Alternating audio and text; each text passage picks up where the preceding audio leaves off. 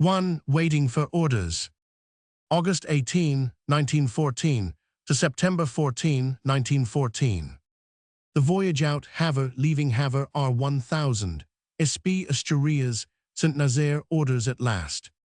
SS City of Benares troopship. Tuesday, 8 p. 1000, August 18th. Orders just gone round that there are to be no lights after dark, so I am hasting to write this. We had a great send-off in Sackville Street in our motorbus and went on board about 2 p. 1000. From then till 7, we watched the embarkation going on our own ship and another. We have a lot of RE and RFA and AS-100 and a great many horses and pontoons and ambulance wagons. The horses were very difficult to embark, poor dears. It was an exciting scene all the time. I don't remember anything quite so thrilling as our start off from Ireland. All the 600 khaki men on board, and everyone on every other ship, and all the crowds on the quay, and in boats, and on lighthouses, waved and yelled. Then we and the officers and the men, severally, had the King's proclamation read out to us about doing our duty for our country and God blessing us, and how the King is following our every movement. We are now going to snatch up a very scratch supper and turn in, only rugs and blankets. Wednesday, August 19th. We are having a lovely calm and sunny voyage slowed down in the night for a fog.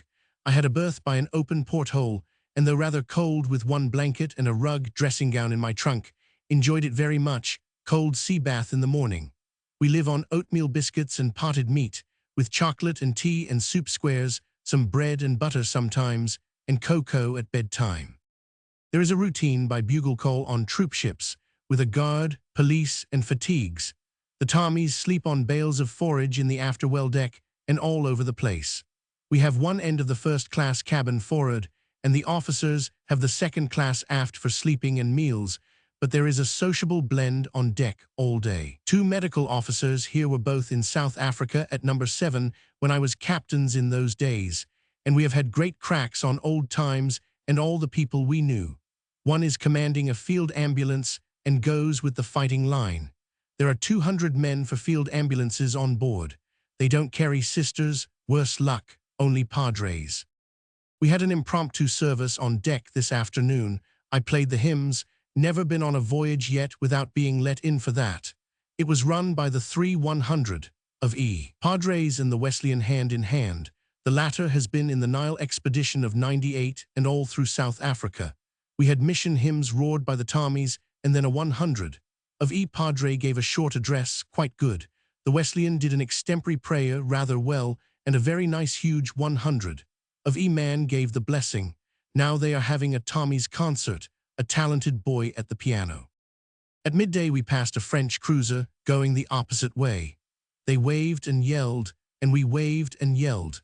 We are out of sight of English or French coast now. I believe we are to be in early tomorrow morning, and will have a long train journey probably, but nobody knows anything for certain except where we land, Havre. It seems so long since we heard anything about the war, but it is only since yesterday morning. The concert is rather distracting, and the wind is getting up. One of the Tommies has an angelic black puppy on his lap, with a red cross on its collar, and there is a black cat about. Thursday, August 20th, 5 p. 1000, Havre. We got in about 9 o'clock this morning. Havre is a very picturesque town, with very high houses, and a great many docks and quays, and an enormous amount of shipping. The wharves were as usual lined with waving, yelling crowds, and a great exchange of Vive l'Angleterre from them, and Vive la France from us went on, and a lusty roar of the Marseillaise from us. During the morning, the horses and pontoons and wagons were disembarked, and the RE and field ambulances went off to enormous sheds on the wharf. We went off in a taxi in batches of 5 to the Convent de Saint Jeanne d'Arc, an enormous empty school, totally devoid of any furniture except crucifixes. Luckily, the school washhouse has quite good basins and taps, and we are all camping out, 3 in a room, to sleep on the floor, as our camp kit isn't available. No one knows if we shall be here one night or a week or forever. It is a glorious place, with huge high rooms and huge open casements and broad staircases and halls, windows looking over the town to the sea. We are high up on a hill. There's no food here, so we sit on the floor and make our own breakfast and tea and go to a very swanky hotel for lunch and dinner. We are billeted here for quarters and at the hotel for meals. A room full of mattresses has just been discovered to our joy, and we have all hauled one up to our rooms, so we shall be in luxury. Just got a French paper and seen the Pope is dead, and a very enthusiastic account of the British troops at Dunkirk, their marvelous organization, their cheerfulness, and their behavior. Just seen on the official war news placarded in the town that the Germans have crossed the Meuse between Liege and Namur, and the Belgians are retiring on to Antwerp. The Allies must buck up. The whole town is flying flags since the troops began to come in. All the biggest shops and buildings fly all four of the Allies. Friday, August 21st, Intercession Day at home. There is a beautiful chapel in the convent. There is almost as much censoring about the movement of the French troops in the French papers as there is about ours in the English, and not a great deal about the movements of the Germans. There are 43 sisters belonging to No. General Hospital on the floor below us, camping out in the same way, 86 altogether in the building, one wing of which is the Sick Officers' Hospital of No. GH. The number people are moving up the line tonight. It will take a few days to get number together, and then we shall move on at night. The colonel knows where to, but he has not told matron. She thinks it will be farther up than Amiens or Reims, where 2 more have already gone, but it is all guesswork. I expect number from C is in Belgium. It was at Amiens and had to leave in a hurry. The whole system of field medical service has altered since South Africa. The wounded are picked up on the field by the regimental stretcher-bearers, who are generally the band, trained in first aid and stretcher drill. They take them to the bearer section of the field ambulance, which used to be called field hospital, who take them to the tent section of the same field ambulance, who have been getting the dressing station ready with sterilizers and 100, while the bearer section are fetching them from the regimental stretcher bearers. They are all drilled to get this ready in 20 minutes in tents, but it takes longer in farmhouses. The field ambulance then takes them in ambulance wagons with lying down and sitting accommodation to the clearing hospital with beds and returns empty to the dressing station. From the clearing hospital, they go on to the stationary hospital, 200 beds, which is on a railway, and finally in hospital trains to the general hospital, their last stopping place before they get shipped off to Netley and all the English hospitals. The general hospitals are the only ones at present to carry sisters. 500 beds is the minimum, and they are capable of expanding indefinitely. There is a large staff of harassed-looking landing officers here, with a 1,050 on a white armband for the medical people. A great many troopships are coming from Southampton. You hear them booing their signals in the harbor all night and day. I've had my first letter from England, from a patient at the field service. Postcard is quite good as a means of communication, but frightfully tantalizing from our point of view. We had a very good night on our mattresses, but it was rather cold towards morning with only 1 rug. They have a Carter-Patterson motor van for the military mail cart at the 1000 PO, and 2 Tommies sit by a packing case with a slit in the lid for the letterbox. Saturday, August 22nd. The worst has happened. Number is to stop at Havre in camp 3 miles out, so Number and Number are both staying here. Meanwhile, today knows, and have all arrived. 130 more sisters besides the 86 already here are packed into this convent, camping out in dining halls and schoolrooms and passages. The big chapel below and the wee chapel on this floor seem to be the only unoccupied places now. Havre is a big base for the France part of our expeditionary force. Troopships are arriving every day, and every fighting man is being hurried up to the front, and they cannot block the lines and trains with all these big hospitals yet. The news from the front looks bad today, Namur under heavy fire, and the Germans pressing on Antwerp, and the French chased out of Lorraine. Everybody is hoping it doesn't mean staying here permanently, but you never know your luck. It all depends what happens farther up, and of course, one might have the luck to be added to a hospital farther up to fill up casualties among sisters, or if more were wanted. The base hospitals, of course, are always filling up from up country with men who may be able to return to duty, and acute or hopeless cases who have to be got well enough for a hospital ship for home. There is to be a requiem mass tomorrow at Notre Dame for those who have been killed in the war, and the whole nave and choir is reserved for officials and Red Cross people. It is a most beautiful church, now hung all over with the 4 flags of the Allies. An old woman in the church this morning asked us if we were going to the blesses, and clasped our hands and blessed us and wept. She must have had some sons in the army. We are simply longing to get to work, whether here or anywhere else. It is 100% better in this interesting old town doing for ourselves in the convent than waiting in the stuffy hotel at Dublin. There is any amount to see, miles of our transport going through the town with burly old shaggy English farm horses, taken straight from the harvest, pulling the carts. French artillery reservists being taught to work the guns, French soldiers passing through, and our RE motorcyclists scudding about. And one can practice talking, understanding, and reading French. It is surprising how few of the 216 sisters here seem to know a word of French.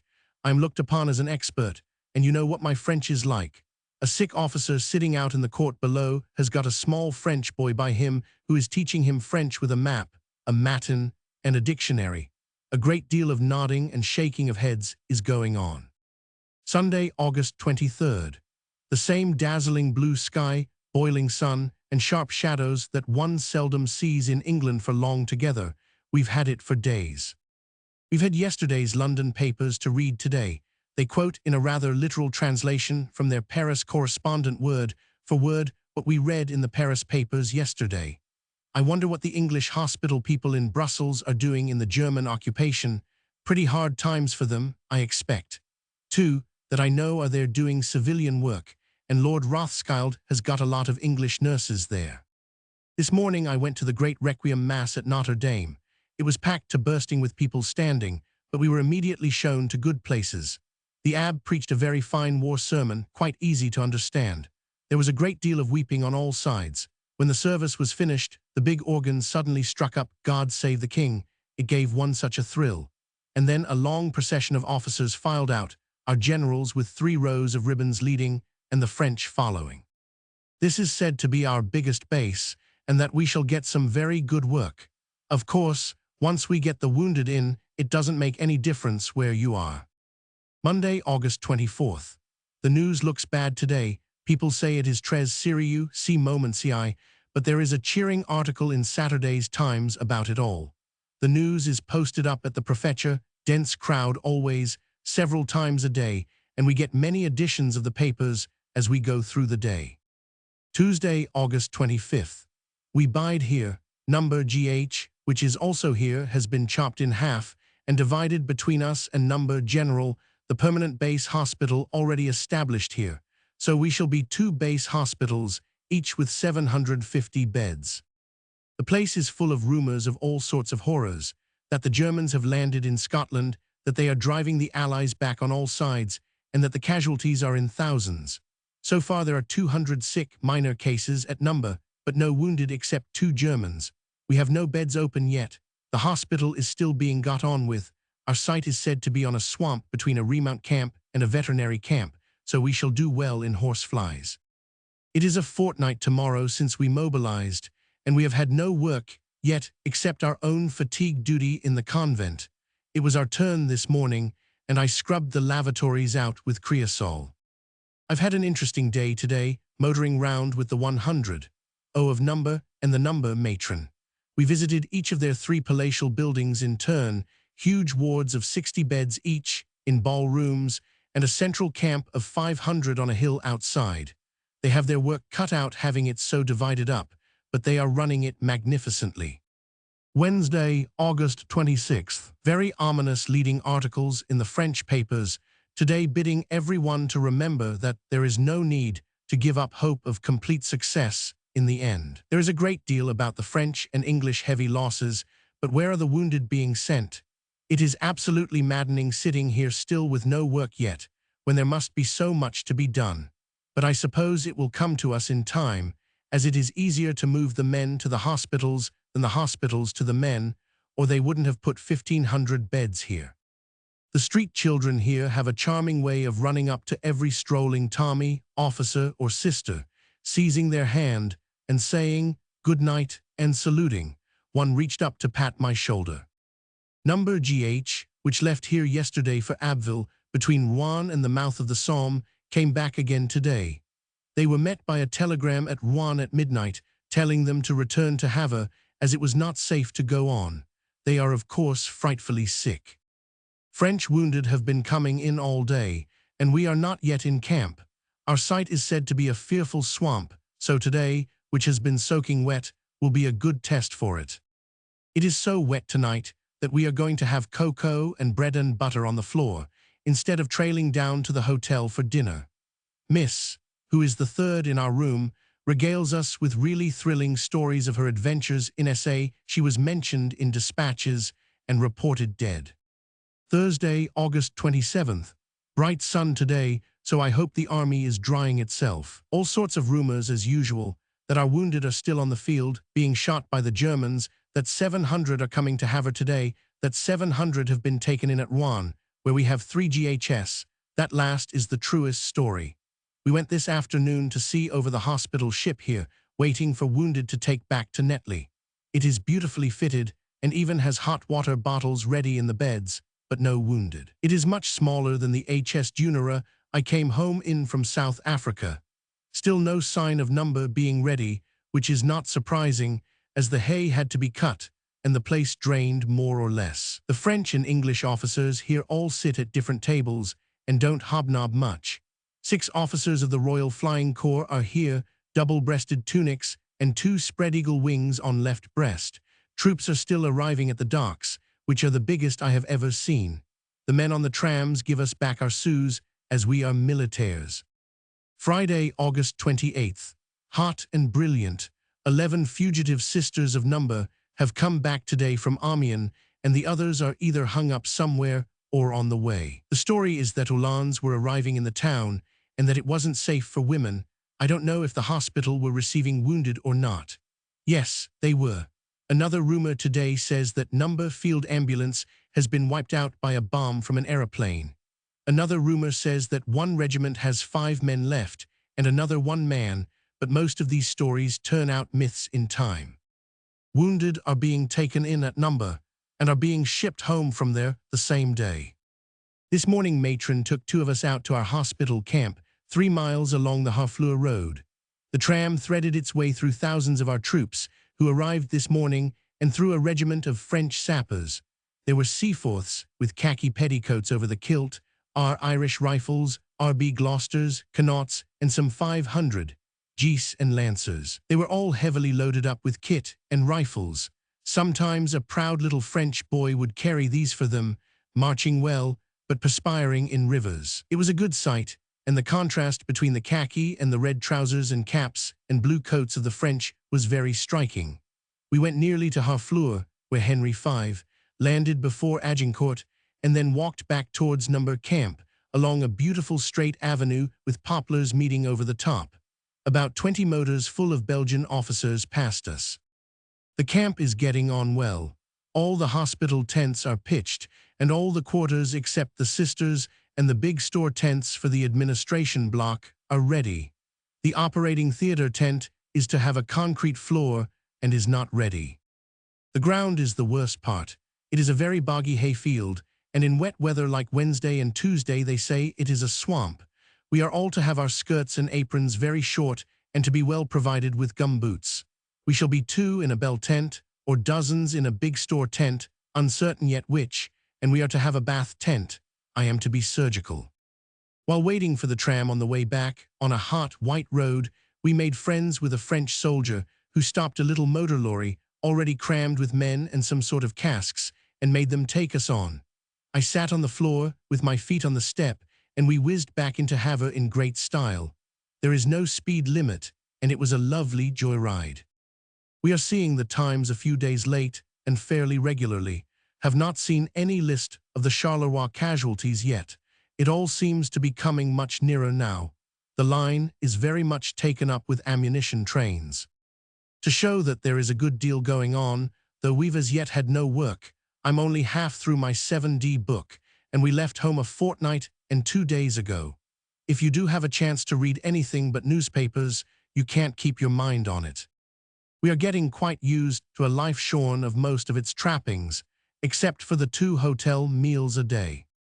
My mattress on the floor along the very low large window, with 2 rugs and cushions and a holdall for a bolster, is as comfortable as any bed, and you don't miss sheets after a day or 2.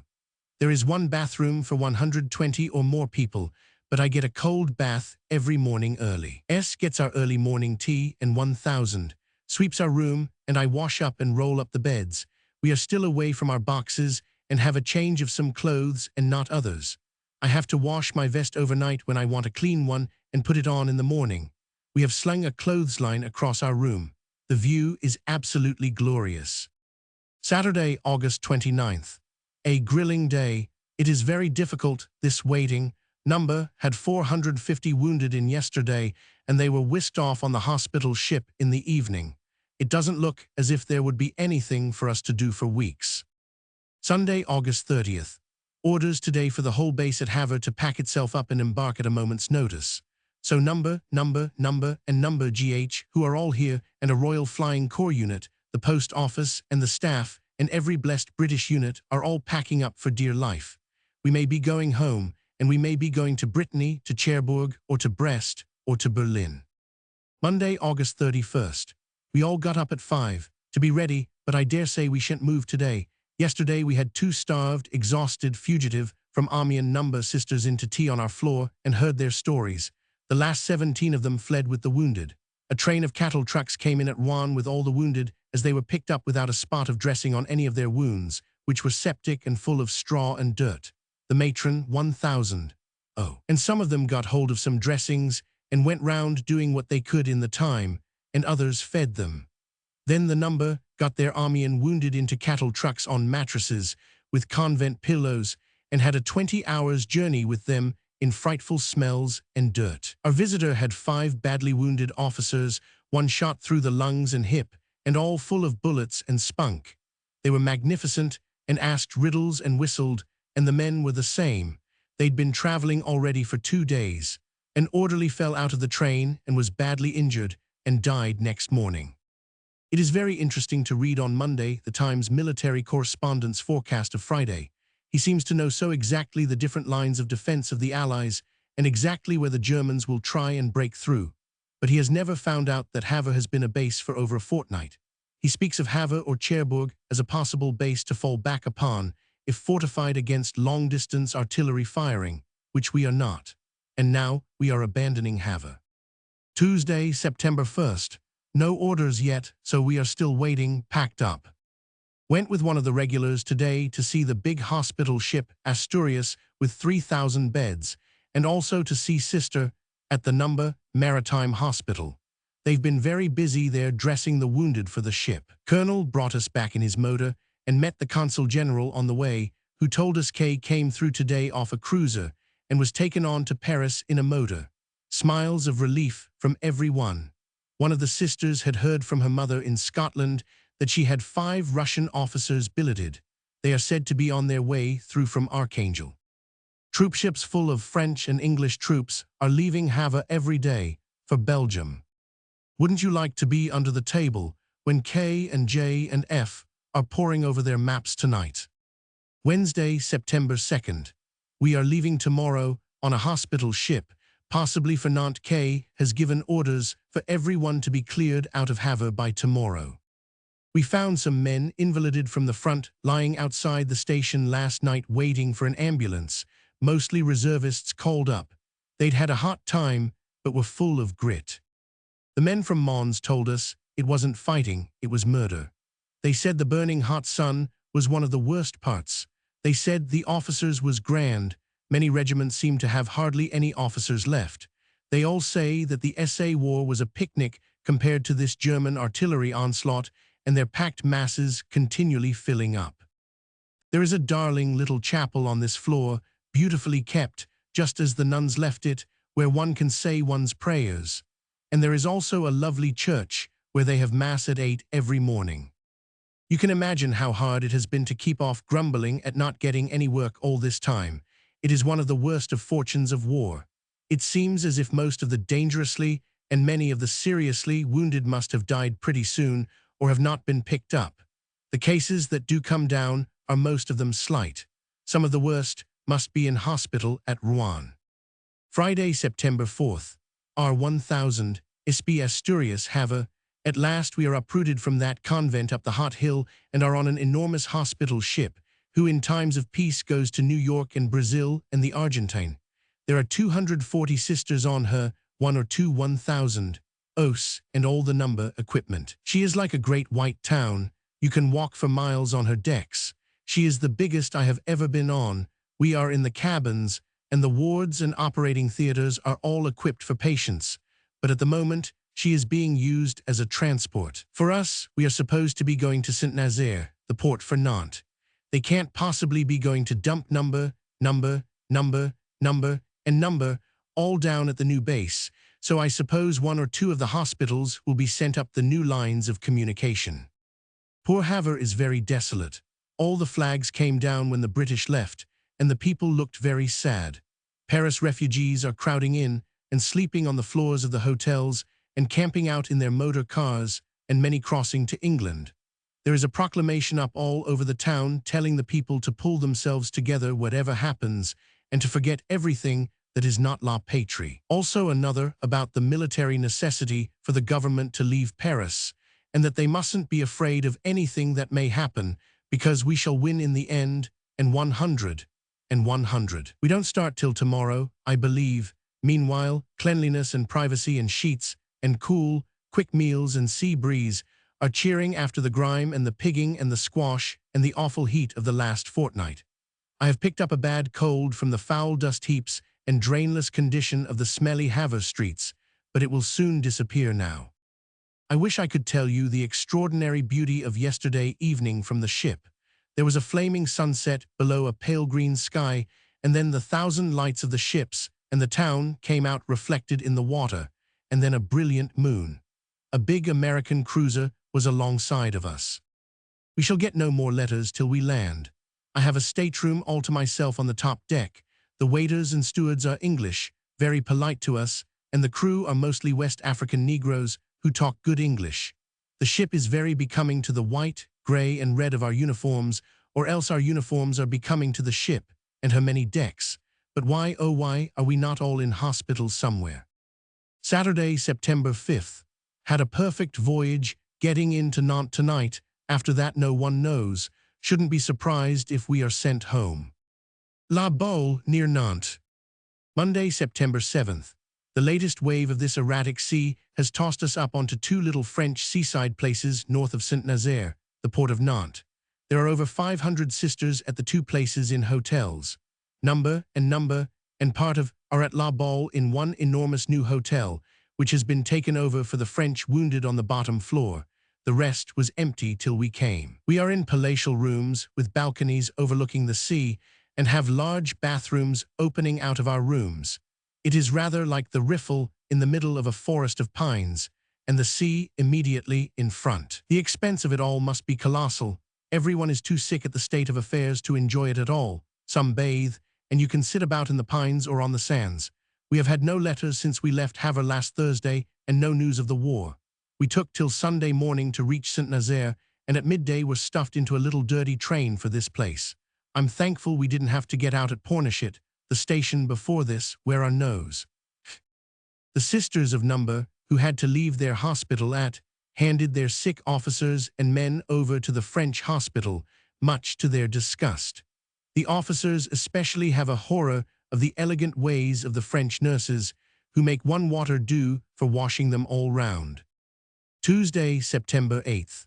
Orders came last night to each matron to provide 3 or 5 sisters who can talk French for duty up country with a stationary hospital, so 1,000, and I are put down with 2 regulars and another reserve. It is probably too much luck and won't come off. The duties will be very strenuous, both for night and day duty, and we are to carry very little kit. The wire may come at any time, so this morning 1,000, and I and Miss J, our senior regular, and very nice indeed, got into the train for Saint-Nazaire to see about our baggage and had an adventurous morning. The The place was swarming with troops of all sorts. The 6th Division was being sent up to the front today, and no medical units could get hold of any transport for storing all their thousands of tons of stuff. One of the minor errors has been sending the 600 sisters out with 600 trunks, 600 holdalls, and 600 kit bags. The sisters' baggage is a byword now, and we could have done with only one of the 3 things, or 112. We have been out nearly a month now and have not been near our boxes. Some other hospitals have lost all theirs or had them smashed up.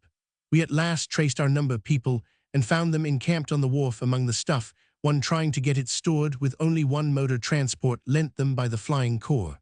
They were very nice to us, offered us lunch on packing cases, and Major cleaned my skirt with petrol for me.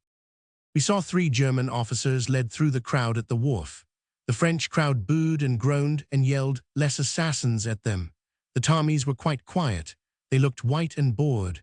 We also saw 86 men, German prisoners, in a shed on the wharf.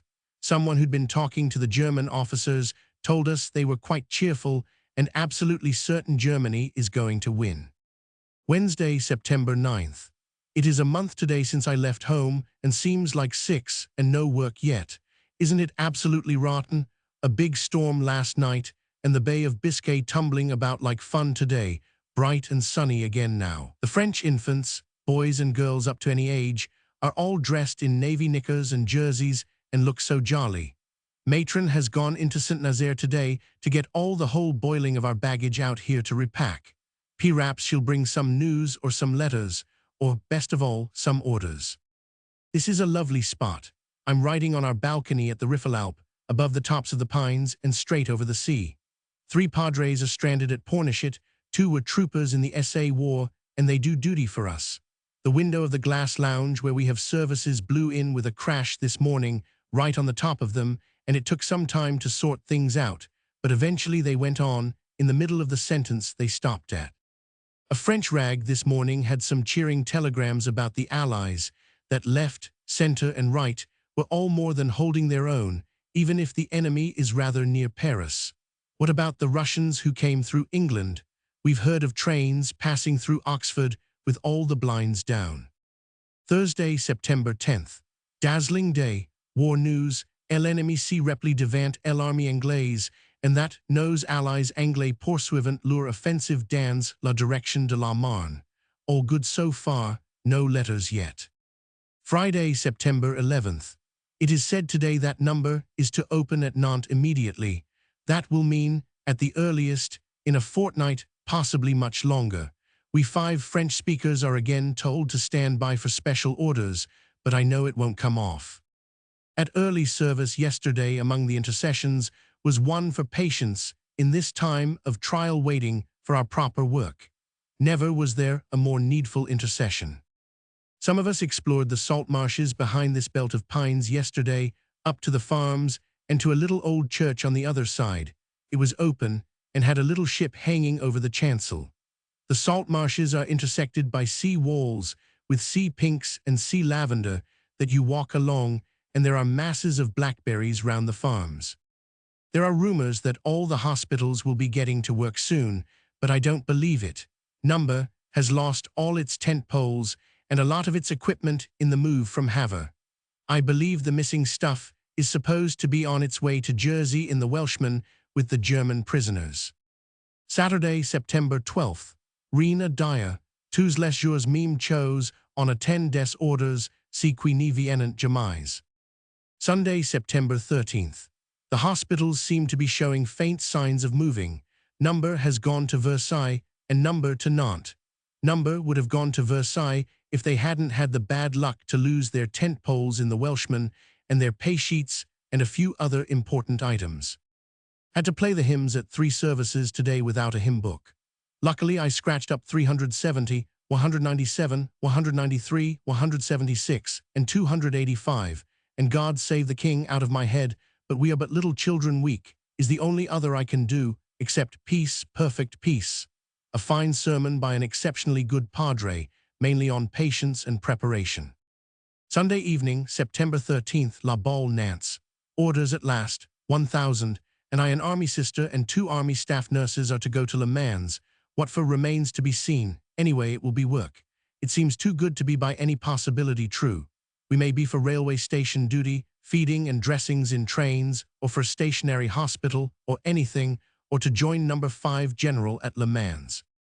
Monday, September 14th, Angers, 8 p. 1000. In the train. We 5 got into the train at La Balle with kit bags and holdalls, with the farewells of matron and our friends at 9. This morning, we are still in the same train, and shall not reach Le Mans till 11 p. 1000. Then what? Perhaps station duty, perhaps hospital. There is said to be any amount of work at Le Mans. We have an RHA battery on this train with guns, horses, 5 officers, and trucks full of shouting and yelling men, all very fit, straight from home.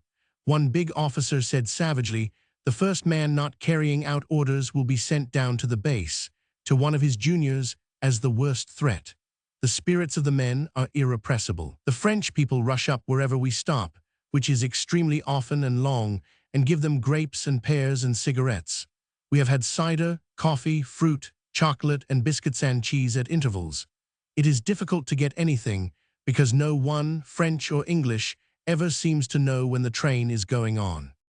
We have been reading in the Times of September 3, 4, 5, and 7 all day, and rereading last night's mail from home.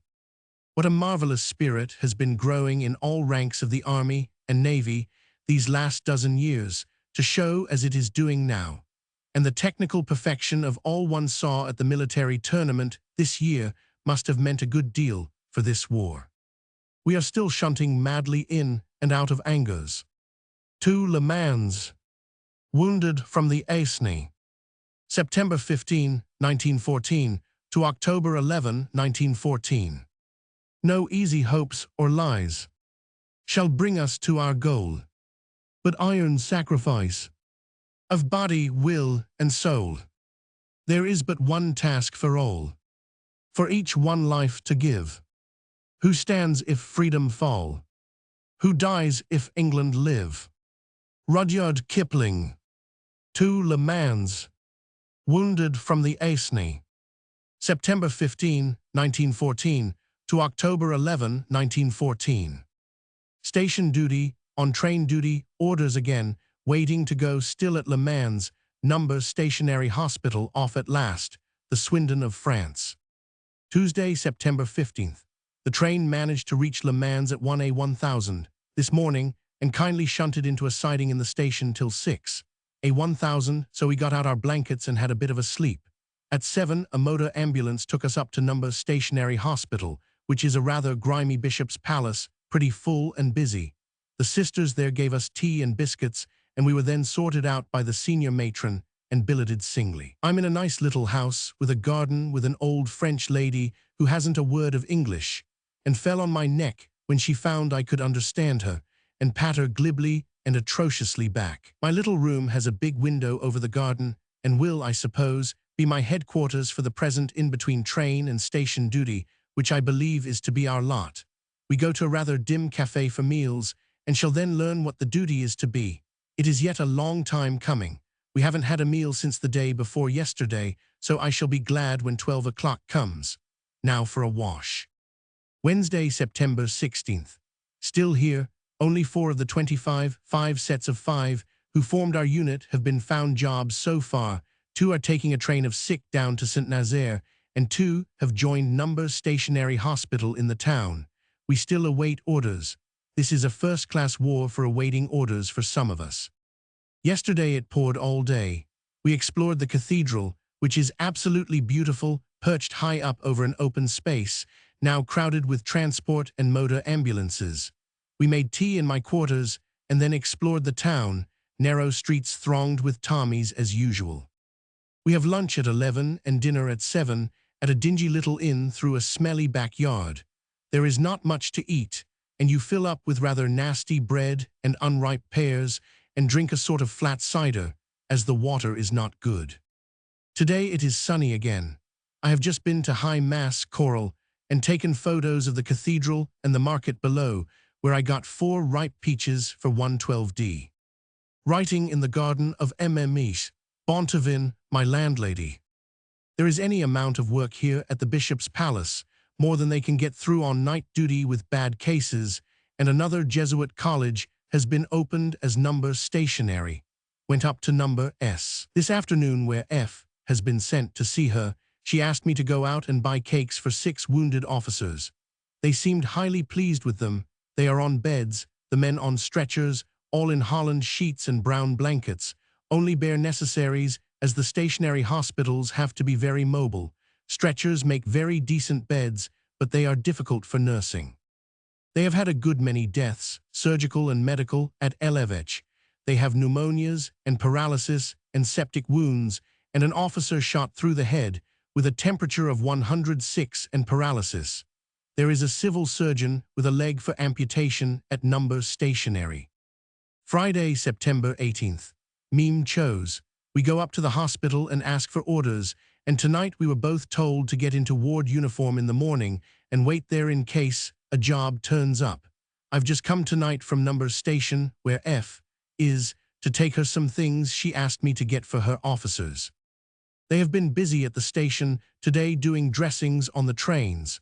A lot have come down from this fighting on the Marne. Yesterday, I think one touched the bottom of this waiting business. The food at the dingy inn has deranged my inside, and I lay down all day yesterday. The sergeant at the dispensary prescribed lead and opium pills for me when I asked for chlorodyne, as he said he'd just cured a general with the same complaint. From the sour bread, he said. Fanny, the fat cook here, and Isabel, the maid, were overcome with anxiety over my troubles and fell over each other with hot bottles and drinks and advice. They are perfect angels. Madame Bontevin pays me a state call once a day. She has to have all the windows shut, and we sit close and converse with animation. Flowery French compliments simply fly between us. We often have to help the Tommies out with their shopping. Their attempts to buy Beecham's pills are the funniest. Saturday, September 19th. It seems that we 5 know S who came up last Monday are being kept to staff another stationary hospital farther up when it is ready. At least that is what it looks like from sundry rumors. If so, good enough. We have been all day in caps and aprons at Elevech, marking linen and waiting for orders on the big staircase. I've also been over both hospitals. The bad cases all seem to be dropped here off the trains. There are some awful mouth, jaw, head, leg, and spine cases who can't recover or will only be crippled wrecks. You can't realize that it has all been done on purpose, and that none of them are accidents or surgical diseases. And they seem all to take it as a matter of course. The bad ones who are conscious don't speak, and the better ones are all jolly and smiling and ready to have another smack. One little room had 2 wounded German prisoners with an armed guard. One who was shot through the spine died while I was there. His orderly and the sister were with him. The other is a spy, nearly well, who has to be very carefully watched. They are all a long time between the field and the hospital. One told me he was wounded on Tuesday, was 1 day in a hospital, and then traveling till today, Saturday. No wonder their wounds are full of straw and grass. Haven't heard of any more tetanus. Most haven't had their clothes off or washed for 3 weeks, except face and hands. No war news today, except that the Germans are well fortified and entrenched in their positions. End of rhymes. Sunday, September 20th.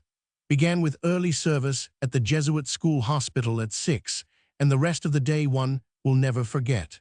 The fighting for these concrete entrenched positions of the Germans behind rhymes has been so terrific since last Sunday that the number of casualties has been enormous. 3 trains full of wounded, numbering altogether 1175 cases, have been dressed at the station today.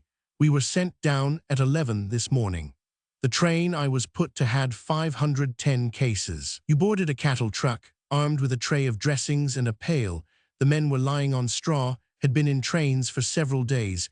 Most had only been dressed once, and many were gangrenous. If you found one urgently needed amputation or operation, or was likely to die, you called in 1,000. Oh, to have him taken off the train for hospital. No one grumbled or made any fuss. Then you joined the throng in the dressing station, and for hours doctors of all ranks, sisters and orderlies, grappled with the stream of stretchers and limping, staggering, bearded, dirty, fagged men, and ticketed them off for the motor ambulances to the hospitals or back to the train after dressing them. The platform was soon packed with stretchers with all the bad cases waiting patiently to be taken to hospital. We cut off the silk vest of a dirty, brigandish-looking officer, nearly finished with a wound through his lung. The black watch and camerons were almost unrecognizable in their rags. The staple dressing is tincture of iodine. You don't attempt anything but swabbing with Lysol and then gauze dipped in iodine. They were nearly all shrapnel shell wounds, more ghastly than anything I have ever seen or smelt. The Mauser wounds of the Boer War were pinpricks compared with them.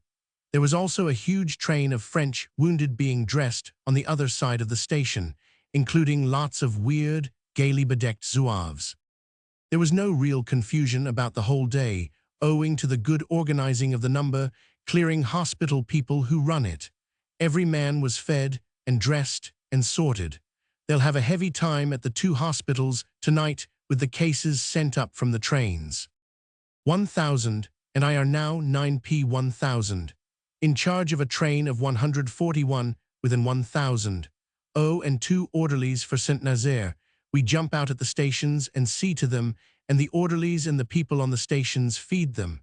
We have the worst cases next to us. We may get there sometime tomorrow morning, and when they are taken off, we train back, arriving probably on Wednesday at Le Mans. The lot on this train are the best leavings of today's trains, a marvelously cheery lot, munching bread and jam, and their small share of hot tea and blankets have just been issued. We ourselves have a rug and a ration of bread, tea, and jam. We had dinner on the station. When I think of your Red Cross practices on Boy Scouts and the grim reality, it makes one wonder. And the biggest wonder of it all is the grit there is in them, and the price they are individually and unquestioningly paying for doing their bit in this war. Monday, September 21st. In train on way back to Le Mans from Saint-Nazaire. We did the journey in 12 hours and arrived at 9 this morning, which was very good, considering the congestion on the line. In the middle of the night, we pulled up alongside an immense troop train, taking a whole brigade of 500. Of Cornwall's 51 up to the front, such a contrast to our load coming away from the front. Our lot will be a long time getting to bed. The medical officers at St. told us there were already 2 trains in, and no beds left on hospitals or ships, and 1,300 more expected today. 4 died in one of the trains. Ours were pretty well, after the indescribable filth and fug of the train all night.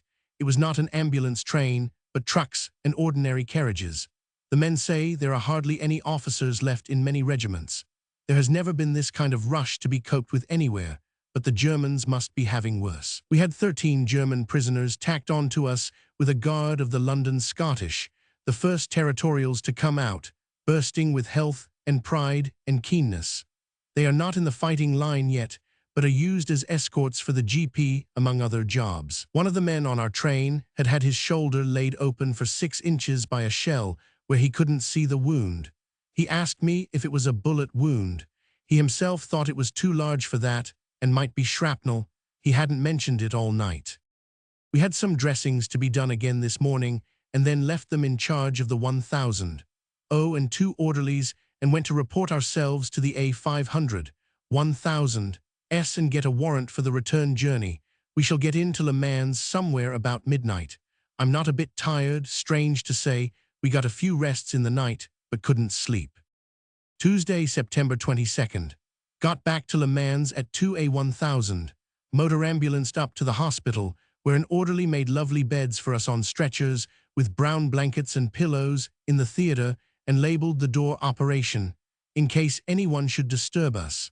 At 6, we went to our respective diggings for a wash and breakfast, and reported to matron at 8. We have been 2 days and 2 nights in our clothes, food where, when, and what one could get.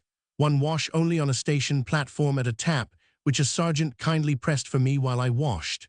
1 cleaning of teeth in the dark on the line between trucks. They have no water on trains or at stations, except on the engine, which makes tea in cans for you for the men when it stops. We are to rest today, to be ready for another train tonight if necessary. The line from the front to Rouen, where there are 2 general hospitals, is cut, hence this appalling overcrowding at our base. When we got back this morning, 9 of those we took off the trains on Sunday afternoon had died here, and 1 before he reached the hospital, 3 of tetanus. I haven't heard how many at the other hospital at the Jesuit school, tetanus there too. Some of the amputations die of septic absorption and shock, and you wouldn't wonder if you saw them. I went to the 9 o'clock choral high mass this morning at that glorious and beautiful cathedral, all gorgeous old glass and white and grey stone, slender Gothic and fat Norman. It was very fine and comforting. The sick officers are frightfully pleased to see the Times, no matter how old, so are we. I've asked 1,000 to collect their 12D, picture daily papers once a week for the men. Wednesday, September 23rd. Have been helping in the wards at number today. The sisters and orderlies there have all about twice what they can get through. The big dressings are so appalling, and new cases have been coming in, all stretcher cases. As soon as they begin to recover at all, they are sent down to the base to make room for worse ones off the trains. Tomorrow, I am on station duty again, possibly for another train. There is a rumor that 3 British cruisers have been sunk by a submarine. It can't be true. I don't see why this battle along the French frontier should ever come to an end, at any rate till both armies are exhausted and decide to go to bed. The men say we can't spot their guns. They are too well hidden in these concrete entrenchments. The weather is absolutely glorious all day, and the stars all night. Orion, with his shining bodyguard from Sirius to Capella, is blazing every morning at 4. Thursday, September 24th, 3p 1000, taking 480 sick and wounded down to Saint-Nazaire with a junior staff nurse, 1000. Oh, and 2 orderlies, just been feeding them all at Angers. It is a stupendous business. The train is miles long, not corridor or ambulance. They have straw to lie on the floors and stretchers. The 1000. O has been 2 nights in the train, already on his way down from the front, 4 miles from the guns, and we joined on to him with a lot of hospital cases sent down to the base. I've been collecting the worst ones into carriages near ours all the way down when we stop. But of course, you miss a good many. Got my haversack lined with jaconet and filled with cut dressings, very convenient, as you have both hands free. We continually stop at little stations, so you can get to a good many of them, and we get quite expert at clawing along the footboards. Some of the men, with their eyes, noses, or jaws shattered, are so extraordinarily good and uncomplaining. Got hold of a spout feeder and some tubing at Angers for a boy in the Grenadier Guards, with a gaping hole through his mouth to his chin, who can't eat and cannot otherwise drink. The French people bring coffee, fruit, and all sorts of things to them when we stop. We shall have to wait at Saint-Nazaire all day and come back by night tomorrow. One swanky ambulance train carries 4 permanent sisters to the front to fetch cases to Le Mans and the base. They go to Villeneuve. They say the country is deserted, crops left to waste, houses empty, and when you get there no one smiles or speaks, but listens to the guns. The men seem to think the Germans have got our range, but we haven't found theirs. The number of casualties must be nearly into 5 figures this last battle alone. And when you think of the Russians, the Germans, the French, the Austrians, and the Belgians all like that, the whole convulsion seems more meaningless than ever for civilized nations. This is in scraps, owing to the calls of duty. The beggars simply swarm out of the train at every stop, if they can limp or pull up by one arm, to get the fruit and things from the French. Friday, September 25th. In train back to Le Mans, 9p 1000. We landed our tired, stiff, painful convoy at Saint-Nazaire at 8, yesterday evening, the 1000.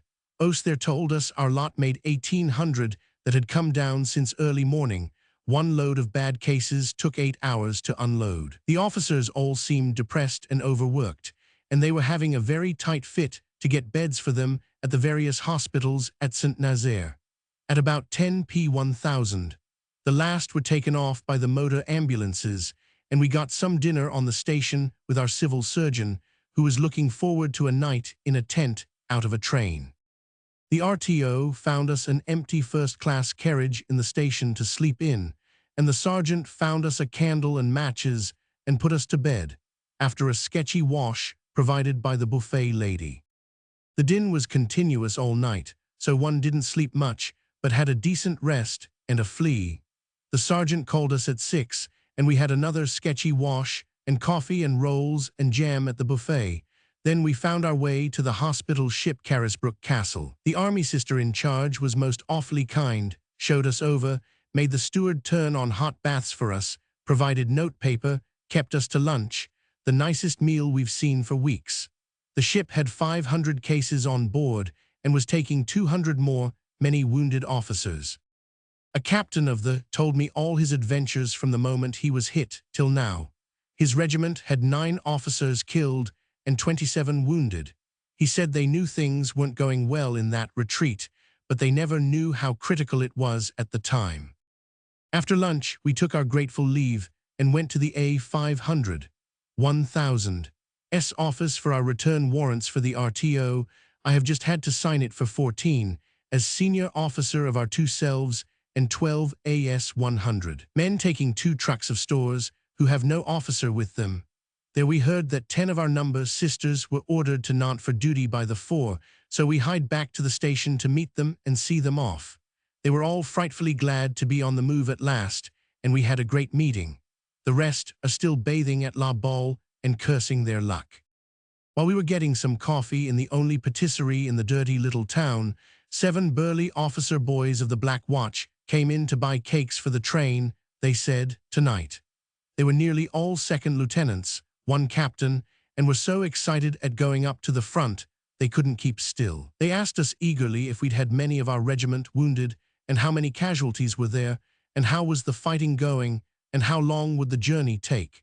The nearer you get to the front, the longer it takes, as trains are always having to shunt and go round loops to make room for supply trains. They didn't seem to have the dimmest idea what they're in for, bless them. They are on this train in the next carriage. The padre told me he was the only one at Saint-Nazaire for all the hospitals and all the troops in camp, 15,000 in one camp alone. He had commandeered the Bishop of Khartoum to help him and another bishop, who both happened to be here. We are now going to turn out the light and hope for the best till they come to look at the warrant or turn us out to change. 6A1000, at Sable at 4A1000, we were turned out for 2 hours, a wee open station. Mr. and our civil surgeon were most awfully decent to us, turned a sleepy official out of a room for us, and at 5 came and dug us out to have coffee and brioches with them. Then we went for a sunrise walk round the village and were finally dragged into their carriage, as they thought it was more comfortable than ours, just past a big French ambulance train full from Campigny. At Le Mans, the train broke up again, and everybody got out. We motor-ambulanced up to the hospital with the 3 night sisters coming off station duty. Matron wanted us to go to bed for the day, but we asked to come on after lunch, as they were busy and we weren't overtired. I'm realizing tonight that I have been on the train 4 nights out of 6, and bed is bliss at this moment. I was sent to number stationary at the Jesuits' College to take over the officers at 1 o'clock. One was an angelic gunner boy with a septic leg and an undaunted smile, except when I dressed his leg and he said, "Oh, damn." The other bad one was wounded in the shoulder. They kept me busy till sister came back, and then I went to my beloved cathedral and vergered some Highland Tommies round it. They had fits of awe and joy over it, and grieved over Riems.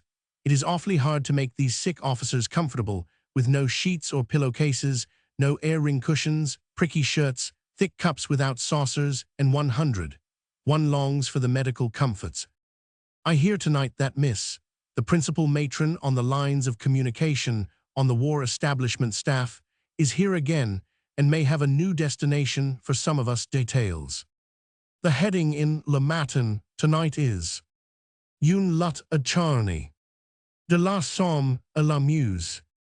La bataille redouble de violence. If it redoubles de violence much longer, who will be left?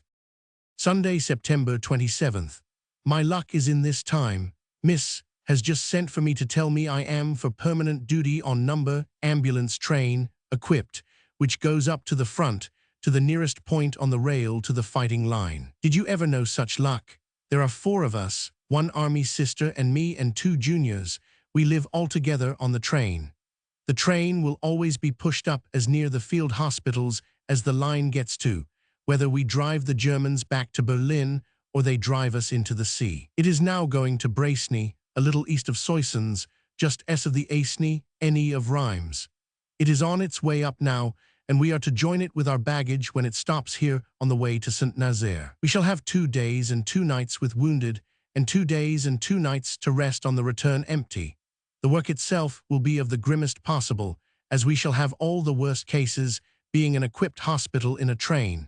It was worth waiting 5 weeks to get this. Every man or woman stuck at the base has dreams of getting to the front, but only 1 in 100 gets the dream fulfilled. There is no doubt that the horrors of war have outdone themselves by this modern perfection of machinery killing, and the numbers involved, as they have never done before, and as it was known they would. The details are often unprintable. They have 8 cases of tetanus at Number stationary, and 5 have died. All the patients at Number have been inoculated against tetanus today. They have it in the French hospitals too. Went to the voluntary evening service for the troops at the theater at 5. The Padres and a Union Jack and the Allies flags, and a piano on the stage, officers and sisters in the stalls, and the rest packed tight with men. They were very reverent and nearly took the roof off in the hymns, creed, and Lord's Prayer. Excellent sermon. We had the war intercessions and a good prayer I didn't know, ending with strengthen us in life and comfort us in death. The men looked what they were, British to the bone. No one could take them for any other nation a mile off. Clean, straight, thin, sunburnt, clear-eyed, all at their active service best. No pallid rolls of fat on their faces like the French. The man who preached must have liked talking to them in that pin-dropped silence and attention. He evidently knows his opportunities. Monday, September 28th. There are hundreds of people in deep new black in this town. What must it be in Berlin? The cemetery here is getting full of French and British soldiers' graves. Those 1,200 sailors from the 3 cruisers had fine, clean, quick deaths compared to what happens here. We have got our baggage, kit bags and holdalls, down to the station at the Red Cross Anglaise, and are sitting in our quarters waiting for the word to come that Number train is in. Met Miss in her car in the town, and she said that it was just possible that the train might go down to Havre this journey. She wasn't dead sure it was doing this route. If so, we shall be nicely and completely sold, as I don't know how we should ever join it. But I'm not going to believe in such bad luck, as that would be till it happens. Tuesday, September 29th. We were sold last night after all, trailed down to the station to await the train according to orders, and were then told by the A500, 1000, that it had gone to Havre this journey and couldn't be on this line till next week, and we could go to bed. So after all the embraces of MME and Fanny and Isabel, I turned up at 10 to ask for a bed. Ma pauvre demoiselle, said Fat F, hastening to let me in. This morning Miss came down with us to the A500, 1000's office to find out how we could join the train, and he said, wait till it comes in next week, and meanwhile go on duty at the hospital. I don't mind anything as long as we do eventually get on to the train, and we are to do that, so one must possess one's soul in patience. I am back with the sick officers at Number stationary. There are rumors tonight of bad news from the front, and that the German Navy is emerging from Kiel. Wednesday, September 30th. Have been doing the sick officers all day, or rather wounded. They are quite nice, but the lack of equipment makes twice the work. We are still having bright sunny days, but it is getting cold, and I shall be glad of warmer clothes. The food at the still filthy inn in a dark outhouse through the backyard has improved a little. My madame in my billet gives me coffee and bread and butter of the best, at 7, and there is a ration tin of jam, and I have acquired a pot of honey. On duty at 7, A1000. At 12:01 we go to the inn for dejeuner, meat of some sort, 1 vegetable, bread, butter and cheese and pears. Tea we provide ourselves when we can. At 7 or 8 we go to the inn and have potage, which is warm water with a few stray onions or carrots in it, and tough cold meat, and sometimes a piece of pastry, for pudding, bread, butter and cheese, and a very small cup of coffee, and little, rather hard pears. I am very well on it now since they changed the bread, though pretty tired. Thursday, October 1st. The sky in mid-France on October 1st is of a blue that outblues the bluest that June or any other month can do in L'Angleterre. It is cold in the early mornings and evenings, dazzling all day and shining moon by night. The HA100 are all over the town. They do orderly duty at headquarters and all the offices. They seem to be gentlemen in Tommy's kit. Fine big lot they are, taking it all round, the regular British Army on active service, from hoary beribboned generals, decorated staff officers of all ranks, other officers, and N100. Down to the humblest Tommy, is the politest and best-mannered thing I have ever met, with few exceptions. Wherever you are or go or have to wait, they come and ask if they can do anything for you, generally with an engaging smile, seize your hand baggage, offer you chairs and see you through generally. And the men and N100 OS are just the same, and always awfully grateful if you can help them out with the language in any way. This was a conversation I heard in my ward today.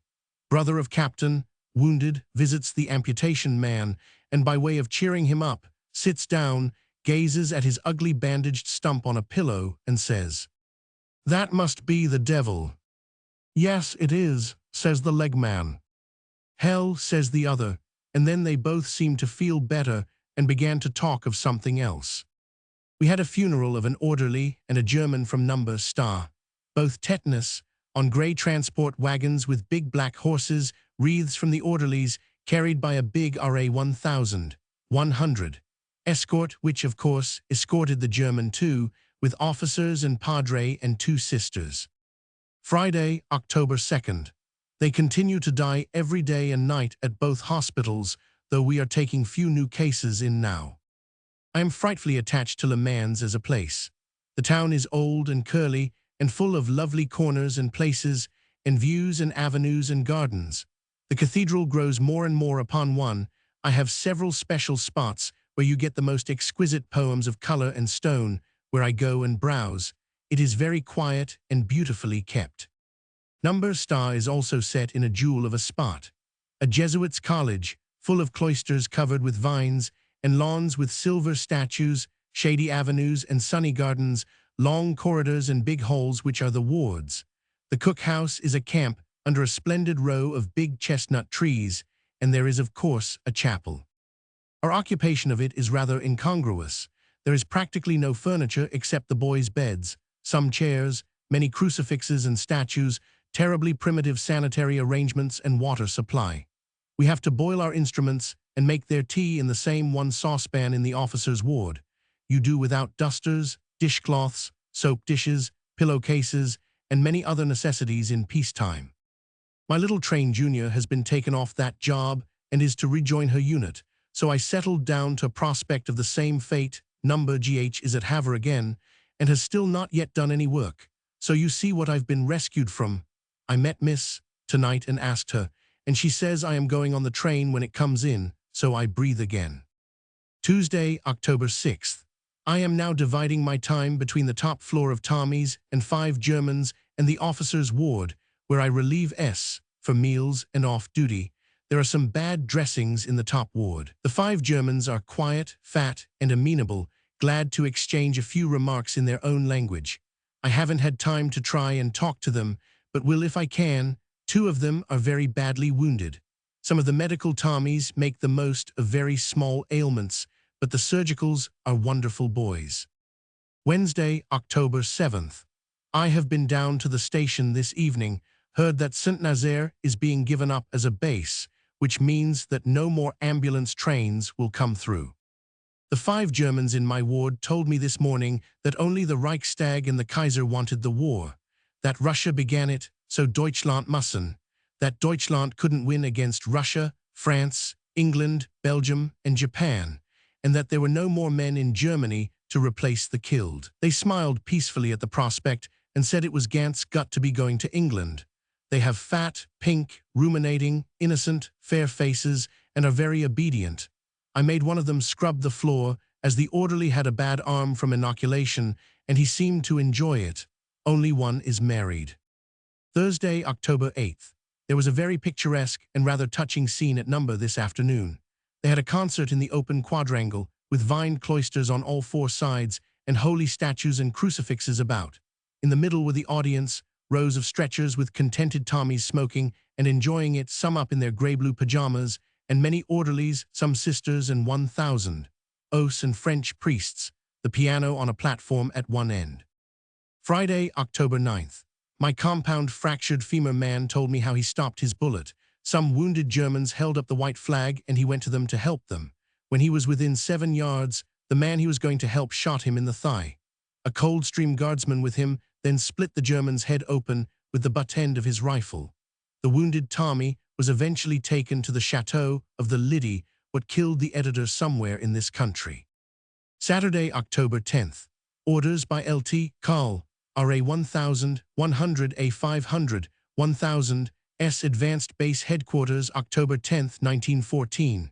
Sister will proceed to Villeneuve triage today and on arrival will report to Major RA 1000. C. for duty on ambulance trains.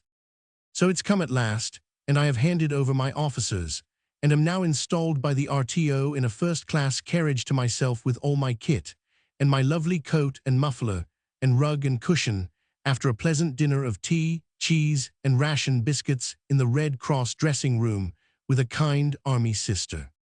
The RTO this time has given me, instead of 12 A.S.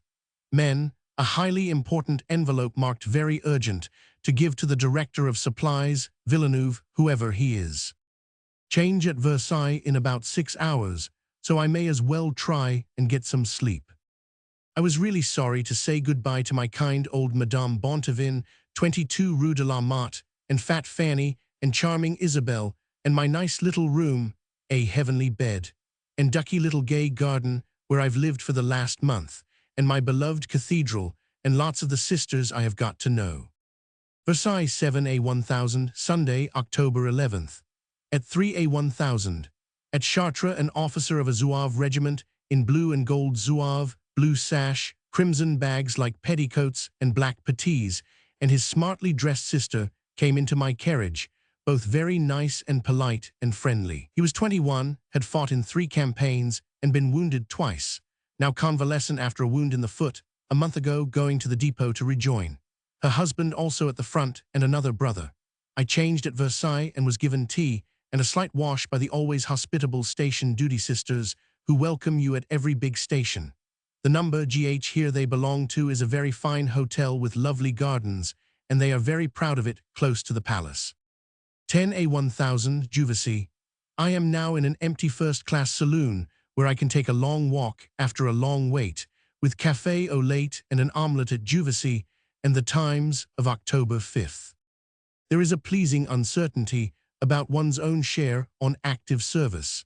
I haven't the slightest idea whether, when I get to Villeneuve in half an hour's time, I shall A. remain there awaiting orders either in a French billet, a railway carriage, or a tent.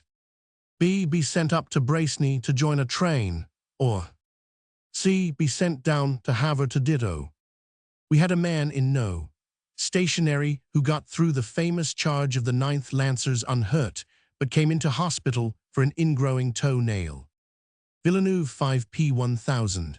Like a blithering idiot, I was so interested in the gunner's diary of his birthday in my hole that I passed Villeneuve triage and got out the station after. Had to wait 112 hours for a train back and got here eventually at 12.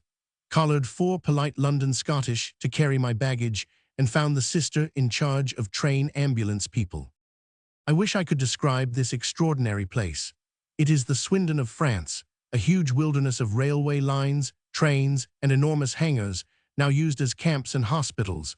Sister B is encamped in a shut-off corner of one of these sheds, surrounded by London Scottish cooking and making tea in little groups. They swarm here. I sleep tonight in the same small bed in an empty cottage with a sister I've never seen before. We meal at a convent French hospital. I delivered my very urgent envelope to the RTO for the Director of Supplies and reported to Major, and after lunch had an hour's sleep on the bed. There are rows of enterics on stretchers in khaki in this shed, waiting for motor ambulances to take them to Versailles number GH, being nursed here meanwhile. There are also British prisoners, defaulters, penned in another corner, and French troops at the other end. 3 on number, Ambulance Train 1. First experiences. October 13, 1914, to October 19, 1914. In lonely watches, night by night, great visions burst upon my sight. For down the stretches of the sky, the hosts of dead go marching by. Dear Christ, who reignst above the flood of human tears and human blood, a weary road these men have trod. O house them in the home of God. 3 on number, Ambulance Train 1. First experiences. October 13, 1914 to October 19, 1914. Ambulance train, under fire, tales of the retreat, life on the train. Tuesday, October 13th. At last I am on the train and have just unpacked. There is an army sister and 2 reserve, a major, 100, and 2 junior officers. Don't know yet what messing arrangements are. We each have a bunk to ourselves, with a proper mattress, pillow and blankets, a table and seat at one end, lots of racks and hooks, and a lovely little washing house leading out of the bunk, shared by the 2 sisters on each side of it. Each has a door into it. No one knows where we are going. We start this afternoon. 6p1000. Not off yet. We had lunch in a small dining car, we 4 sisters at one table, Major and his 2 civil surgeons at another, and some French officials of the train at another. Meal cooked and served by the French, quite nice, no cloth, only 1 knife and fork. They are all very friendly and jolly. In between the actual dealing with the wounded, which is only too real, it all feels like a play or a dream. Why should the whole of France, at any rate along the railways and places on them, be upside down, swarming with British soldiers, and all, French and English, working for and talking of the one thing, everything, and every house and every hotel, school and college, being used for something different from what it was meant for? The billeting is universal. You hear a funny alternation of educated and uneducated English on all sides of you, and loud French gabbling of all sorts. By day you see aeroplanes and troop trains and artillery trains, and by night you see searchlights and hear the incessant wailing and squawking of the train whistles. On every platform and at every public doors or gates are the red and blue French soldiers with their long spiky bayonets, or our Tommies with the short broad bayonets that don't look half so deadly, though I expect they are much worse. You either have to have a written passport up here, or you must know the mot if challenged by the French sentries. All this from Havre and Saint-Nazaire up to the front. The train is 1/3 mile long, so 3 walks along its side gives you exercise for a mile. The ward beds are lovely, broad and soft, with lovely pillowcases and soft thick blankets, any amount of dressings and surgical equipment, and a big kitchen, steward's store, and 3 orderlies to each wagon. Shouldn't be surprised if we get there in the dark and won't see the war country. Sometimes you are stopped by bridges being blown up in front of you and little obstacles of that kind. Wednesday, October 14th. Still in the siding, waiting for orders to move on. There's a lot of waiting being done in this war one way and another, as well as a lot of doing. What a splendid message the French government have sent the Belgian government on coming to Havre. Exciting for the people at Havre. They used to go mad when dusty motorcars with a few exhausted-looking Belgians arrived in Havre. We seem to be going to Rouen and up from there. Villeneuve is going to be evacuated as a military PO center and other headquarters, and Abbeville to be the place west of Amiens. I had an excellent night, no sheets, because of the difficulties of washing, my own rug next me, and lots of blankets. The view, with trucks on each side, is not inspiring, but will improve when we move. Have only been allowed walks alongside the train today because it may move at any minute, although it has no engine as yet. And you mayn't leave the train without a pass from the major. 1000. Os and sisters live on one wagon, all our little doors opening into the same corridor where we have tea. It is a very easy family party. Our beds are all sofas in the daytime and quite public, unless we like to shut our doors. It is pouring today, first wet day for weeks. Orders just come that we move at 8 for Abbeville and get orders for the front from there. P1000. Another order just come that our destination is Braceney, not Abbeville. They have always seen shells bursting at Braceney. I'm glad it's Braceney, as we shall get to the other part next journey, I expect. P1000 started at last. Thursday, October 15th, 10 A1000. Braceney, got here about 8 o'clock. After daylight, only evidence of the war I could see from my bed were long lines of French troops in the roads and a few British camps. Villages all looked deserted. Guns booming in the distance, sounds like heavy portmanteaus being dropped on the roof at regular intervals. Some London Scottish on the station say all the troops have gone from here except themselves and the RA 1000. There are some wounded to come on here.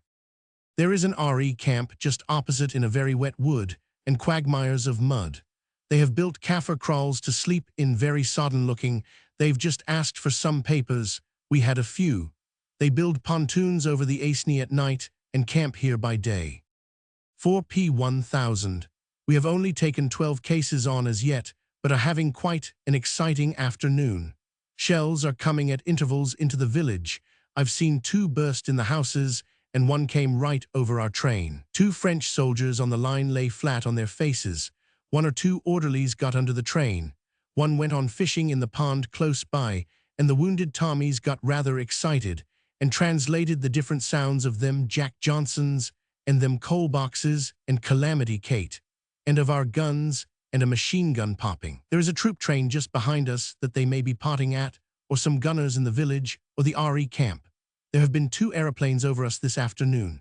You hear the shell coming a long way off, rather like a falsetto motor engine, and then it bursts twice in the trees of this wood where we are standing. There is an endless line of French horse transport winding up the wood on the other side, and now some French cavalry. The RTO is now having the train moved to a safer place. The troops have all gone except the 1st Division, who are waiting for the French to take their place, and then all the British will be on the Arras line, I believe, where we shall go next. There's another close to the train. They make such a fascinating purring noise coming, ending in a singing scream. You have to jump up and see. It is a yellowish-green sound, but you can't see it till it bursts. None of the 12 taken on need any looking after at night, besides what the orderly can do, so we shall go to bed. We had another shell over the train, which, not the train, exploded with a loud bang in the wood the other side, made 1 jump more than any yet, and that was in the safer place. The RTO had the train moved to. Friday, October 16th, 2P1000. Have had a very busy time since last entry. The shelling of the village was aimed at the church, the steeple of which was being used by the French for signaling. A butcher was killed and a boy injured, and as the British clearing hospital was in the church and the French hospital next door, they were all cleared out into our train. Many very bad cases, fractured spine, a nearly dying lung case, a boy with wound in lung and liver, 3 pneumonias, some bad enterics, though the worst have not been moved. A great sensation was having 4 badly wounded French women, 1 minus an arm, aged 16, another minus a foot, aged 61, amputation after shell wounds from a place higher up. They are in the compartment next 3 wounded officers. They are all 4 angelically good and brave and grateful. It does seem hard luck on them. It was not easy getting them all settled in a pitch-dark evening, the trains so high from the ground, and a good deal of excitement all round over the shelling, which only left off at dusk.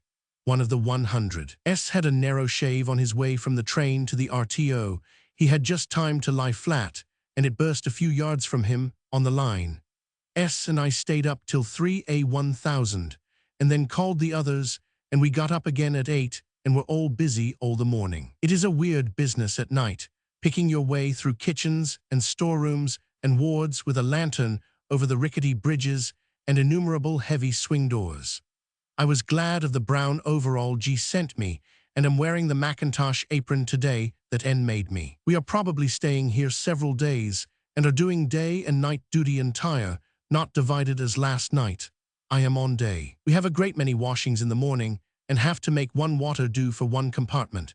The train ran out of water this morning, since refilled from the river alongside, and bed makings, and a lot of 4-hourly treatment with the acutes.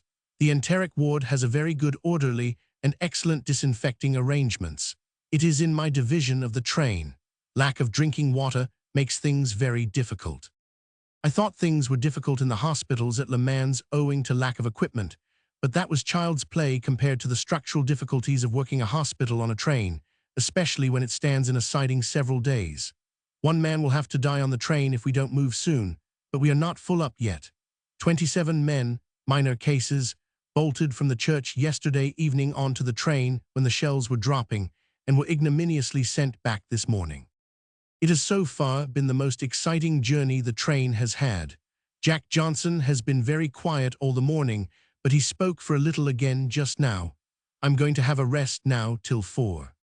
4 Tommies in 1 bunk yesterday told me things about the trenches and the fighting line, which you have to believe, because they are obviously giving recent, intimate personal experiences. But how do they or anyone ever live through it? These came all through the retreat from Mons, then through the wet weather in the trenches on the Aisne, where they don't always get hot tea, as is said in the papers, much to their scorn. They even had to take the tea and sugar out of the haversacks of dead Germans. No one had had time to bury for 12 days. It warn't no use to them, they said, and we could do with it. In the retreat, they said men's boots were worn right off, and they marched without. The packs were thrown away, and the young boys died of exhaustion and heat. The officers guarded each pump in case they should drink bad water, and they drank water wrung out of their towels. And just as Bill got to the pump, the shell burst on him. It made a proper mess of him, this with a stare of horror. And they never criticize or rant about it, but accept it as their share for the time being. The train is today in a place with a perfect wood on both sides, glowing with autumn colors, and through it goes a road with continual little parties of French cavalry, motors, and transport wagons passing up it. Saturday, October 17th. We are to stay here till Monday to go on taking up the wounded from the 1st Division. They went on coming in all yesterday in motor ambulances. They come straight from the trenches and are awfully happy on the train with the first attempts at comforts they have known. One told me they were just getting their tea one day, relieving the trenches, when one o' them coal boxes sent a 256 lb shell into them, which killed 7 and wounded 15. One shell, he said he had to help pick them up, and it made him sick. 10p1000. Wrote the last before breakfast, and we haven't sat down since. We are to move back to Villeneuve tomorrow, dropping the sick probably at Versailles. Everyone thankful to be going to move at last. The gas has given out, and the entire train is lit by candles. Imagine a hospital as big as King's College Hospital, all packed into a train, and having to be self-provisioned, watered, sanitated, lit, cleaned, doctored and nursed and staffed and officered, all within its own limits. No outside person can realize the difficulties except those who try to work it. The patients are extraordinarily good and take everything as it comes or as it doesn't come, without any grumbling. Your day is taken up in rapidly deciding which of all the things that want doing you must let go undone. Shall they be washed or fed or beds made, or have their hypodermics and brandies and medicines or their dressings done? You end in doing some of each in each carriage, or in washing them after dinner instead of before breakfast. The guns have been banging all the afternoon.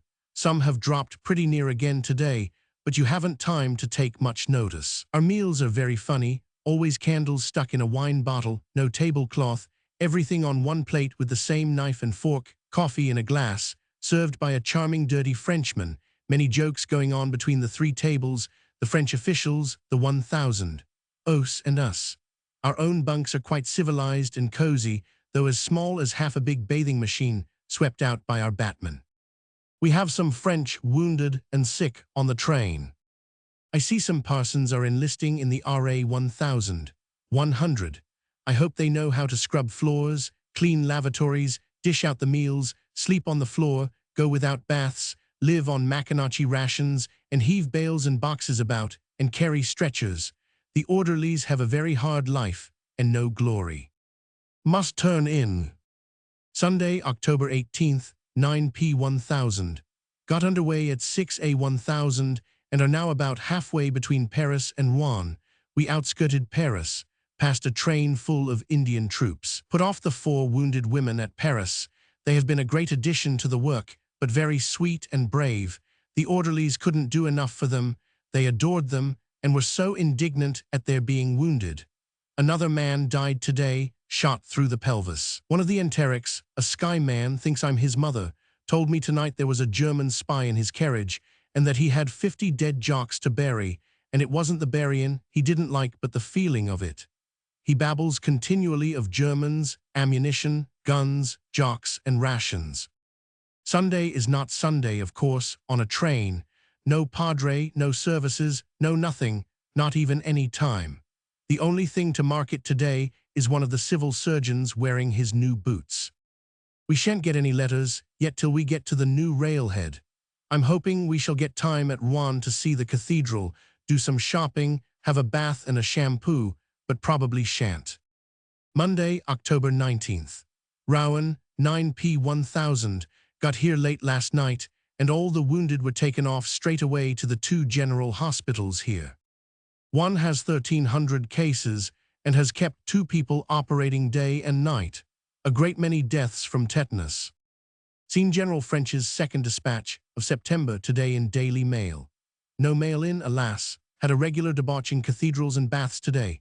This is the most glorious old city, 2 cathedrals of surpassing beauty, lovely old streets, broad river hills, and lovely hot baths and hair shampooing. What with 2 cathedrals, a happy hour in a hot bath, a shampoo, and delicious tea in the town, we've had a happy day. The train stays here tonight and we are off tomorrow. 4 on number, ambulance train 2. First Battle of Ypres. October 20, 1914 to November 17, 1914. The thundering line of battle stands, and in the air death moans and sings. But day shall clasp him with strong hands, and night shall fold him with soft wings. Julian Grenfell.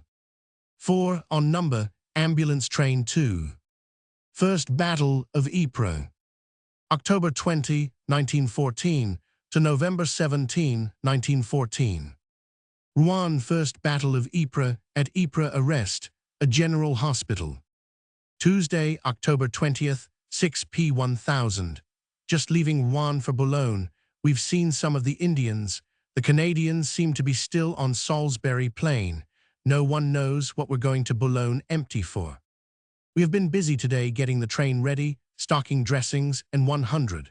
All the 500 blankets are sent in to be fumigated after each journey, and 500 others drawn instead. And well they may be. One of the difficulties is the lively condition of the men's shirts and trousers, with worse than fleas, when they come from the trenches in the same clothes they've worn for 5 weeks or more. You can't wonder we made tracks for a bath at Rouen. We've just taken on 2 Belgian officers who want a lift to Boulogne. Wednesday, October 21st. Arrived at Boulogne 6a 1000, went on to Calais and reached Saint-Omer at 2p 1000, where I believe we are to take up from the motor ambulances. A train of Indians is here. Some Belgian refugees boarded the train at Boulogne and wanted a lift to Calais, but had to be turned off reluctantly on both sides. Have been going through bedding equipment today. No mail for me yet, but the others have had one today. P1000. Off for Steenwijk, close to the Belgian frontier, NW of Lille. Good business, just seen 5 aeroplanes. Have been warned by Major to wear brassards in prominent place, owing to dangerous journey in view. This feels like the front again. Thousands and thousands of Indian troops are marching close to the line, with long fair British officers in turbans, mounted, who salute us, and we wave back, transport on mules. Gorgeous sunset going on, perfectly flat country, no railway traffic except de la Guerre. 6p 1000, Steenwijk, pitch dark, saw big guns flashing some way off. The motor ambulances are not yet in with the wounded. The line is cut farther on. 8p 1000. We have had dinner and have just been down the line to see the place about 100 yards off. The Germans were here 6 days ago, got into a big sewer that goes under the line and blew it up. There is a hole 30 feet long, 15 across and 15 deep, very good piece of work. They occupied the station and bragged about getting across to England from Calais. The 1000, oh, who lives here to be the link with a sergeant and 7 men between the field ambulances and the trains, dined with us. It is a wee place. The station is his headquarters. Thursday, October 22nd. Took on from convoys all night in pitch darkness, a very bad load this time, going to go septic, swelling under the bandages. There was a fractured spine and a malignant demain, both dying. We put these 2 off today at Saint-Omer. We came straight away in the morning and are now nearly back at Boulogne. Ypres. Friday, October 23rd. All unloaded by 11p 1000 last night, 1800 in a day and a night. Number AT was in, visited 1000, and S bed by 12, clothes on for 40 hours, slept alongside quay. 2 hospital ships in, watched them loading up from ambulances. No time to go ashore. The wounded officers we had this time said the fighting at the front is very heavy. The men said the same. They slept from sheer exhaustion almost before their boots were got off and before the cocoa came round. In the morning they perked up very pleased with their sleep and talked incessantly of the trenches and the charges and the odds each regiment had against them and how many were left out of their company and all the most gruesome details you can imagine. They seem to get their blood up against the Germans when they're actually doing the fighting. You're too excited to notice what hits you or to think of anything but your life and your country, one man added.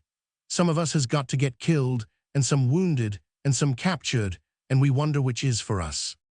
Just off for, I was in the act of trotting off into the town to find the baths, when I met a London Scottish with a very urgent note for the 0100. Thought I'd better bide a wee, and it was to say, your train is urgently required. How soon can you start? So I had a lucky escape of being left behind. We had leave till 1p1000. Then the major nearly got left. We couldn't start that minute, because our stores weren't all in, and the RTO came up in a great fuss that we were holding up 5 supply trains and reinforcements, so the British Army had to wait for us. The worst discomforts of this life are A. Cold, B. Want of drinking water when you're thirsty, C. The appalling atmosphere of the French dining car, D. Lack of room for a bath and difficulty of getting hot water, E. Dirt, F. Eccentricities in the meals, G. Bad or no lights, H. Difficulties of getting laundry done, I. Personal capture of various livestock, J. Broken nights, K. Want of exercise on the up journey.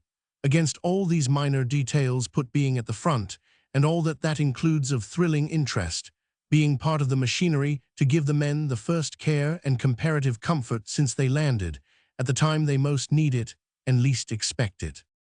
6p1000. Hazebrouck again. We are said to be going to Belgium this time, possibly Ypres. There are a terrible lot of wounded to be got down, more than all the trains can take. They are putting some of them off on the stations where there is a 1000. With a few men and going back for more. There were 2 lovely French torpedo boats alongside of us at Boulogne. P1000 Ypres. Just arrived, all very bucked at being in Belgium. An armored train, protective colored all over in huge dabs of red, blue, yellow, and green against aeroplanes, is alongside of us in the station, manned by 30 men RN. 3 trucks are called Nelson, Jellicoe, and Drake, with guns. They look fine. The men say it is a great game. They are directed where to fire at German positions or batteries, and as soon as they answer, the train nips out of range. They were very jolly and showed us their tame rabbit on active service. They have had no casualties so far. Our load hasn't come in yet. We are 2 miles from our fighting line. No firing tonight to be heard. Soon began, though. Sunday, October 25th. Couldn't write last night. The only thing was to try and forget it all. It has been an absolute hell of a journey. There is no other word for it. First, you must understand that this big battle from Ostend to Lille is perhaps the most desperate of all, though that is said of each in turn, Mons, the Aisne, and this.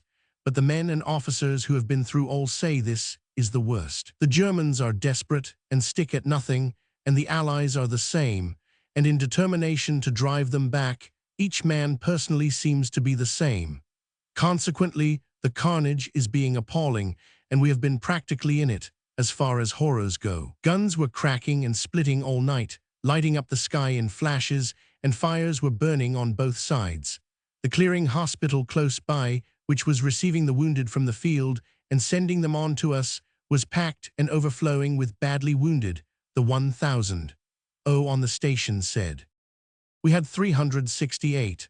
A good 200 were dangerously and seriously wounded, perhaps more, and the sitting-up cases were bad enough. The compound-fractured femurs were put up with rifles and pick-handles for splints, padded with bits of kilts and straw. Nearly all the men had more than 1 wound, some had 10. One man with a huge compound fracture above the elbow had tied on a bit of string with a bullet in it as a tourniquet above the wound himself. When I cut off his soaked 3 layers of sleeve, there was no dressing on it at all. They were bleeding faster than we could cope with it, and the agony of getting them off the stretchers onto the top bunks is a thing to forget. We were full up by about 2 A1000 and then were delayed by a collision up the line, which was blocked by dead horses as a result. All night and without a break till we got back to Boulogne at 4 p.m. Next day, yesterday, we grappled with them, and some were not dressed when we got into B. The head cases were delirious and trying to get out of the window, and we were giving strychnine and morphia all round. 2 were put off dying at St. Omer, but we kept the rest alive to Boulogne. The outstanding shining thing that hit you in the eye all through was the universal silent pluck of the men. They stuck it all without a whine or complaint or even a comment. It was, "Would you mind moving my leg when you get time, and thank you very much," or "That's absolutely glorious," as one boy said on having his bootlace cut, or "That's grand," when you struck a lucky position for a wound in the back. One badly smashed up said contentedly, "I was lucky, I was the only man left alive in our trench." So was another in another trench. 16 out of 25 of one company in a trench were on the train, all seriously wounded except one. One man with both legs smashed and other wounds was asked if it was all by one shell. Oh yes, why the man next me was blowed to bits. The bleeding made them all frightfully thirsty. They had only been hit a few hours, many of them. And luckily, we had gotten a good supply of boiled water beforehand on each carriage, so we had plenty when there was time to get it. In the middle of the worst of it in the night, I became conscious of a Belgian boy scout of 14 in the corridor, with a glass and a pail of drinking water. That boy worked for hours with his glass and pail on his own, or wherever you sent him. We took him back to Calais. He had come up into the firing line on his cycle, fitted with a rifle, with tobacco for the troops, and lived with the British whom he loved, sharing their rations. He was a little brick. One of the civil surgeons got him taken back with us, where he wanted to go. There were 25 officers on the train. They said there were 11,000 Germans dead, and they were using the dead piled up instead of trenches. About 1 o'clock that night, we heard a rifle shot. It was a German spy shooting at the sentry sailor on the armored train alongside of us. They didn't catch him. It took from 4 to 10 p.m. to unload our bad cases and get them into hospitals on motor ambulances. They lay in rows on their stretchers on the platform, waiting their turn without a grumble.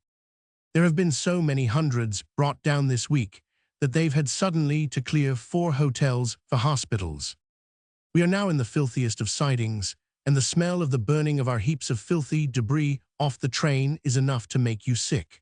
We all slept like logs last night and could have gone on all day, but the train has to be cleaned down by the orderlies, and everything got ready for the next lot. They nearly moved us up again last night, but we shall go today. I think if one knew beforehand what all this was going to be like, one would hardly want to face it, but somehow you're glad to be there. We were tackling a bad wound in the head, and when it was finished and the man was being got comfortable, he flinched and remarked, "That leg is a beast." We found a compound fractured femur put up with a rifle for a splint. He had blankets on and had never mentioned that his thigh was broken. It too had to be packed, and all he said was, "That leg is a beast, and that leg is a beast." Monday the 26th, 7 a.1000 Ypres. We got here again about 10 p.1000, last night in pouring wet, and expected another night like Friday night, but we for some reason remained short of the station, and when we found there was nothing doing, lay down in our clothes and slept, booted and spurred in mackintosh, aprons, and 100. We were all so tired and done up yesterday, 1,000, os, sisters and orderlies, that we were glad of the respite. There was a tremendous banging and flashing to the north about 3 o'clock, and this morning it was very noisy and shaking the train. Some of it sounds quite close. It is a noise you rather miss when it leaves off. One of the last lot of officers told us he had himself seen in a barn 3 women and some children, all dead, and all with no hands. The noise this morning is like a continuous roll of thunder interrupted by loud bangs, and the popping of the French mitrailleuses like our Maxims. The nearest Tommy can get to that word is mitrailleuse. There are 2 other ATs in, but I hear we are to load up first. This place is full of Belgian women and children refugees in a bad way from exhaustion. A long line of our horse ambulances is coming slowly in. Had a very interesting morning. Got leave to go into the town and see the Cathedral of St. Martin. None of the others would budge from the train, so I went alone, town chock full of French and Belgian troops, and unending streams of columns, also Belgian refugees, cars full of staff officers. The cathedral is 13th century, glorious as usual. There are hundreds of German prisoners in the town in the cloth hall. It was a very warish feeling saying one's prayers in the cathedral to the sound of the guns of one of the greatest battles in the world. And 1000, from the clearing hospital, with a haggard face, asked me if I could give him some eau de cologne and Bovril for a wounded officer with a gangrenous leg, lying on the station. Sister 10, and I took some down, also morphia, and fed them all frightful cases on stretchers in the waiting room. They are for our train when we can get in. He told me he had never seen such awful wounds, or such numbers of them. They are being brought down in carts or anything. He said there are 1,500 dead Germans piled up in a field 5 miles off. They say that German officers of 10 days' service are commanding. Tuesday, October 27th, Boulogne. We got loaded up and off by about 7 p. 1000 and arrived back here this morning. There are 2 trains to unload ahead of us, so we shall probably be on duty all day. It is the second night running we haven't had our clothes off, though we did lie down the night before. Last night we had each a 4-hour shift to lie down, when all the worst was seen too. One man died at 6 a. 1000, and another is dying. Many as usual are delirious, and the hemorrhage was worse than ever. It is frightfully difficult to stop it with these bad wounds and compound fractures. One sergeant has both eyes gone from a shell wound. The 12 sitting-up cases on each carriage are a joy after the tragedy of the rest. They sit up talking and smoking till late, because they are so surprised and pleased to be alive, and it is too comfortable to sleep. One man with a broken leg gave me both his pillows for a worse man and said, "I'm not bad at all, only got me leg broke." A reading man, with his face wounded and one eye gone, kept up a running fire of wit and hilarity during his dressing about having himself photographed as a Guy Fawkes for sketchy bits. Wednesday, October 28th. Got to Boulogne yesterday morning, then followed a most difficult day. It was not till 10 p. 1000 that they began to unload the sick. The unloading staff at Boulogne have been so overworked night and day that trains get piled up waiting to be unloaded. 50 motor ambulances have been sent for to the front, and here they have to depend largely on volunteer people with private motors. Then trains get blocked by other trains each side of them, and nothing short of the fear of death will move a French engine driver to do what you want him to do. Meanwhile, 2 men on our train died, and several others were getting on with it, and all the serious cases were in great distress and misery. As a crowning help, the train was divided into 3 parts, each 5 minutes' walk from any other, dispensary on one bit, kitchen on another. Everybody got very desperate, and at last, after superhuman efforts, the train was cleared by midnight, and we went thankfully but wearily to our beds, which we had not got into for the 2 previous nights. Today was fine and sunny, and while the train was getting in stores, we went into the town to find a blanchisserie and bought a cake and a petticoat and had a breath of different air. We expect to move up again any time now. Most welcome mails in. News of De Wet's rebellion today. I wonder if Botha will be able to hold it. The Times of yesterday, which you can get here, and today's Daily Mail say the fighting beyond Ypres is severe, but that gives the British public no glimmering of what it really is. The regiment had 3 men left out of 1 company. The men say General cried on seeing the remains of the regiments who answered the rolls. And yet we still drive the Germans back. There is a train full of slightly wounded Indians in. They are cooking chupatis on nothing along the quay. The boats were packed with refugee families yesterday. We had some badly wounded Germans on our train and some French officers. The British Army doesn't intend the Germans to get to Calais, and they won't get. Thursday, October 29th, Neep. Woke up to the familiar bangs and rattles again, this time at a wee place about 4 miles from Armentières. We are to take up 150 here and go back to Bailleul for 150 there. It is a lovely sunny morning, but very cold. The peasants are working in the fields as peacefully as at home. An RA 1100. Lieutenant was killed by a shell 3 miles from here 3 days ago. We've just been giving out scarves and socks to some field ambulance men along the line. Just seen a British aeroplane send off a signal to our batteries, a long smoky snake in the sky, also a very big British aeroplane with a machine gun on her. A German aeroplane dropped a bomb into this field on Tuesday, meant for the air station here. This is the headquarters of the 4th Division. Friday, October 30th, Boulogne. While we were at Nieppe, after passing Bailleul, a German aeroplane dropped a bomb onto Bailleul. After filling up at Nieppe, we went back to Bailleul and took up 238 Indians, mostly with smashed left arms from a machine gun that caught them in the act of firing over a trench. They are nearly all 47th Sikhs, perfect lambs. They hold up their wounded hands and arms like babies for you to see and insist on having them dressed whether they've just been done or not. They behave like gentlemen and salam after you've dressed them. They have masses of long, fine, dark hair under their turbans done up with yellow combs, glorious teeth, and melting dark eyes. One died. The younger boys have beautiful classic Italian faces, and the rest have fierce black beards curling over their ears. We carried 387 cases this time. Later, we got unloaded much more quickly today and have been able to have a good rest this afternoon as I went to bed at 3:1000 and was up again by 8. It was not so heavy this time, as the Indians were mostly sitting up cases.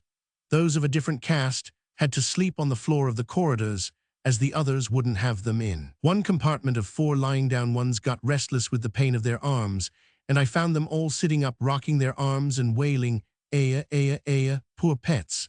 They all had morphia and subsided. One British Tommy said to me, "Don't take no notice o' the dirt on me flesh, sister. I ain't 'ad much time to wash." Quite seriously. Another bad one needed dressing. I said, "I won't hurt you." And he said in a hopeless sort of voice, "I don't care if you do." He had been through a little too much. It is fine getting the same day's London Daily Mail, here by the Folkestone boat. It is interesting to hear the individual men express their conviction that the British will never let the Germans through to Calais. They seem as keen as the generals or the government. That is why we have had such thousands of wounded in Boulogne in this 1 week. It is quite difficult to nurse the Germans and impossible to love your enemies. We always have some on the train. One man of the 551 was bayoneted in 3 different places after being badly wounded in the arm by a dum-dum bullet. They make a small entrance hole and burst the limb open in exit. The man who bayoneted him died in the next bed to him in the clearing hospital yesterday morning. You feel that they have all been doing that and worse. We hear at first hand from officers and men specified local instances of unprintable wickedness. Saturday, October 31st. Left Boulogne at 12 and have just reached Bailleul 6p1000, where we are to take up wounded Indians again. Somehow they are not so harrowing as the wounded British, perhaps because of the block in language and the weirdness of them. Big guns are booming again. This was the most critical day of the first Battle of Ypres. H sent me a lovely parcel of 50 packets of cigarettes and some chocolate, and A sent a box of nut milk choc. They will be grand for the men. One drawback on having the Indians is that you find them squatting in the corridor, comparing notes on what varieties they find in their clothing. Considering the way one gets smothered with their blankets in the bunks, it is the most personally alarming element in the war so far. Sunday, November 1st, Boulogne, All Saints' Day. We loaded up with British after all, late in the evening, and had a very heavy night. One of mine died suddenly of femoral hemorrhage after sitting up and enjoying his breakfast. 12 noon, we are still unloaded, but I was up all night, and so went out for a blow after breakfast. Found 2 British TB500s in dock. On one they were having divine service close to the quay. I listened specially to the part about loving our enemies. Then I found the English church, colonial and continental, quite nice and good chance, but I was too sleepy to stay longer than the Psalms. It is ages since one had a chance to go to church. After lunch, now they are all unloaded, one will be able to get a stuffy station sleep, regardless of noise and smells. We carried 39 officers on the train, mostly cavalry, very brave and angelic and polite in their uncomfortable and unwanted helplessness. They liked everything enthusiastically, the beds and the food and the bandages. One worn-out one murmured as he was tucked up, "By Jove, It is splendid to be out of the sound of those beastly guns. It's priceless. I had a very interesting conversation with a major this morning who was hit yesterday. He says it's only a question of where, and when you get it, sooner or later, practically no one escapes. Rifle firing counts for nothing. It is all the coal boxes and Jack Johnsons. The shortage of officers is getting very serious on both sides, and it becomes more and more a question of who can wear out the other in the time. He said that aircraft has altered everything in war. German aeroplanes come along, give a little dip over our positions, and away go the German guns. And these innocent would-be peasants working in the fields give all sorts of signals by whirling windmills round suddenly when certain regiments come into action. The poor 50 Regiment were badly cut up in this way yesterday, half an hour after coming into their first action. We had them on the train. They say the French fight well with us, better than alone, and the Indians can't be kept in their trenches. It is up and at 'em. But we shall soon have lost all the men we have out here. Trains and trains full come in every day and night. We are waiting now for 5 trains to unload. It is a dazzling morning. Monday, November 2nd. On way up to, the pressure on the medical service is now enormous. One train came down today without sisters, with 1,200 sitting-up cases. They stayed for hours in the siding near us without water, cigarettes, or newspapers. You will see in today's Times that the Germans have got back round Ypres again, where I went into the cathedral last Monday. Number 80 was badly shelled there yesterday. The Germans were trying for the armored train. The naval officer on the armored train had to stand behind the engine driver with a revolver to make him go where he was wanted to.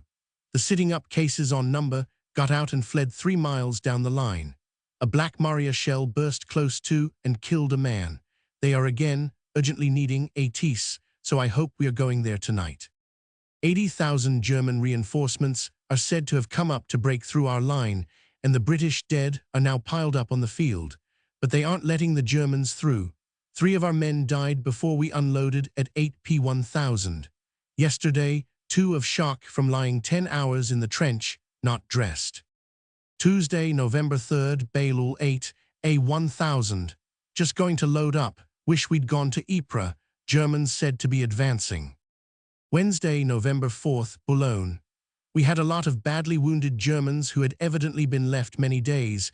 Their condition was appalling. 2 died, 1 of tetanus, and 1 British. We have had a lot of the London Scottish wounded in their first action. Reinforcements, French guns, British cavalry are being hurried up the line. They all look splendid. Wednesday, November 11th. Sometimes it seems as if we shall never get home. The future is so unwritten. A frightful explosion like this hell of a war, which flared up in a few days, will take so much longer to wipe up what can be wiped up. I think the British men who have seen the desolation and the atrocities in Belgium have all personally settled that it shan't happen in England, and that is why the headlines always read, "The British Army immovable. Waves of German infantry broken. Allies throw enemy back at all points." Ypres held for 3 weeks under a rain of shells. You can tell they feel like that from their entire lack of resentment about their own injuries. Their conversation to each other from the time they are landed on the train until they are taken off is never about their own wounds and feelings, but exclusively about the fighting they have just left. If one only had time to listen or take it down, it would be something worth reading, because it is not letters home or newspaper stuff, but told to each other, with their own curious comments and phraseology, and no hint of a gallery or a press. Incidentally, one gets a few eye-openers into what happens to a group of men when a Jack Johnson lands a shell in the middle of them. Nearly every man on the train, especially the badly smashed-up ones, tells you how exceptionally lucky he was because he didn't get killed like his mate. Boulogne, Thursday, November 12th, 8 p.1000. Have been here all day, had a hot bath on the St. Andrew. News from the front handed down the line coincides with the Daily Mail. Friday, 13th, still here, 4th day of rest. No one knows why. Nearly all the trains are here. The news today is glorious. They say that the Germans did get through into Ypres and were bayoneted out again. Friday, November 13th, Boulogne. We have been all day in Park Lane siding among the trains, in pouring wet and slush. I amused myself with a pot of white paint and a forceps and wool for a brush, painting the numbers on both ends of the coaches inside, all down the train. You can't see the chalk marks at night. This unprecedented 4 days rest and nights in bed is doing us all a power of good. We have books and mending and various occupations. Saturday, November 14th. Glorious sunny day, but very cold, still in Boulogne, but out of Park Lane siding slum and among the ships again. Some French sailors off the T-Bis are drilling on one side of us. Everything RA 1,100. At the base is having a rest this week, ships, hospitals and trains. Major S said there was not so much doing at the front, thank heaven, and the line is still wanted for troops. We have just heard that there are several trains to go up before our turn comes and that we are to wait about 6 miles off, better than the siding anyhow. Meanwhile, we can't go off because we don't know when the train will move out. The tobacco and the cigarettes from Harrods have come in separate parcels, so the next will be the chocolate and hankies and cards and 100. It is a grand lot, and I am longing to get up to the front and give them out. Sunday, November 15th. We got a move on in the middle of the night and are now on our way up. The cold of this train life is going to be rather a problem. Our quarters are not heated, but we have made acquired, looted, a very small oil stove which faintly warms the corridor, but you can imagine how no amount of coats or clothes keeps you warm in a railway carriage in winter. I'm going to make a foot muff out of a brown blanket, which will help. A smart walk out of doors would do it, but that you can't get off when the train is stationary for fear of its vanishing, and for obvious reasons when it is moving. I did walk round the train for an hour in the dark and slime in the siding yesterday evening, but it is not a cheering form of exercise. Today it is pouring cats and dogs, awful for loading sick, and there will be many after this week for the trains. Everyone has of course cleared out of beautiful Ypres, but we are going to load up at Popering, the town next before it, which is now railhead. Lately, the trains have not been so far. Monday, November 16th, Boulogne, 9A1000. We loaded up at Bailleul 344. The clearing hospitals were very full, and some came off a convoy. One of mine died. One, wounded above the knee, was 4 days in the open before being picked up. He had 6 bullets in his leg, 2 in each arm, and crawled about till found. One of the arm wounds he got doing this. I went to bed at 4. The news was all good taken as a whole, but the men say they were a bit short-handed. One said gloomily, "This isn't war, it's murder, you go there to your doom." Heard the sad news of Lord Roberts. We are all the better for our week's rest. Tuesday, November 17th, 3A1000. When we got our load down to Boulogne yesterday morning, all the hospitals were full, and the weather was too rough for the ships to come in and clear them, so we were ordered on to Havre, a very long journey. A German died before we got to Abbeville, where we put off 2 more very bad ones, and at Amiens we put off 4 more who wouldn't have reached Havre. About midnight something broke on the train, and we were hung up for hours, and haven't yet got to Rouen, so we shall have them on the train all tomorrow too, and have all the dressings to do for the 3rd time. One of the night orderlies has been run in for being asleep on duty. He climbed into a top bunk, where a Frenchman was taken off at Amiens, and deliberately covered up and went to sleep.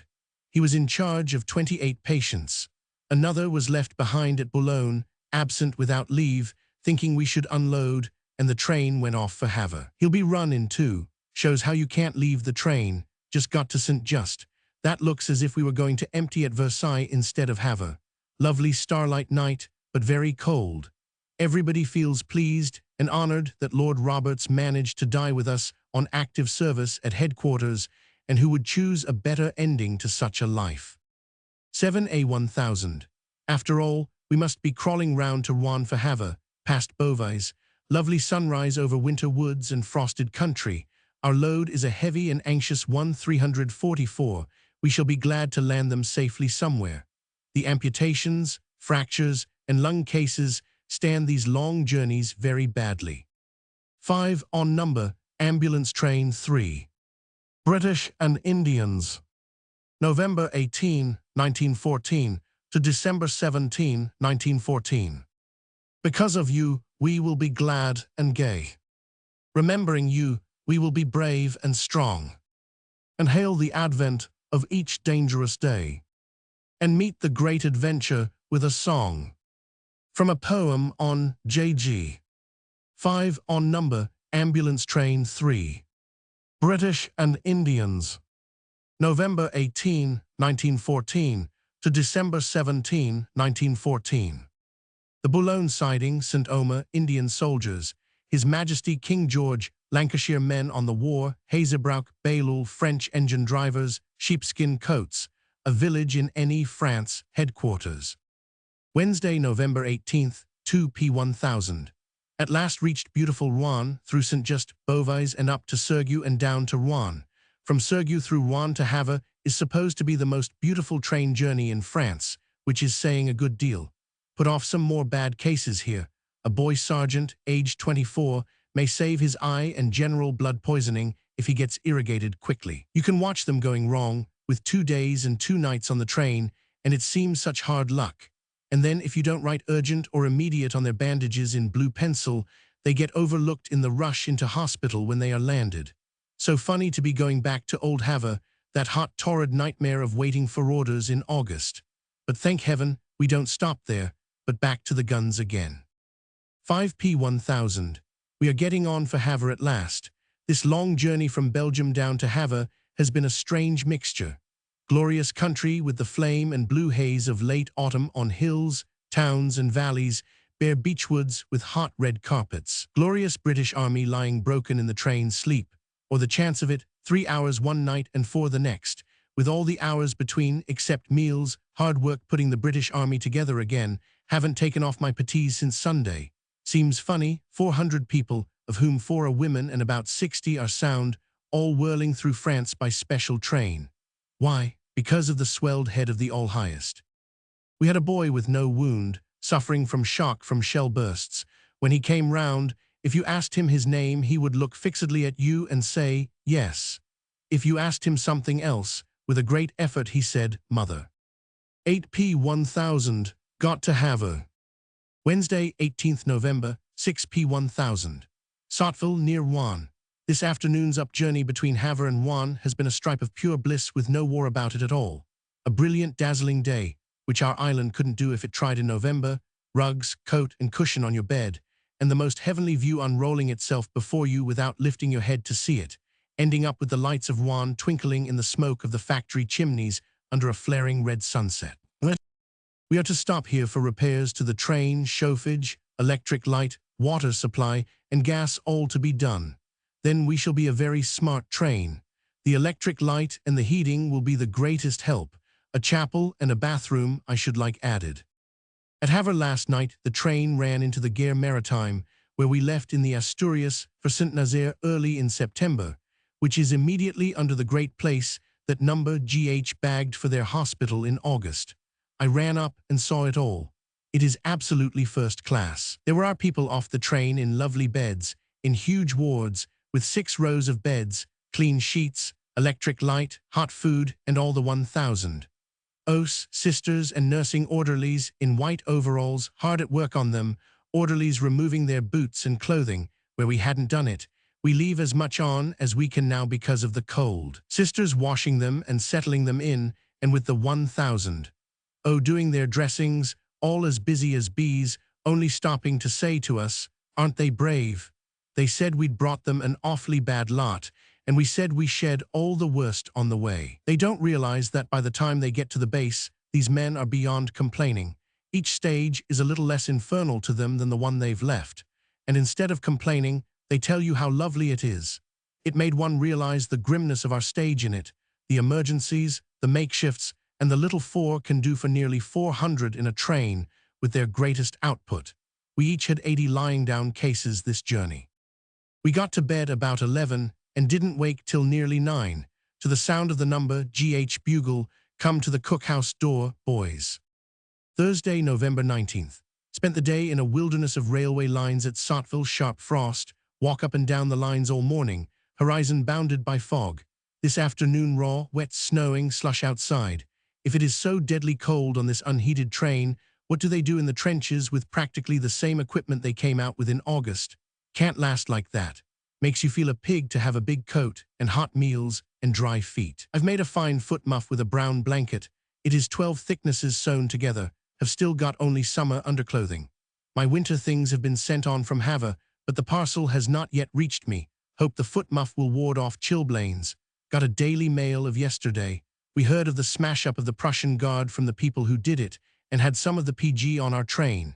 Ypres is said to be full of German wounded who will very likely come to us. Friday, November 20th, 10:1000, Boulogne. Deep snow. Boulogne, Saturday, November 21st. In the siding all yesterday and today. Train to be cut down from 650 tons to 450, so we are reconstructing and putting off wagons. It will reduce our number of patients, but we shall be able to do more for a smaller number, and the train will travel better and not waste time blocking up the stations and being left in sidings in consequence. The cold this week has been absolutely awful. The last train brought almost entirely cases of rheumatism. Their only hope at the front must be hot meals, and I expect the A.S. sees that they get them somehow. A troop train of a very rough type of Glasgow men, reinforcing the Highlanders, was alongside of us early yesterday morning.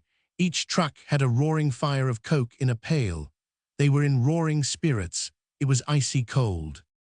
My winter things arrived from Havre yesterday, so I am better equipped against the cold. Also, this morning, an engine gave us an hour or two's chauffage just at getting up time, which was a help. Sunday, November 22nd. Left B early this morning and got to Merville about midday, loaded up and got back to B in the night. Many wounded Germans and a good lot of our sick, knocked over by the cold. I don't know how any of them stick it. 5 bombs were dropped the day before where we were today, and an old man was killed.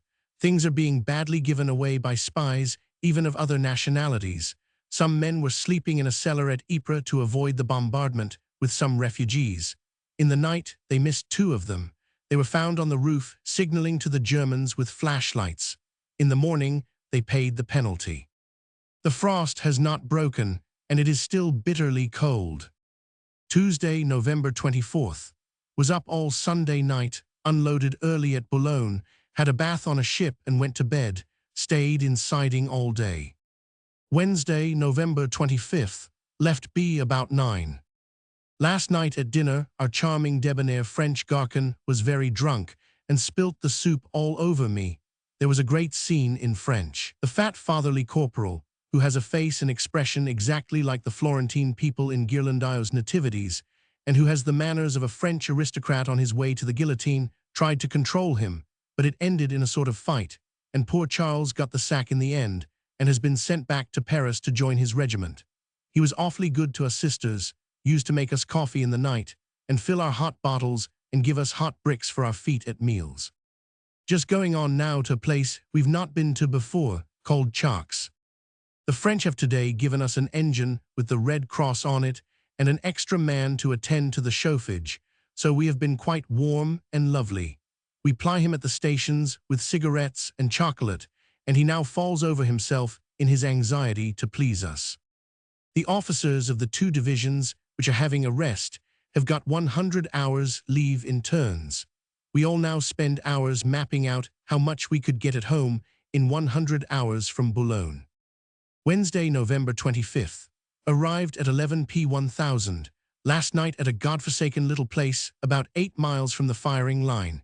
Found a very depressed major taking a most gloomy view of life and the war in charge of Indians. Pitch dark night, and they were a mile away from the station, so we went to bed at 12 and loaded up at 7. This morning, all Indians, mostly badly wounded. They are such pathetic babies, just as inarticulate to us and crying as if it was a creche.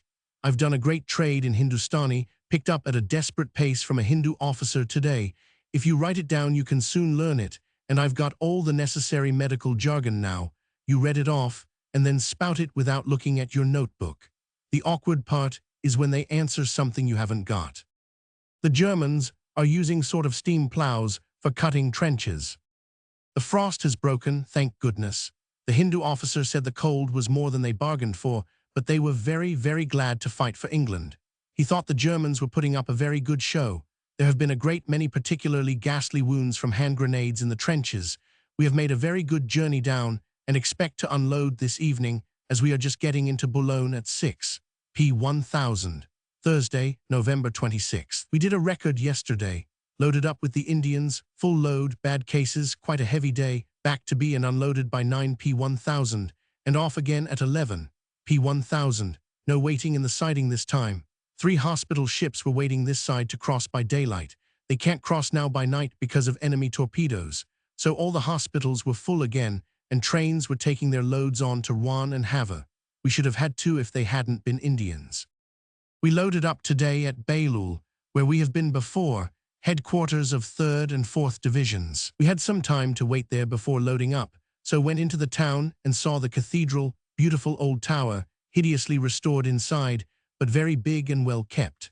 The town was very interesting.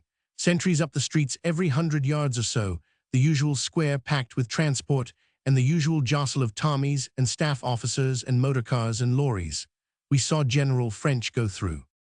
The Surgeon General had been there yesterday, and 5 sisters are to be sent up to each of the 2 clearing hospitals there. They should have an exciting time. A bomb was dropped straight onto the hospital 2 days ago, killed 1 wounded man, blew both hands off 1 orderly, and wounded another. The airman was caught, and said he was very sorry he dropped it on the hospital. He meant it for headquarters. We have a lot of cases of frostbite on the train. One is as bad as in Scott's expedition, may have to have his foot amputated. I'd never seen it before.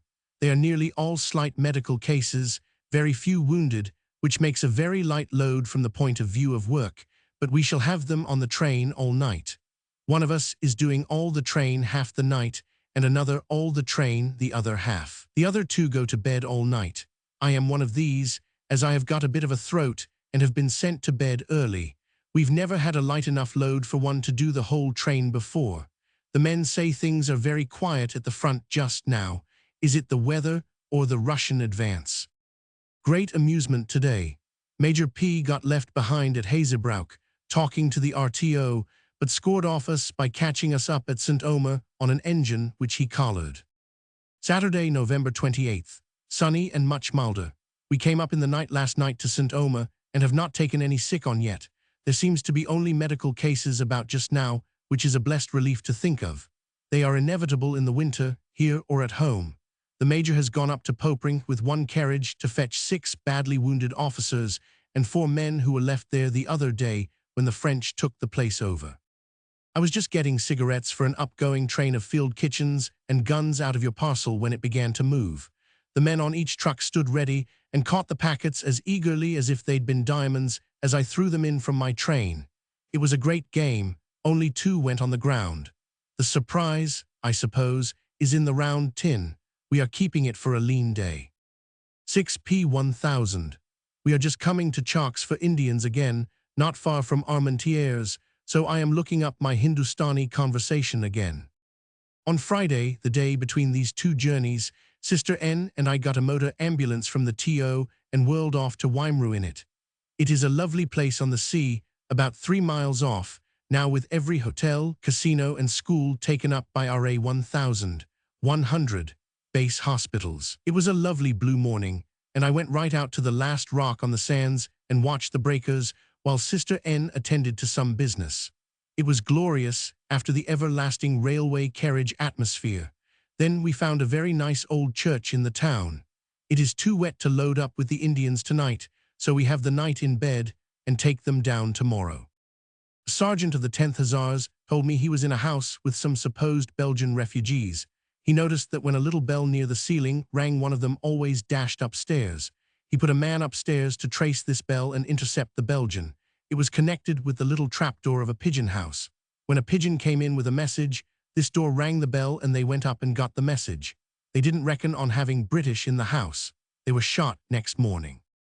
It takes me a month to read a 7-penny out here. Sunday Advent, November 29th. On the way down from Chalks, we have got Indians, British, and 8 Germans this time. One big, handsome, dignified Mussulman wouldn't eat his biscuit because he was in the same compartment as a Hindu, and the Hindu wouldn't eat his because the Mussulman had handed it to him. The Babu I called in to interpret was very angry with both and called the 1000 a fool man and explained to us that he was telling them that in England, don't care Mussulman, don't care Hindu, only in Hindustan, and that if the Captain Sahib said eat, it was hukam and they'd got to. My sympathies were with the beautiful, polite, sad-looking 1000, who wouldn't budge an inch and only salaamed when the Babu went for him. Monday, November 30th, Boulogne. Yesterday, a wounded Tommy on the train told me the Jack Johnsons have all gone. Today's French communiqué says, the enemy's heavy artillery is little in evidence. There is a less strained feeling about everywhere, a most blessed lull. We were late getting our load off the train last night, and some were very bad. One of my Sikhs with pneumonia did not live to reach Boulogne. Another pneumonia was very miserable and kept saying, Hindustan Gurum England Tanda. They all think they are in England. The Gurkhas are supposed by the orderlies to be Japanese. They are exactly like Japs, only brown instead of yellow. The orderlies make great friends with them all. One Hindu was singing Bonnie Dundee to them in a little gentle voice, very much out of tune. Their great disadvantage is that they are alive with Jack Johnsons, not the guns. They take off all their underclothes and throw them out of the window, and we have to keep supplying them with pajamas and shirts. They sit and stand about naked, scratching for dear life. It is fatal for the train, because all the cushioned seats are now infected, and so are we.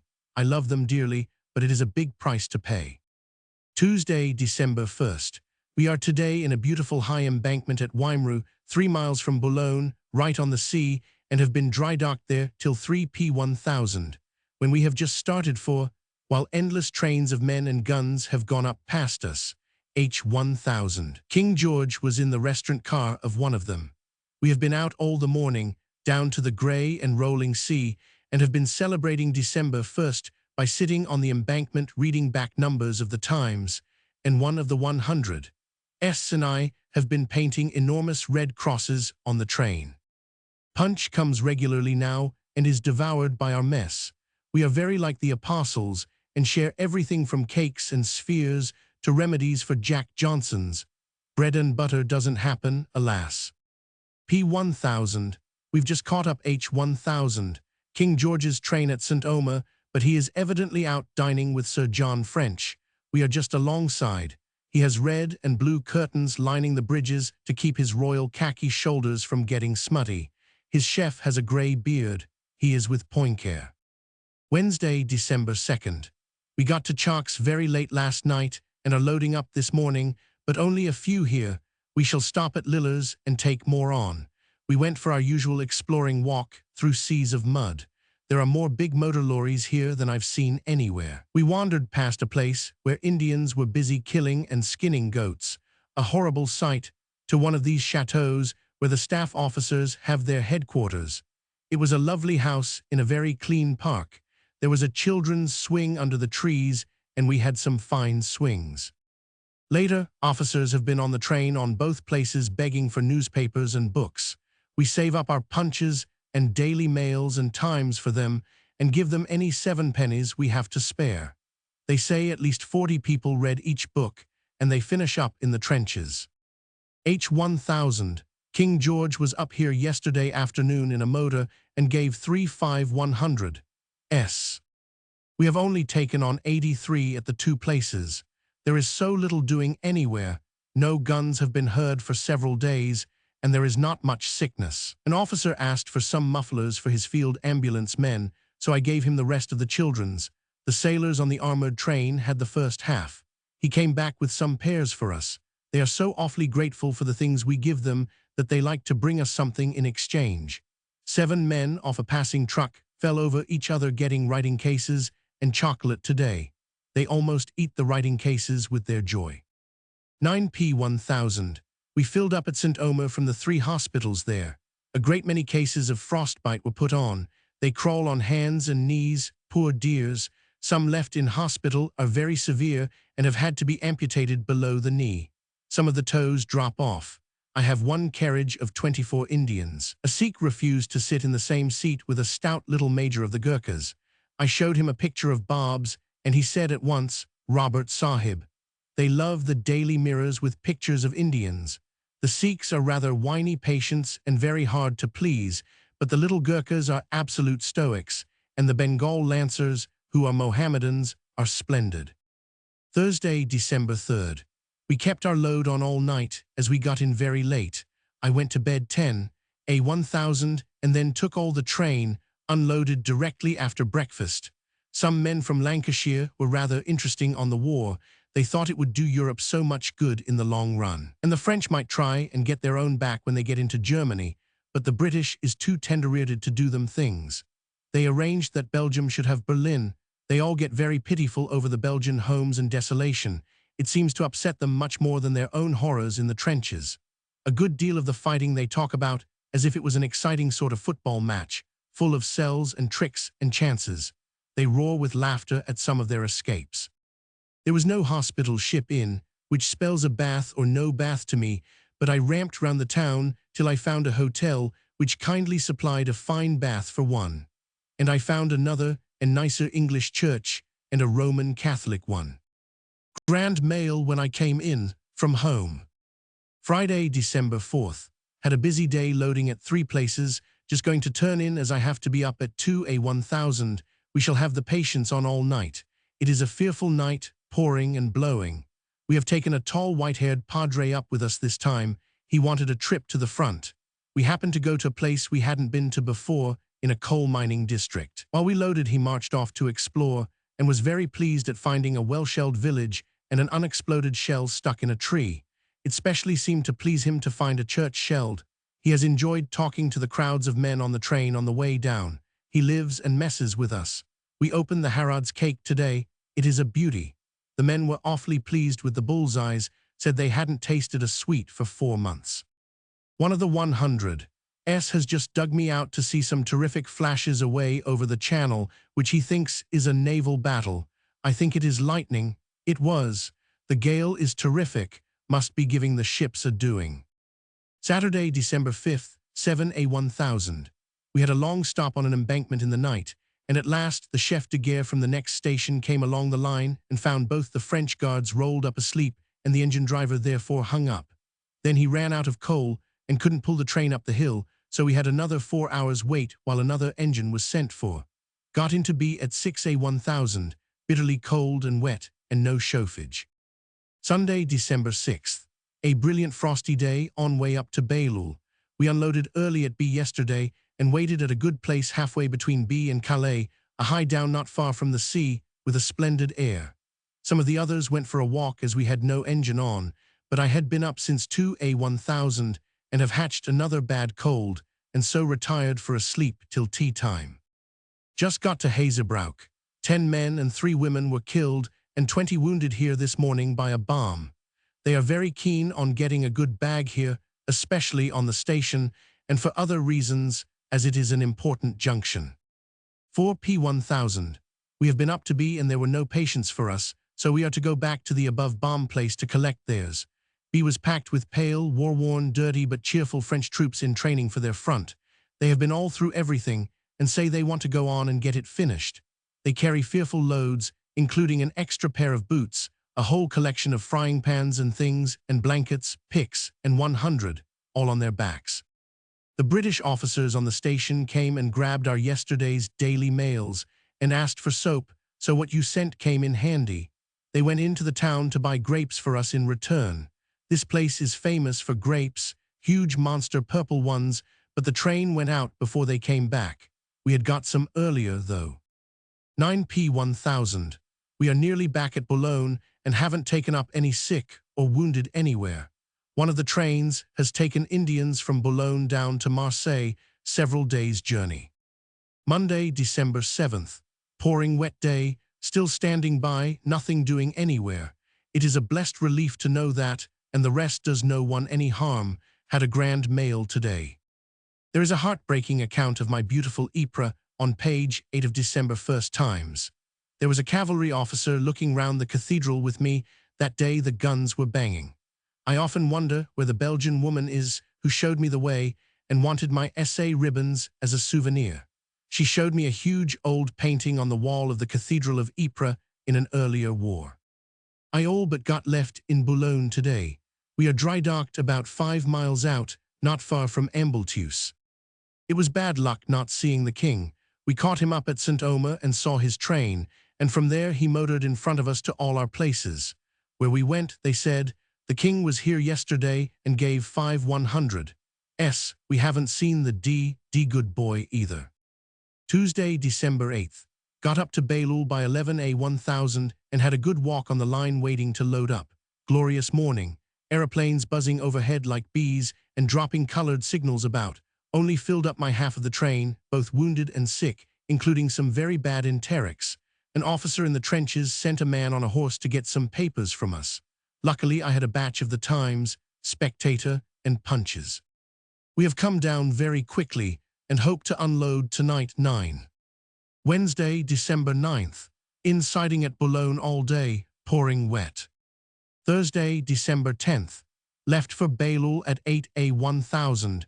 Heard at St. Omer of the sinking of the 3 German cruisers. Arrived at 2 1000. Loaded up in the rain, wounded and sick, full load. There were men wounded last night, very muddy and trenchy, said the train was like heaven. It is lovely fun taking the suites round. They are such an unexpected treat. The sitting-ups make many jokes and say they serve round, odder sweets than this in the firing line, more explosive-like. One showed us a fearsome piece of shell which killed his chum next to him last night. There is a good deal of dysentery about and acute rheumatism. The clearing hospitals are getting rather rushed again, and the men say we shall have a lot coming down in the next few days. 100 men of one regiment got separated from their supports and came up against some German machine guns in a wood with tragic results. We are shelling from Ypres, but there is no answering shelling going on just now, though the Taubes are busy. We are wondering what the next railhead will be and when. Some charming HA-100 are on the train this time, and a typically plucky lot of Tommies. One of the best of their many best features is their unfailing friendliness with each other. They never let you miss a man out with sweets or anything if he happens to be asleep or absent. Friday, December 11th. They wouldn't unload us at 11 1000 at Boulogne last night, but sent us on to the Duchess of Westminster's hospital at a little place about 20 miles south of B, and we didn't unload till this morning. It was my turn for a whole night in bed. Not that this means we are having many nights up, but that when the load doesn't require 2 sisters at night, 2 go to bed and the other 2 divide the night. After unloading, we had a poke round the little fishing village and of course the church. A company of Canadian Red Cross people unloaded us. The hospital has not been open very long. It was all sand dunes and fir trees on the way, very attractive, and cement factories. Mail in again. 9 1000.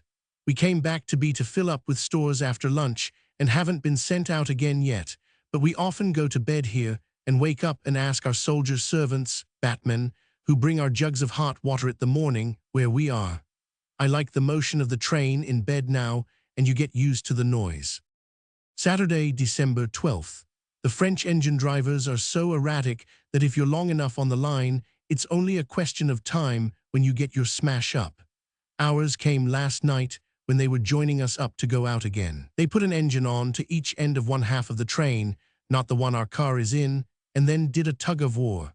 That wasn't a success, so they did the concertina touch and put 3 coaches out of action, including the kitchen. So we're stuck here now Boulogne till heaven knows when. Fortunately, no casualties. Sunday, December 13th. We've been hung up since Friday night by the 3 damaged trucks and took the opportunity of getting some good walks yesterday and actually going to church at the English church this morning.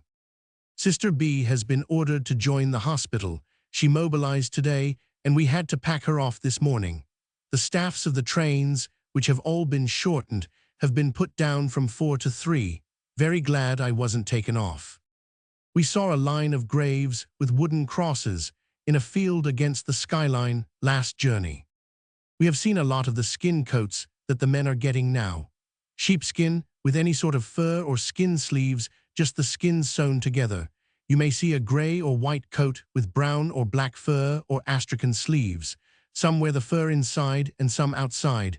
They simply love them. Reduced to pacing the platform in the dark, and rain to get warm. It is 368 paces, so I've done it 6 times to well cover a mile, but it is not an exciting walk. Funny thing, it seems in this war that for many departments you are either thoroughly overworked or entirely hung up, which is much worse. In things like the pay department or the post office or the provisioning for the AS-100, it seldom gets off the overworked line, but in this, and in the fighting line, it varies very much. The number of victims of the Taube attack on Hazebrouck on Monday is larger than was at first supposed. 5 bombs were thrown, and 9 British soldiers and 5 civilians were killed, while 25 persons were injured. Times, Dec. 9th. We were at H on that day. Monday, December 14th. Got off at last at 3A1000, loaded up 300 at Merville, a place we've only been to once before, near the coal mines. Guns were banging only 4 miles off. Had a good many bad cases, medical and surgical, this time, kept one busy to the journey's end. We are unloaded tonight, so they will soon be well seen to, instead of going down to Rouen or Havre, which 2 other trains just in have got to do. We have a good many Gordons on. One was hugging his bagpipes, and we had him up after dinner to play, which he did beautifully with a rapt expression. We are going up again tonight. 3 trains wanted immediately, been expecting that. Tuesday, December 15th. We were unloaded last night at 9 and reported ready to go up again at 11 P1000, but they didn't move us till 5A1000. Went to same place as yesterday and cleared the clearing hospitals again, some badly wounded, with wounds exposed and splints padded with straw as in the Ypres days. The Black Watch have got some cherub-faced boys of 17 out now. The mud and floods are appalling. The Scotch regiments have lost their shoes and spats and wade barefoot in the waterlogged trenches. This is a true fact. I'm afraid not a few of many regiments have got rheumatism, some acute, that they will never lose. The ploughed fields and roads are all more or less under water, and each day it rains more. We have got a Red Cross doctor on the train who is in the next village to the one we loaded from this morning. It has been taken and retaken by both sides and had a population of about 2,000. The only living things he saw in it today besides a khaki supply column passing through were 1 cat and some goldfish. In one villa, a big brass bedstead was hanging through the drawing room ceiling by its legs. The clothes hanging in the cupboards were slashed up, and nothing left anywhere. He says at least 10 well-to-do men of 50 are doing motor ambulance work with their own Rolls Royces up there, and cleaning their cars themselves at 6A1000. I happened to ask a man, who is a stretcher-bearer belonging to the Rifle Brigade, how he got hit. "Oh, I was carrying a dead man," he said modestly. "My officer told me not to move him till dark, because of the sniping, but his face was blown off by an explosive bullet, and I didn't think it would do the chaps who had to stand round him all day any good, so I put him on my back, and they copped me in the leg. I was glad he wasn't a wounded man, because I had to drop him."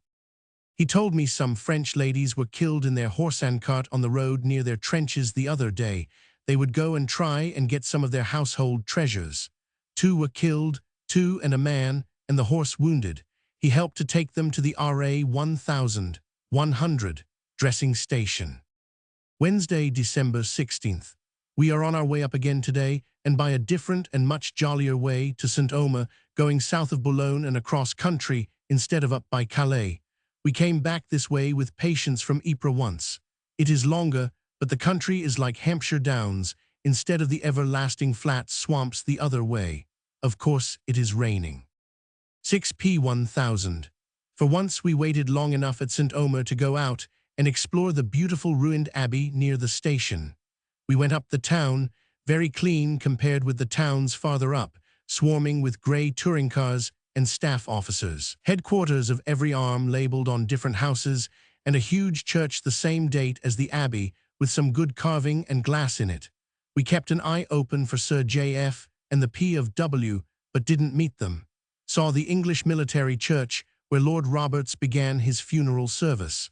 For once, it wasn't raining. Thursday, December 17th. Left St. O at 11 P1000 last night and woke up this morning at Bailleul. Saw 2 aeroplanes being fired at, black smoke balls bursting in the air. Heard that Hartlepool and Scarborough have been shelled, just the bare fact, in last night's Globe. Will have an exciting time. We're longing to get back for today's Daily Mail. There has been a lot of fighting in our advance southeast of Ypres since Sunday. The Gordons made a great bayonet charge, but lost heavily in officers and men in half an hour. We have some on the train. The French also lost heavily and lie unburied in hundreds, but the men say the Germans were still more badly punished. They tell us that in the base hospitals they never get a clean wound. Even the emergency amputations and trephinings and operations done in the clearing hospitals are septic, and no one who knew the conditions would wonder at it. We shall all forget what aseptic work is by the time we get home. The anti-tetanus serum injection that every wounded man gets with his first dressing has done a great deal to keep the tetanus under, and the spreading gangrene is less fatal than it was. It is treated with incisions and injections of H2O2, or, when necessary, amputation in case of limbs. You suspect it by the gray color of the face and by another sense before you look at the dressing. At B, a man at the station greeted me, and it was my old theatre orderly at number 7 Pretoria. We were very pleased to see each other. I fitted him out with a pack of cards, postcards, acid drops, and a nice gray pair of socks. A wounded officer told us he was giving out the mail in his trench the night before last, and nearly every man had either a letter or a parcel. Just as he finished, a shell came and killed his sergeant and corporal. If they hadn't had their heads out of the trench at that moment for the mail, neither of them would have been hit. The officer could hardly get through the story for the tears in his eyes. 6 on number, ambulance train 4. Christmas and New Year on the train. December 18, 1914 to January 3, 1915. Judge of the passionate hearts of men, God of the wintry wind and snow, take back the blood-stained year again. Give us the Christmas that we know. F.G. Scott, chaplain with the Canadians.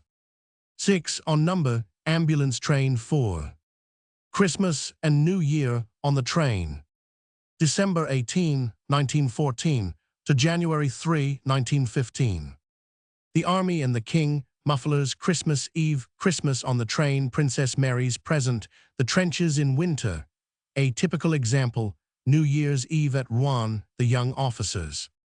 Friday, December 18th, 10, A1000. We've had an all-night journey to Rouen and have almost got there.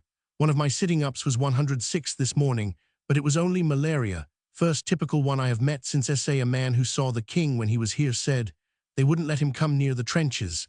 If a shell had come and hit him, I think the army would have gone mad. There'd be no keeping him in the trenches after that. This place before Rouen is Darnetal, a beautiful spiry town in a valley, pronounced by the staff of number 80 Darnetal. 6p1000. We unloaded by 12 and had just had time to go out and get a bath at the best baths in France. Shipped a big cargo of JJ this journey, but luckily made no personal captures. Got to sleep this afternoon as I was on duty all yesterday and up to 2A1000 this morning. Pouring cats and dogs as usual. No time to see the cathedrals. We had this time a good many old, seasoned, experienced men of the regular army who had been through all the 4 months, came out in August. They are very strong on the point of mixing territorials, and case army where it is not composed of old servicemen and Indians well in with men like themselves. One company of RE lost all its officers in one day in a charge. A H-50. One man gave a chuckling account of how they got to fighting the Prussian Guard with their fists at wipers because they were at too close quarters to get in with their bayonets. They really enjoyed it, and the Germans didn't. Saturday, 19th. We are dry docked today at Sotteville, outside Rouen. Z and I half walked and half trammed into Rouen this morning. It is lovely to get out of the train. This afternoon number played a football match against the khaki train and got well beaten. They've only been in the country 6 weeks and only do about one journey every 8 days, so they are in better training than ours, but it will do them a lot of good. We looked on. Sunday 20th, 6p1000. At last we are on our way back to Boulogne and mails, and the news of the war at home and abroad.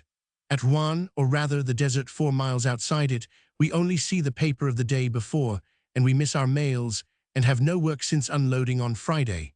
This morning was almost a summer day, warm, still, clear and sunny. We went for a walk, and then got on with painting the red crosses on the train, which can only be done on fine days, of which we've had few. The men were paraded, and then sent route marching, which they much enjoyed. It was possible, as word was sent that the train was not going out till 1. It did, however, move at 12, which shows how little you can depend on it, even when a time is given. They had a mouth organ and sang all the way. Monday, December 21st.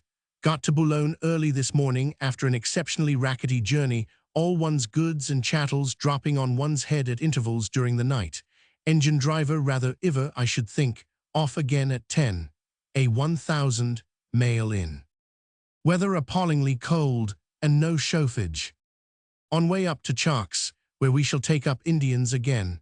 How utterly miserable Indians must be in this eternal wet and cold.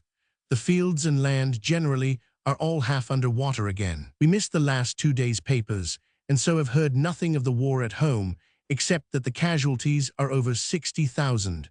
5 mufflers went this afternoon to 5 men on a little isolated station on the way here. When I said to the first boy, "Have you got a muffler?" he thought I wanted one for someone on the train. "Well, it's not a real muffler, it's my sleeping cap," he said, beginning to pull it off his neck, "but you're welcome to it if it's any use." What do you think of that? He got pink with pleasure over a real muffler and some cigarettes. You start with 2 men. When you come back in a minute with the mufflers, the 2 have increased to 5 silent, expectant faces. Wednesday, 23rd. We loaded up at Lillers late on Monday night with one of the worst loads we've ever taken, all wounded, half Indians and half British. You will see by Tuesday's French communiques that some of our trenches had been lost, and these had been retaken by the H-50, 1, Manchesters, and 7th 500, Geese. It was a dark, wet night, and the loading people were halfway up to their knees in black mud, and we didn't finish loading till 2 A1000, and were hard at it trying to stop H. Moorhedge and 100, till we got them off the train at 11 yesterday morning. The JJs were swarming, but a large khaki pinny tying over my collar, and with elastic wristbands, saved me this time. One little Gurkha with his arm just amputated and a wounded leg could only be pacified by having acid drops put into his mouth and being allowed to hug the tin. Another was sent on as a sitting-up case. Halfway through the night, I found him gasping with double pneumonia. It was no joke nursing him with 7 others in the compartment. He only just lived to go off the train. Another one I found dead about 5 A1000. We were to have been sent on to Rouen, but the O100 train reported too many serious cases, and so they were taken off at B. It was a particularly bad engine driver, too. I got some bath water from a friendly engine and went to bed at 12 next day. We were off again the same evening and got to be this morning, train full, but not such bad cases, and are on our way back again now. Expect to be sent on to Rouen. Now we are 3 instead of 4 sisters. It makes the night work heavier, but we can manage all right in the day. In the last journey, some of the worst cases got put into the top bunks in the darkness and rush, and one only had candles to do the dressings by. One of the 100s was on leave, but has come back now. All the trains just then had bad loads. The clearing hospitals were overflowing. The Christmas cards have come, and I'm going to risk keeping them till Friday in case we have patients on the train. If not, I shall take them to a sister I know at one of the B hospitals. We have got some HA100 on this time who try to stand up when you come in as if you were coming into their drawing room. The Tommies in the same carriage are quite embarrassed. One boy said just now, "We 'ad a 'appy Christmas last year." "Where?" I said. "At 'ome, long o' mother," he said, beaming. Christmas Eve, 1914. And no fire and no chauffage and cotton frocks. Funny life, isn't it? And the men are crouching in a foot of water in the trenches and thinking of 'ome, long o' mother, British, Germans, French and Russians. We are just up at Chalk's going to load up with Indians again. Had more journeys this week than for a long time. You just get time to get what sleep the engine driver, and the cold will allow you on the way up. 8p1000. Just nearing Boulogne with another bad load, half Indian, half British. Had it in daylight for the most part, thank goodness. Railhead today was one station further back than last time, as the headquarters had to be evacuated after the Germans got through on Sunday. The two regiments, Coldstream Guards and Camerons, who drove them back, lost heavily and tell a tragic story. There are two men, only one is a boy, on the train who got wounded on Monday night, both compound fracture of the thigh, and were only taken out of the trench this morning, Thursday, to a dressing station and then straight on to our train. We heard the guns this morning. Why they are alive I don't know, but I'm afraid they won't live long. They are sunken and grey-faced and just strong enough to say, "Anyway, I'm out of the trench now." They had drinks of water now and then in the field but no dressings and lay in the slush. Stretcher bearers are shot down immediately, with or without the wounded, by the German snipers. And this is Christmas, and the world is supposed to be civilized. They came in from the trenches today with blue faces and chattering teeth, and it was all one could do to get them warm and fed. By this evening, they were most of them revived enough to enjoy Christmas cards. There were such a nice lot that they were able to choose them to send to mother and my young lady and the missus and the children, and have one for themselves. The Indians each had one and salaamed and said, "God save you, and I will pray to God for you, and God win your enemies, and God kill many Germans, and the Indian men too cold, kill more Germans if not too cold." One with a SA ribbon spotted mine and said, "Africa same like you." Midnight, just unloaded, going to turn in. We are to go off again at 5a1000 tomorrow, so there'll be no going to church. Mail in, but not parcels. There's a big block of parcels down at the base, and we may get them by Easter. With superhuman self-control, I have not opened my mail tonight, so as to have it tomorrow morning. Christmas Day, 11a1000. On way up again to Bethune, where we have not been before, about 10 miles beyond where we were yesterday, a place I've always hoped to see. Sharp white frost, fog becoming denser as we get nearer Belgium. A howling mob of reinforcements stormed the train for smokes. We threw out every cigarette, pipe, pair of socks, mitts, hankies, pencils we had left. It was like feeding chickens, but of course we hadn't nearly enough. Everyone on the train has had a card from the King and Queen in a special envelope with the royal arms in red on it. And this is the message in writing hand. With our best wishes for Christmas, 1914. May God protect you and bring you home safe. Mary R. George R1. That is something to keep, isn't it? An officer has just told us that those men haven't had a cigarette since they left S. Hampton. Hard luck. I wish we'd had enough for them. It is the smokes and the rum ration that has helped the British Army to stick it more than anything, after the conviction that they've each one got that the Germans have got to be done in the end. A circt of the 100. G told me a cheering thing yesterday. He said he had a draft of young soldiers of only 4 months' service in this week's business. Talk of old soldiers, he said, you'd have thought these had had years of it. When they were ordered to advance, there was no stopping them. After all, we are not going to Bethune, but to Merville again. This is a very slow journey up, with long indefinite stops. We all got bad headaches by lunchtime from the intense cold and a short night following a heavy day. At lunch, we had hot bricks for our feet and hot food inside, which improved matters, and I think by the time we get the patients on there will be chauffage. The orderlies are to have their Christmas dinner tomorrow, but I believe ours is to be tonight, if the patients are settled up in time. Do not think from these details that we are at all miserable. We say, for king and country, at intervals, and have many jokes over it all, and there is the never-failing game of going over what we'll all do and avoid doing after the war. 7p1000. Loaded up at Merville and now on the way back. Not many badly wounded, but a great many minor medicals, crocked up, nothing much to be done for them. We may have to fill up at Hazebrouck, which will interrupt the very festive Christmas dinner the French staff are getting ready for us. It takes a man, French or British, to take decorating really seriously. The orderlies have done wonders with theirs. Aeroplanes done in cotton wool on brown blankets is one feature. This lot of patients had Christmas dinner in their clearing hospitals today, and the King's Christmas card, and they will get Princess Mary's present.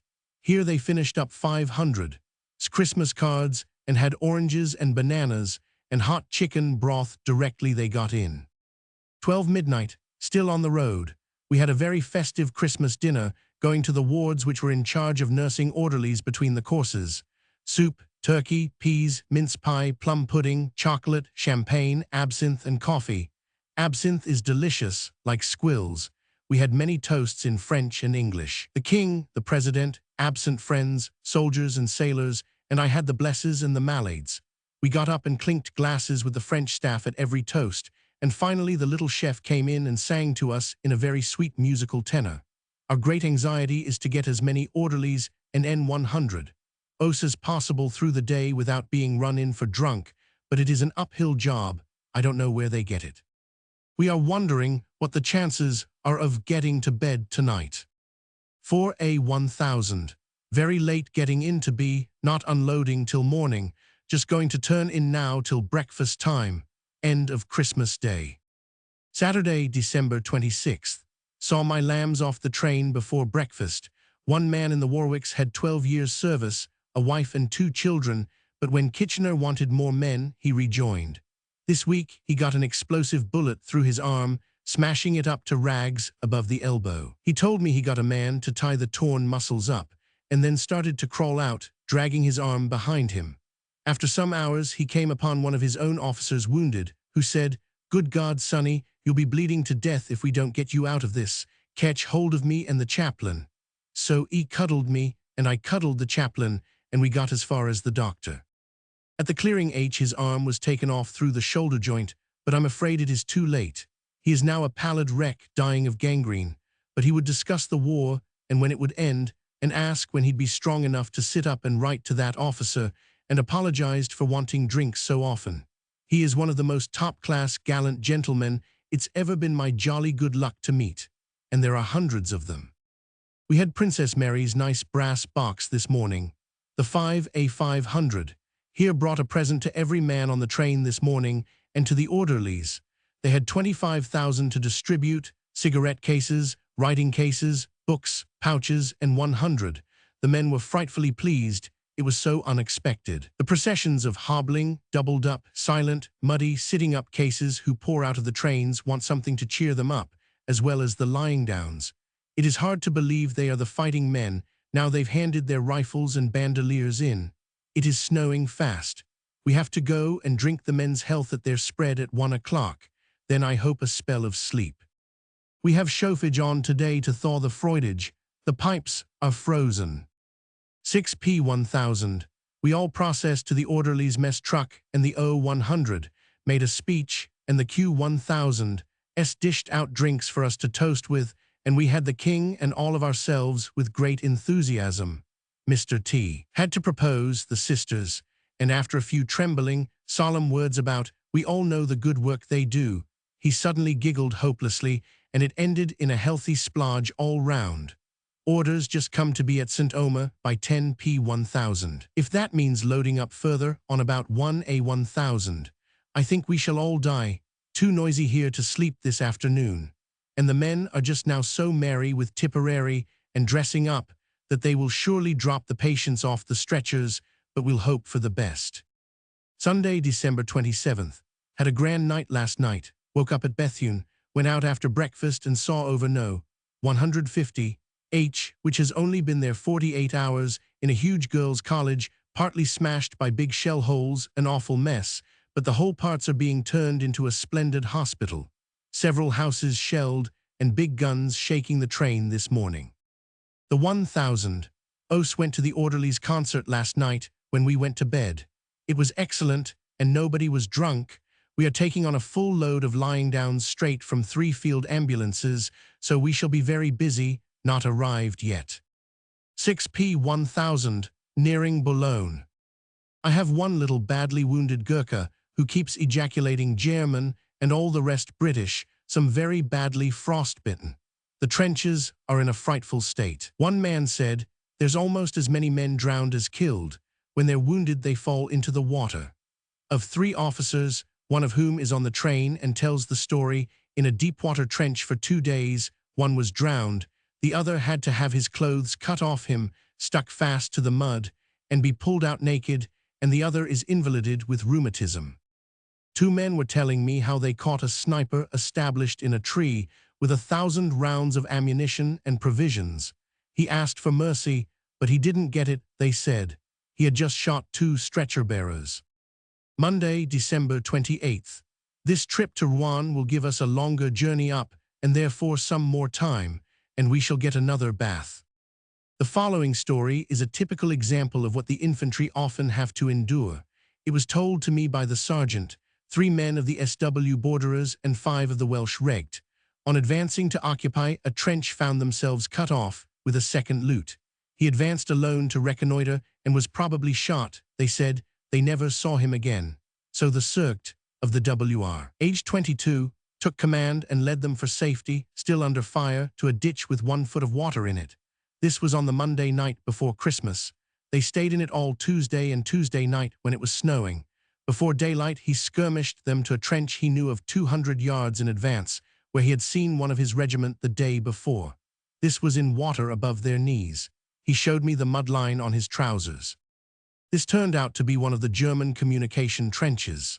They stayed in that all Wednesday night, and Thursday, living on some biscuit one man had, some bits of chocolate, and drinking the dirty trench water, in which was a dead German dressed as a Gurkha. We was praying all the time, said one of them. Then one ventured out to get water and was shot. On Christmas Eve night it froze hard, and they were so weak and starved and numb that the Circt decided that they couldn't stick it any longer, so they cast their equipment and made a dash for a campfire they could see. One of them is an old gray-haired reservist with 7 children. By good luck, they struck a road which led them to some Coldstream's billet, a house. There they were fed with tea, bread, bacon, and jam, and stayed an hour, but didn't get dried. Then these 100 G's had to go into action, and the Circt took them on to some Grenadier Guards billet. By this time he and one other had to be carried by the others. There they stayed the night, Christmas Day, and saw the 1,000 of a field ambulance, who sent them all into hospital at Bethune, whence we took them on this train to Rouen, all severely frostbitten, weak, and rheumatic. An infant boy of 19 was telling me how he killed a German of 6 ft, 3 in. Bill, I says, there's one o' them big devils, only I called him worse than that, he said politely to me, and we all 3 emptied our rifles into him, and he never moved again. 9p1000. At Sotteville, off Rouen, we got unloaded at 1p1000, and then made a dash for the best baths in France. Tuesday, December 29th. We've had a quite useful day off today, still at Sotteville, had a walk this morning, also got through arrears of mending and letter writing. They played another football match this afternoon and did much better than last time, but still got beaten. Wednesday, December 30th. Still at Sotteville. One of our coaches is off being repaired here, and goodness knows how long we shall be stuck. Had a walk this morning along the line. The train puffed past me on its way to Rouen for water. I tried to make the engine driver stop by spreading myself out in front of the engine, but he shooed me out of the way, and after some deliberation, I seized a brass rail and leapt onto the footboard about halfway down the train. It wasn't at all difficult after all. We had Seymour Hicks lot tacked on behind us. They are doing performances for the hospitals and rest camps in Rouen today, but unfortunately we are too far out to go in. Thursday, December 31st, New Year's Eve. Still at Sotteville and clemmed with cold. There was no paraffin on the train this morning, so we couldn't even have the passage lamps lit. This afternoon I went with Major and the French Major and the little fat French caporal, who is the same class as the French Major, or better, into Rouen, and they trotted us round sightseeing. The little caporal showed us all the points of the cathedrals, and the 12th century stone pictures on the north porch and on the towers, and also the church of St. Maclou with the wonderful Ossuaire cloisters, now a college for June's fills. We had tea in the town and trammed back. This evening, New Year's Eve, the French staff had decorated the restaurant with Chinese lanterns, and we had a festive New Year's Eve dinner, with chicken and Christmas pudding on fire, and sauterne and champagne and crackers. The putting on of caps amused everyone infiniment, and we had more speeches and toasts.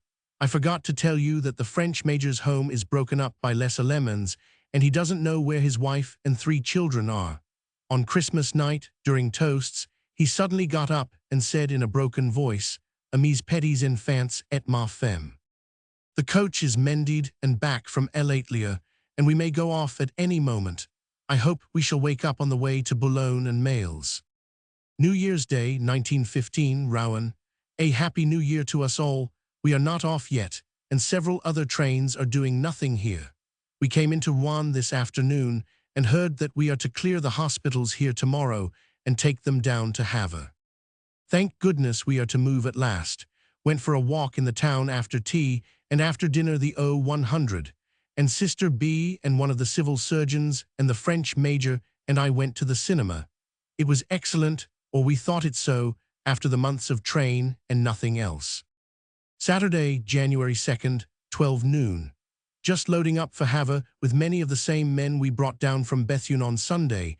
It seems as if we might just as well have taken them straight down to Havre. They look clean now and have lost the trench look. Have been asked to say how extra excellent the Christmas cake was. We finished it yesterday, ditto the Tiptree jam. It is a week, on Monday, since we had any mails. There is a major of ours on the train, getting a lift to Havre, who is specialist in pathology, and he has been investigating the bacillus of malignant dema and of spreading gangrene. They are hunting anaerobes, Sir Olmroth right at Boulogne and a big French professor in Paris, for a vaccine against this, which has been persistently fatal. This man knew of 2 cases who were, as he puts it, good cases for dying, and therefore good cases for trying his theory on. Both got well, began to recover within 8 hours. And one of them was my re-enlisted Warwickshire man with the arm amputated, who was got out by the wounded officer and the padre. January 3rd. A sergeant we took down to Havre yesterday told me of his battalion's very heavy losses. He said out of the 1,400 of all ranks he came out with, there are now only 5 sergeants, 1 officer, and 72 men left. He said the young officers won't take cover, they get too excited and won't listen to people who have had a little experience. One would keep putting his head out of the trench because he hadn't seen a German. I kept telling of him, said the sergeant, but of course he got it. 7 on number, ambulance train 5. Winter on the train and in the trenches. January 7, 1915 to February 6, 1915. The winter and the dark last long. Grief grows and dawn delays. Make we our sword arm doubly strong, and lift on high our gaze, and staunch we deep the hearts that weep, and touch our lips with praise. Anon. 7 on number, ambulance train 5. Winter on the train and in the trenches. January 7, 1915 to February 6, 1915. The petty Vitus sighting, uncomplainingness of Tommy, painting the train, a painful convoy, the Uhlans watch, officer dressed in bandages, Sotteville Versailles, the Palais Trianon, a walk at Rouen, the German view, and the English view punch, when you return conqueror, K.S. New Army. Thursday, January 7th. We moved out of Boulogne about 4A1000 and reached Merville with many long waits at 2P1000, loaded up there and filled up at Hazebrouck on way back. Many cases of influenza with high temperatures, also rheumatisms and bad feet, very few wounded. When they got the khaki hankies they said, "Khaki, that's extra." P1000. We have 318 on board this time, including 4 enterics, 4 diphtherias, and 18 convalescent scarlets, who caught it from their billet. A quiet-looking little man has a very fine new German officer's helmet and sword. He gave it to me, he said. I had shot him through the lung. I did the wound up as best I could and tried to save him, but he died. He was coming for me with his sword. Seems funny to first shoot a man and then try to mop it up. The Germans don't, they finish you off. An officer on the train told me how another officer and 25 men were told off to go and take a new trench which had been dug in the night. Instead of the few, they expected they found it packed with Germans, all asleep. It's not a pretty story, he said, but you can't go first and tell them you're coming when you are outnumbered 3-1. They had to bayonet every one of those sleeping Germans and killed everyone without losing a man.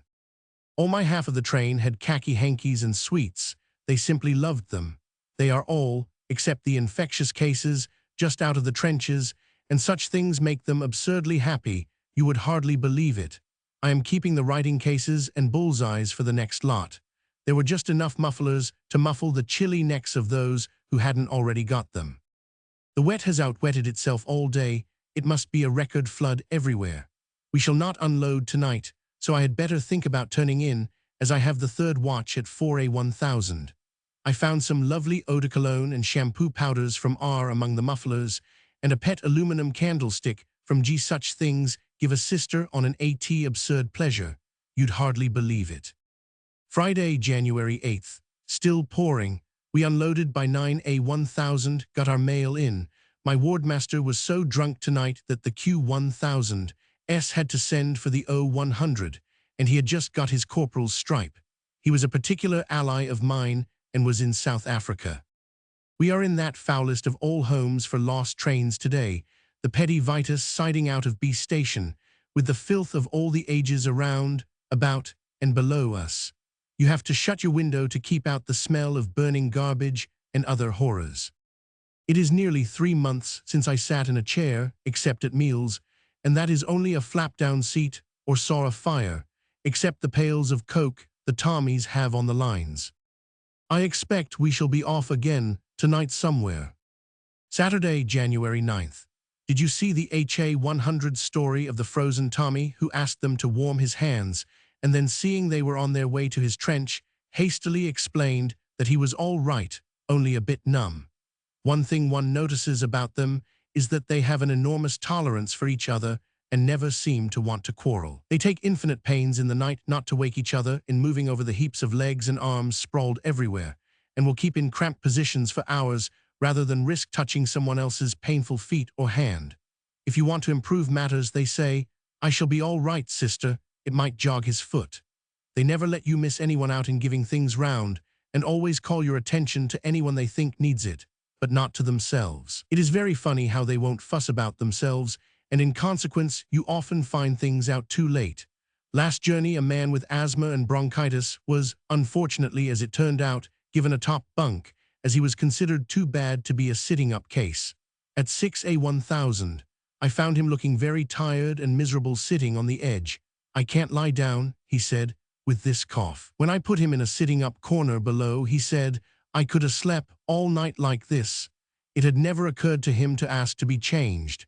They get so used to discomfort that they stay put and never utter. We had missed his distress in the 318 we had on board, and they were sleeping on the floors of the corridors, so the middle bunks were very difficult to get at. Any of them would have changed with him. This happens several times on every journey, but you can't get them to fuss. The Germans and the Sikhs begin to clamor for something directly they are on the train and keep it up till they go off. Another typical instance, though not a pretty one, of Tommy's reluctance to complain occurred on the last journey. I came on one compartment full, busily engaged in collecting JJs off one man in the middle, with a candle to see by. His blanket, I found, was swarming, and it was ours, not his, one of a lot taken on at Rouen as disinfected. For one ghastly moment, I thought it might be the compartment where I'd spent a good half-hour doing up their feet, but it wasn't. I had the blanket hurled out of the window, and they then slept, but they weren't going to complain about it. There was one jovial old boy of 60 with rows of ribbons. He had 3 sons in the army, and when they went, he wasn't going to be left behind, so he re-enlisted. Sunday, January 10th. Woke up at Bailul, sun shining for once, and everything, floods and all, looking lovely all the way down. Loaded up early and got down to B by 4P1000. To hear that we are to go on to Rouen, another all-night touch. We have put off the 14 worst cases at B, and are now on our way to R. This is the first time we have shipped Canadians, PP 100. 51, the only regiment as yet in the fighting line. They are oldish men who have nearly all seen service before, many in South Africa. Lots more wounded this time. Some S-51 got badly caught in a wood. They've just come from India. When I took the Devonshire toffee round, a little doubtful whether the HA 100 would not be too grand for it, one of them started up. Oh, by George, not really. We have a boy on board with no wound and no disease, but quite mad, poor boy. He has to have a special orderly on him. Monday morning, January 11th, Rowan. The approach to Rouen at 6 o'clock on a pitch-dark, wet and starlight morning, with the lights twinkling on the hills and on the river, and in the old wet streets, is a beautiful sight. My mad boy has been very quiet all night. Tuesday, January 12th. At S all day. By some mistake it hasn't rained all day, so we took the opportunity to get on with painting the train. We worked all the morning and afternoon and got a lot done, and it looks very smart. Huge red crosses on white squares in the middle of each coach, and the number of the ward in figures a foot long at each end. This on both sides of the coaches. We have done not quite half the coaches, and are praying that it won't rain before it dries. If it does, the result is pitiable. The orderlies have been shining up the brass rails and paraffining the outside of the train, and have also played and won a football match against number 1AT. Wednesday, January 13th. Woke at Abbeville, now on the way to Boulogne, where I hope we shall have time to get mails. 5p 1000.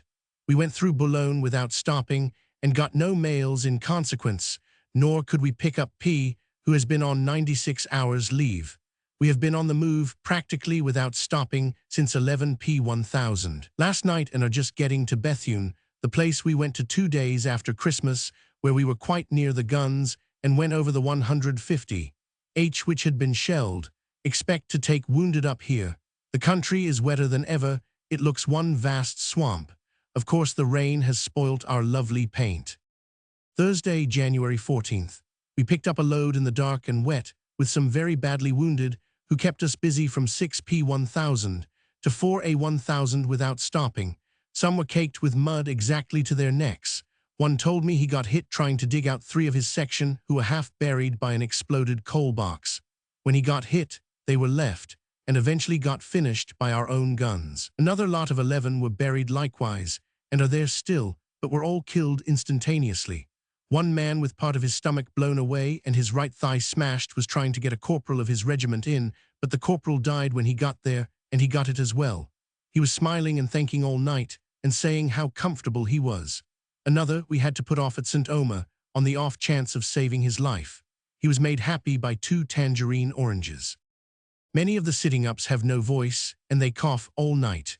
We unloaded this morning, got a sleep this afternoon, and are now 5p 1000 on our way up again. The clearing hospitals are overflowing as of old, and like the field ambulances, have more than they can cope with. We have to redress the septic things with H2O2, which keeps them going till they can be specially treated at the base. Some of the enterics are very bad. Train journeys are not ideal treatment for enteric H. mortgage, but it has to be done. 2 of my orderlies are very good with them and take great care of their mouths and know how to feed them. It is a great anxiety when a great hulking G500, general duty orderly, not a nursing orderly, has to take his turn on night duty with the badly wounded. It is time the sun shone somewhere, but it will surely later on. Friday, January 15th. We got to Bailleul too late last night for loading and went thankfully to bed instead. Now 3p 1000, nearly back at B. But expect to be sent on to Rouen, most sick this time, and bad feet, not exactly frostbite, but swollen and discolored from the wet. One of my enterics is a field ambulance boy with a temp of 105, and he only went sick yesterday. How awful he must have felt on duty. He says his body feels 4 sizes too big for him. It is a mild day, sunny in parts, and not wet. Still Friday, January 15th. We unloaded at 6p 1000 at B and are to start off again at 4a 1000. Business is brisk just now. This last lot only had mostly minor ailments, besides the enterics and the woundeds. The French major has had a letter from his wife at last. They are with the Germans, but quite well. We drank their health tonight in special port and champagne, and had Christmas pudding with sauce d'enfer, as the lighted brandy was called. But we are all going to bed, not ivers, I'm glad to tell you. This going up by night and down by day is much the least tiring way, as we can undress and have a real night in bed. Later, Hazerbrook, we have been out, but couldn't get as far as no. 150 H, where I find T is, as the RTO said we might be going on at 11. We came across an anti-aircraft gun pointing to the sky on a little hill. The gunner officer in charge of it seemed very pleased to see us, as he is alone all day. He walks up and down the road a certain distance, dropping stones out of his pocket at each turning, and clears out the surrounding drain pipes to drain his bit of swamp as his amusements. Showed us his two kinds of 12 lb shells, high explosives and shrapnel. The high explosive frightens the enemy aeroplane away by its terrific bang. He says, our own airmen say they don't mind the shrapnel. He says you can't distinguish between one kind of French aeroplane and the Germans until they are close enough over you to see the colors underneath, and then it may be too late to fire. I'm terrified of bringing down a French aeroplane, he said. He was a most cheerful, ruddy, fit-looking boy. 9p1000. Another train full and nearing Boulogne. A supply train full of minor cases came down just before us from the same place where we've been 3 days running. The two clearing hospitals up there are working at awful high pressure, filling in from field ambulances and emptying into the trains. All cases now have to go through the clearing hospitals for classification and diagnosis and dressings, but it is of a sketchy character, as you may imagine. They are all swarming with JJs, even the officers. One of the officers is wounded in the head, shoulder, stomach, both arms and both feet. A boy in my wards with a baby face showed me a beautiful silver, enameled and engraved watch he got off a Yulin. He was treasuring it in his belt to take home to mother. I asked him if the Yulin was dead. Oh yes, he said, his face lighting up with glee. We shot him. He was like a pepper pot when we got to him. Isn't it horrible? And like the boy in Punch, he'd never killed anybody before he went to France. I wonder what mother will say to his cheerful little story. I have been busy bursting a bad quinsy with inhalers and fomentations. After a few hours, he could sing Tipperary and drink a bottle of stout. There are 2 volunteer shop boys from a London territorial regiment who call me Madam from force of habit. Sunday, January 17th. We didn't unload at Boulogne last night and are still 11A1000, taking them on to Etretat, a lovely place on the coast, about 10 miles north of Havre. The hospital there is my old General Hospital that I mobilized with, so it will be very jolly to see them all again. We are going through most lovely country on a clear sunny morning, and none of the patients are causing any anxiety, so it is an extremely pleasant journey, and we shall have a good rest on the way back. 3p1000. Just as I was beginning to forget there were such things as trenches and shrapnel and snipers, they told me a horrible story of 2 Camerons who got stuck in the mud and sucked down to their shoulders. They took an hour and a half getting one out, and just as they said to the other, "All right, Jock, we'll have you out in a minute," he threw back his head and laughed, and in doing so got sucked right under and is there still. They said there was no sort of possibility of getting him out. It was like a quicksand. One told me, not as such a very sensational fact, that he went for 11 weeks without taking off his clothes or a wash, and then he had a hot bath and a change of everything. He remarked that he had to scrape himself with a knife. We have been traveling all day and shan't get to Etretat till about 7p1000. It is a mercy we got our bad cases off at Boulogne, pneumonias, enterics, 2 SFs, and some badly wounded, including the officer dressed in bandages all over. He was such a nice boy. When he was put into clean pajamas and had a clean hanky with eau de cologne, he said, "By Jove, it's worth getting hit for this, after the smells of dead horses, dead men, and dead everything." He said no one could get into Messens, where there is only one house left standing, because of the unburied dead lying about. He couldn't move his arms, but he loved being fed with pigs of tangerine orange, and like so many, he was chiefly concerned with giving so much trouble. He looked awfully ill, but seldom stopped smiling. Of such are the kingdom of heaven. Later on way to Havre. These are all bound for home and have been in hospital some time. They are clean, shaved, clothed, fed, and convalescent.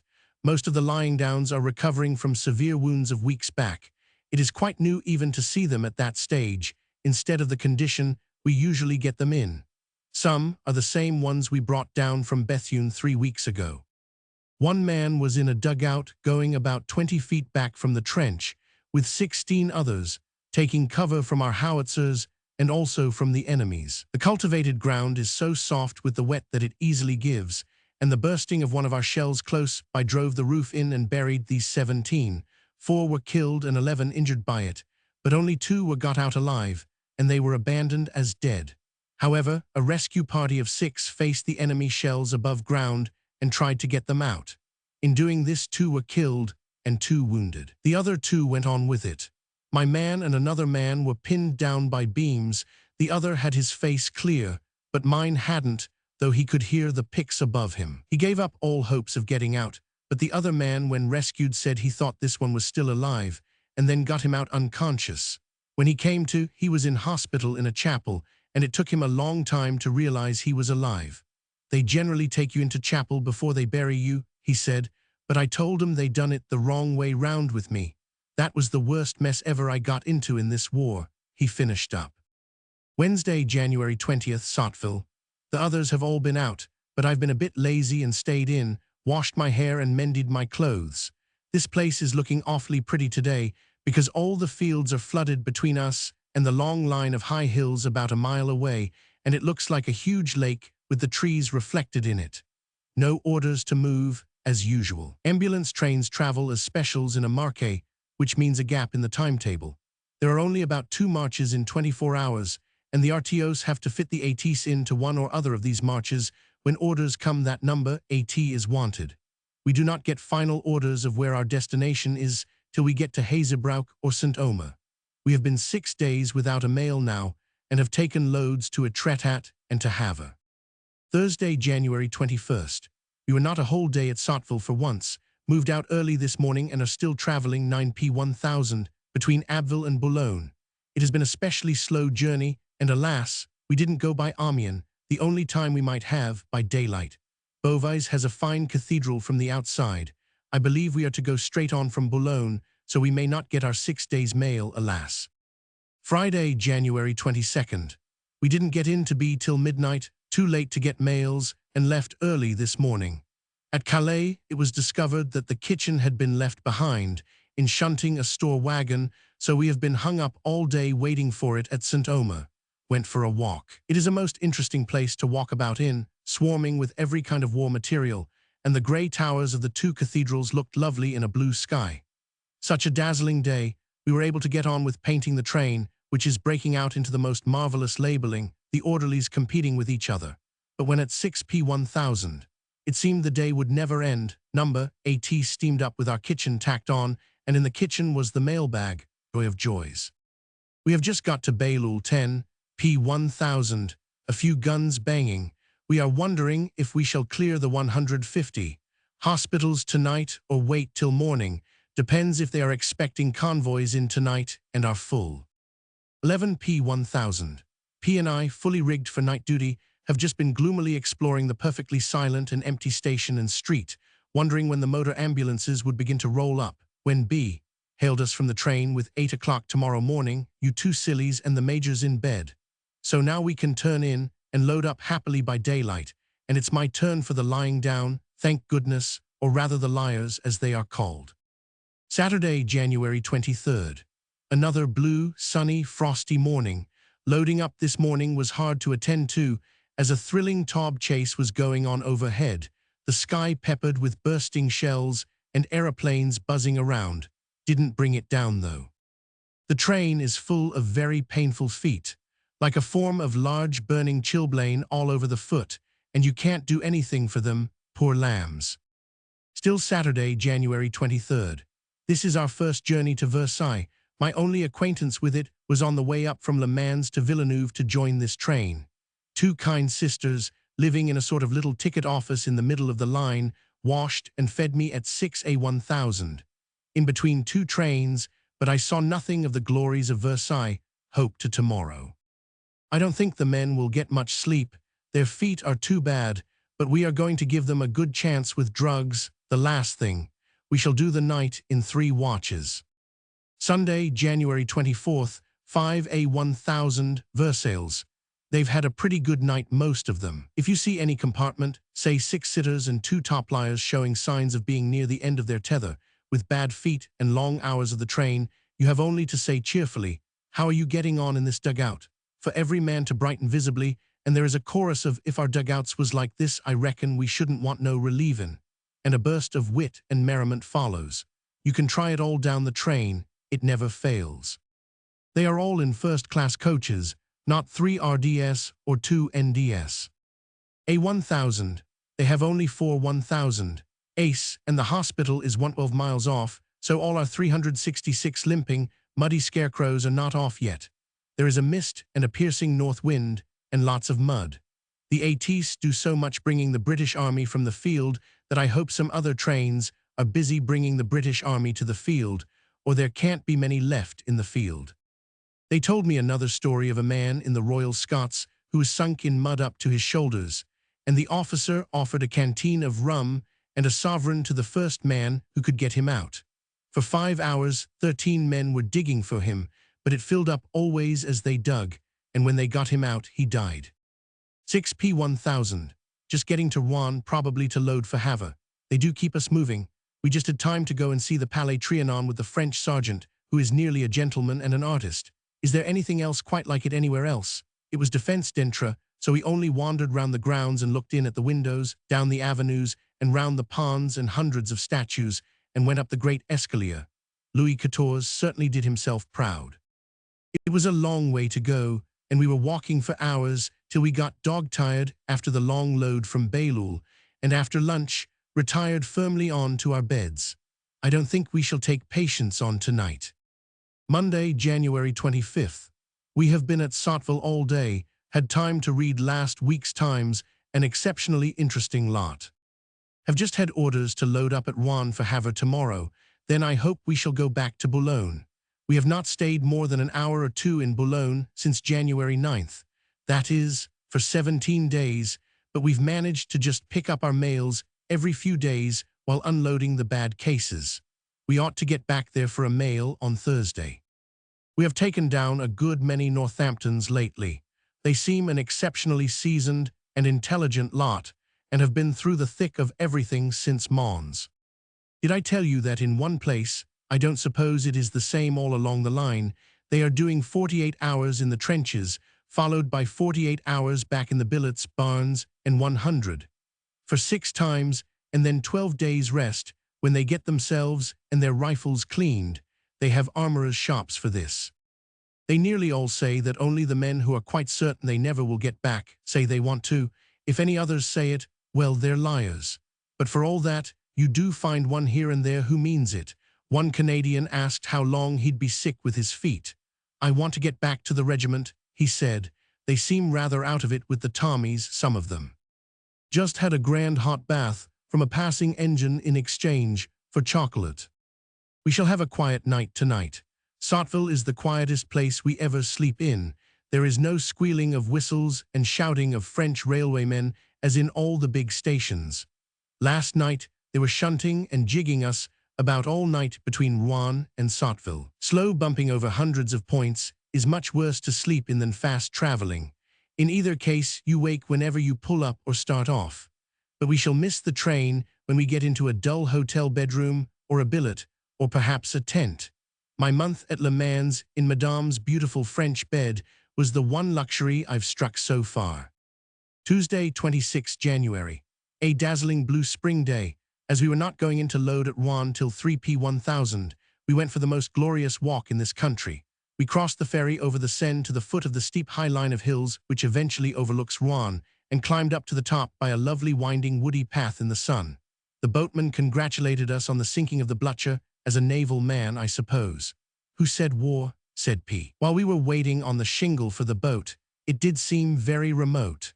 At the top, we got to the church of Les Bonnes Secours, which is in a very fine position with a marvelous view. We had some lovely cider in a very clean pub with a garden, and then took the tram down a very steep track into Rouen. I was standing in the front of the tram for the view over Rouen, which was dazzling, with the spires and the river and the bridges, when we turned a sharp corner and smashed bang into a market cart coming up our track. For the moment, one thought the man and woman and the horse must be done for. The horse disappeared under the tram, and there arose such a screaming that the three Tommies and I fell over each other trying to get out to the rescue. When we did, we found the man and woman had been luckily shot out clear of the tram, except that the man's hand was torn, and the old woman was frantically screaming, "Moan Cheval, Moan Cheval, Moan Cheval," at least 100 times without stopping. The others were out by this time, and the two tram people, and the French clack went on at its top speed, while P and the Tommies and a very clever old woman out of the tram tried to cut the horse clear of the broken cart, and I did up the man's hand with our hankies.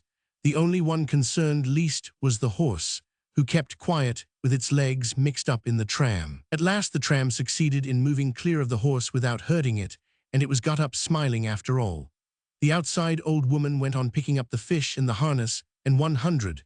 The man was taken off to have his hand bathed, and the poor old woman of the cart stopped screaming, "Moan Cheval, Moan Cheval," and went off to have a drink, and we walked on and found a train at Rouen. That sort of thing is always happening in France. I hope the overworked people at the heads of the various departments of the British Army realize how the men appreciate what they try and do for them in the trenches. If you ask what the billets are like, they say, "Barns and such like, they do the best they can for us."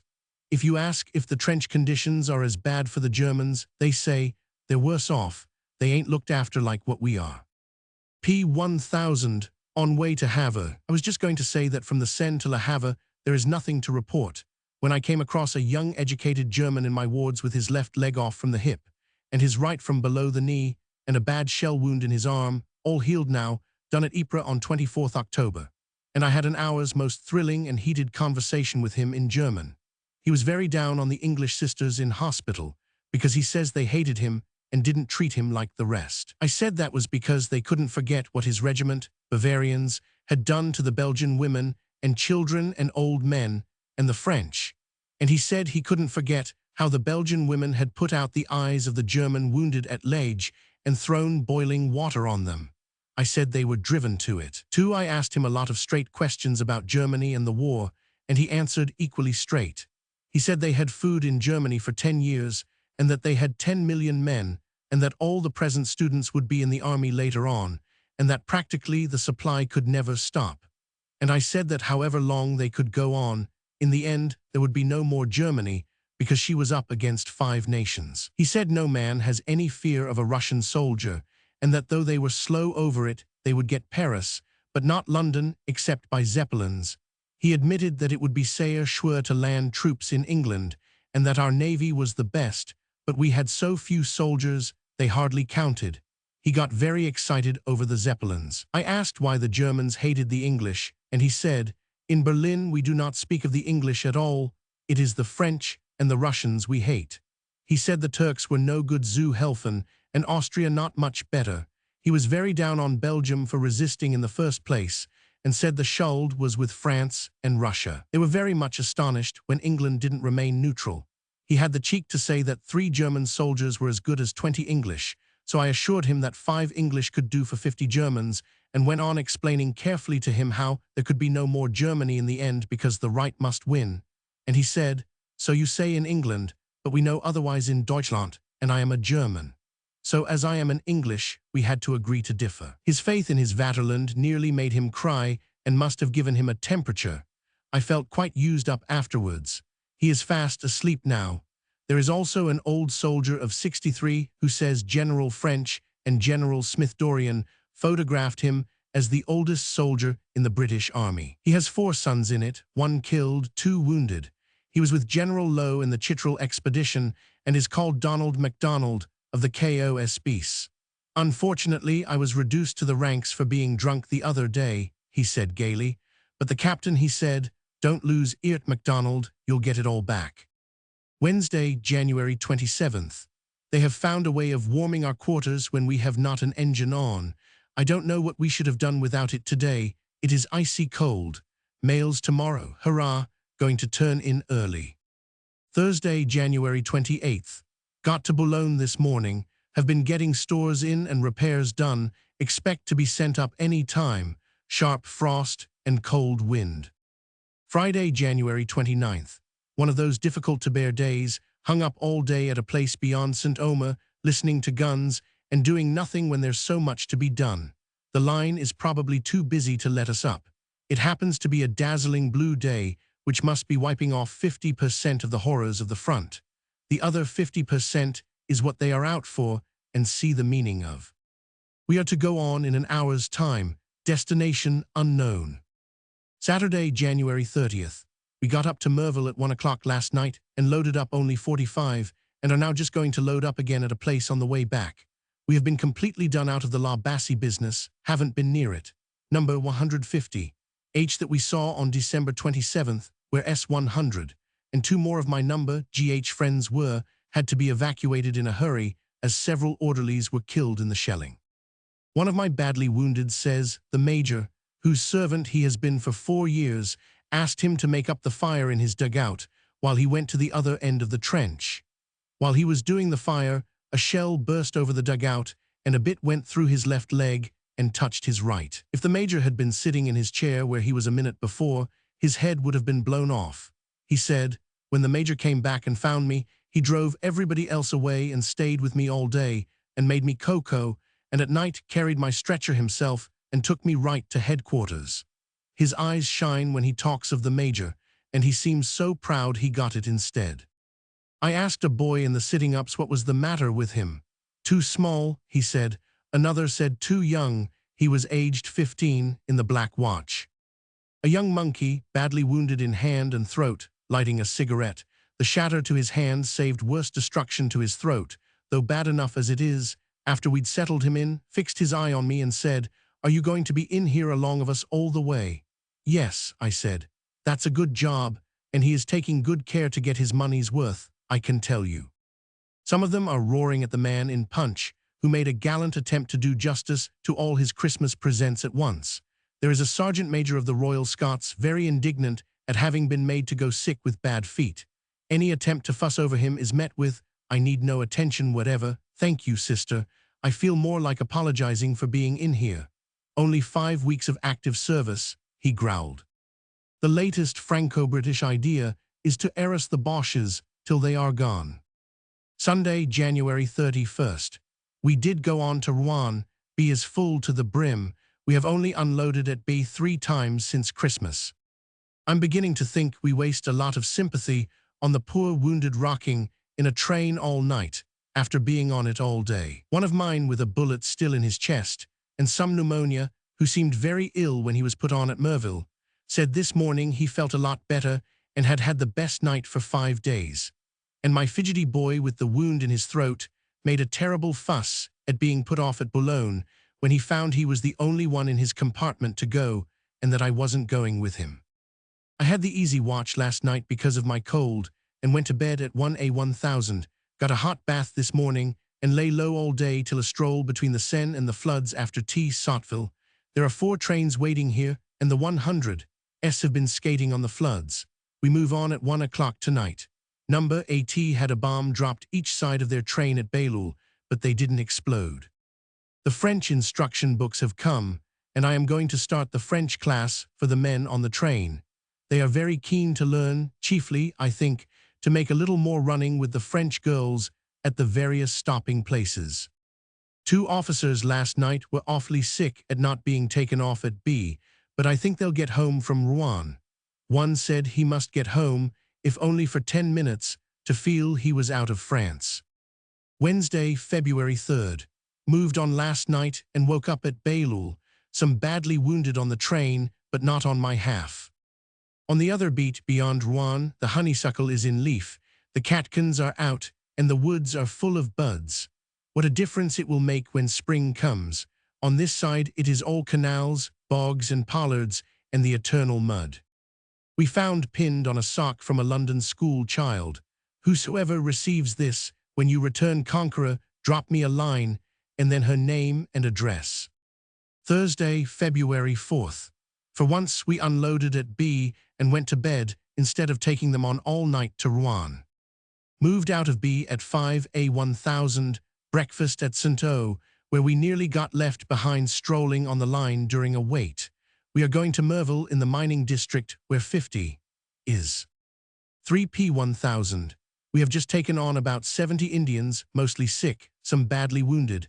They are much cleaner than they used to be in clothes, but not, alas, in habits. Aeroplanes are chasing a Taube overhead, but it is not being shelled. Guns are making a good noise all round. We are waiting for a convoy of British now. It is a lovely afternoon. The guns were shaking the train just now. One big bang made us all pop our heads out of the window to look for the bomb, but it wasn't a bomb. A rosy-faced, white-haired colonel here just came up to me and said, "You've brought us more firing this afternoon than we've heard for a long time."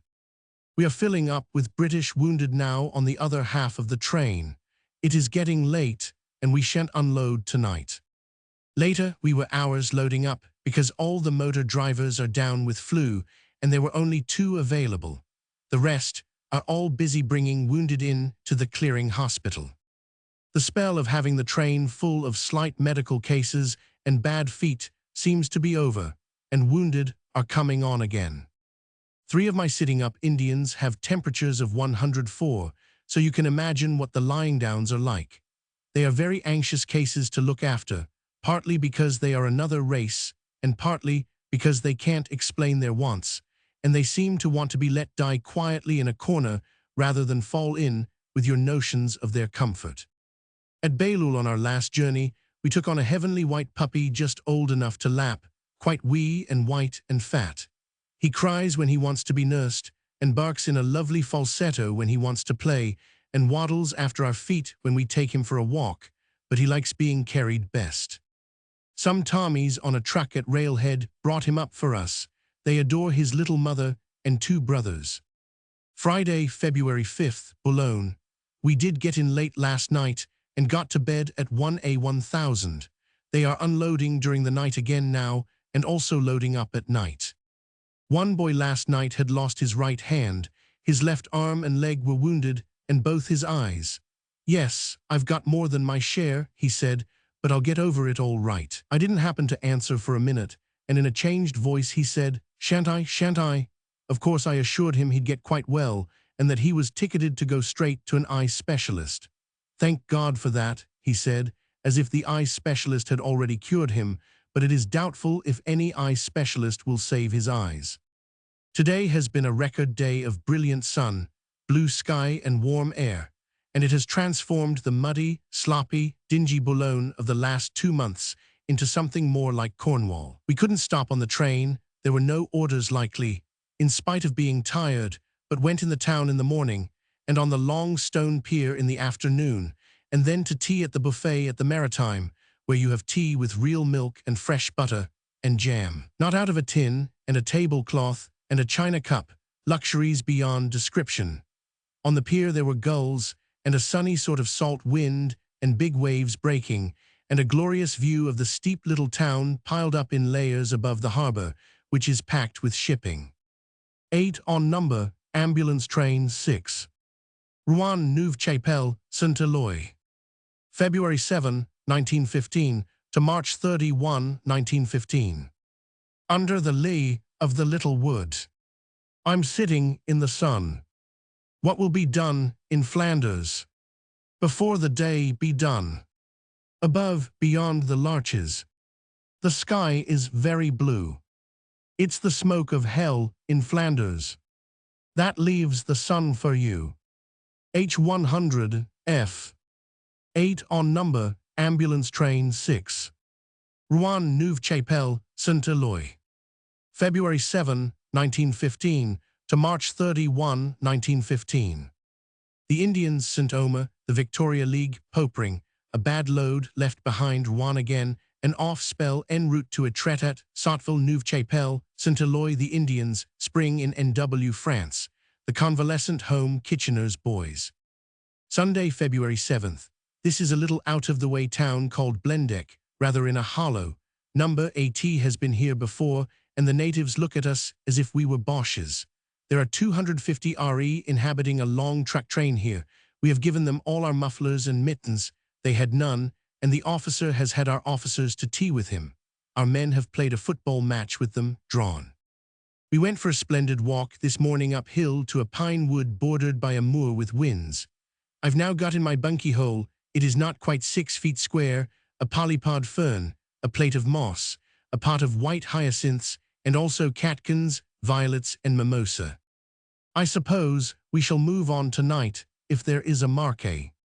Many hundreds of French cavalry passed across the bridge over this cutting this morning. They looked so jolly. One of the staff who has been to Woolwich on leave says that case new army there is extraordinarily promising and keen. So far, we have only heard good of those out here, from the old hands who have come across them. P1000, we are just getting to the place where all the fighting is, La Bassée way. Probably we shall load up with wounded tonight. There's a great flare some way off that looks like the burning villages we used to see round Ypres. It is a very dark night. Monday morning, February 8th. We stood by last night and are just going to load now. All is quiet here, said to have been nothing happening the last few days. 7p1000. Nearing B, we've had a very muddly day, taking on at 4 different places. I have a coach full of Indians. They have been teaching me some more Hindustani. Some of them suddenly began to say their prayers at sunset. They spread a small mat in front of them, knelt down, and became very busy knocking holes in the floor with their eads, as the orderly describes it. We have a lot of woundeds from Saturday's fighting. They took 3 German trenches and got in with the bayonet until they were treading on dead Germans. The wounded sitting-ups are frightfully proud of it. After their personal reminiscences, you feel as if you'd been jabbing Germans yourself. They say they lose their minds in the charge and couldn't do it if they stopped to think, because they're feelin' men, same as us, one said. A corporal on his way back to the front from taking some people down to St. O under a guard saw one of his pals at the window in our train. He leaped up and said, "I wish to God I could get chilblains and come down with you." This to an indignant man with a shrapnel wound. I've got 5 bad cases of measles, with high temperatures and throats. Tuesday, February 9th. Again, they unloaded us at B last night, and we are now 11A1000 on our way up again. The Indians I had were a very interesting lot. The race differences seem more striking the better you get to know them. The Gurkhas seem to be more like Tommies in temperament and expression, and all the Mussulmans and the best of the Sikhs and Jats might be princes and prime ministers in dignity, feature, and manners. When a Sikh refuses a cigarette, if you are silly enough to offer him one, he does it with a gesture that makes you feel like a housemaid who ought to have known better. The beautiful Mussulmans smile and salam and say Merbani, however ill they are, if you happen to hit upon something they like. They all make a terrible fuss over their kit and their puggaries and their belongings and refuse to budge without them. Sister 1000 found her orders to leave when we got in, but she doesn't know where she is going. So after this trip, we shall be 3 again, which is a blessing, as there are not enough wards for 4 and no one likes giving any up. It also gives us a spare bunk to store our warehouses of parcels for men, which entirely overflow our own dugouts. As soon as you've given out one lot, another bale arrives. We have had every kind of infectious disease to nurse in this war, except smallpox. The infectious ward is one of mine, and we've had enteric, scarlet fever, measles, mumps, and diphtheria. 7p1000. We got to the new place where we wait for a marquee just at tea time, and we had a grand walk up to the moor, where you can see half over France each way. There is a traveling wireless station up there. Each pole has its receiver in a big grey motor lorry by the roadside, where they live and sleep. The road wound down to a little curly village with a beautiful old grey church. On the top of the moor on the way back, it was dark, and the flash signals were morsing away to each other from the different hills. It reminded me of the big forts on the koppies round Pretoria. I had my first French class this afternoon at St. Omer in the men's mess truck. There were 17, including the quartermaster sergeant and the cook's boy. I'd got a small blackboard in Boulogne, and they all had notebooks, and the Q1000s had arranged it very nicely. They were very keen and got on at a great pace. They weren't a bit shy over trying to pronounce, and will, I think, make good progress. They have a great pull over men of their class in England, by their opportunities of listening to French spoken by the French, such a totally different language to French spoken by most English people. My instruction book is Hugo's, which is a lightning method compared to the usual school books. They are doing exercises for me for next time. Wednesday, February 10th, 9 p. 1000.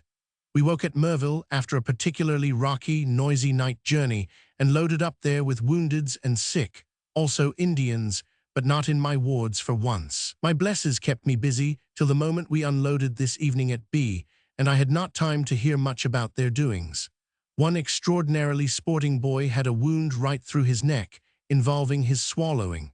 It took about half an hour to give him a feed through a tube, but he stuck it, smiling all the time.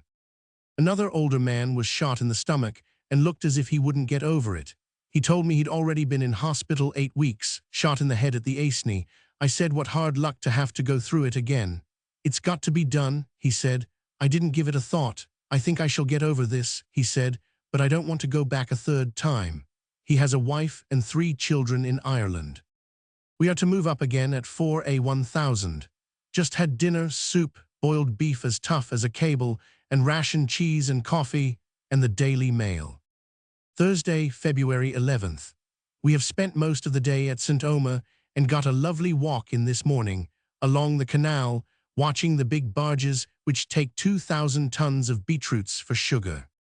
There is a scheme on foot for fitting up these big barges as transport for the sick.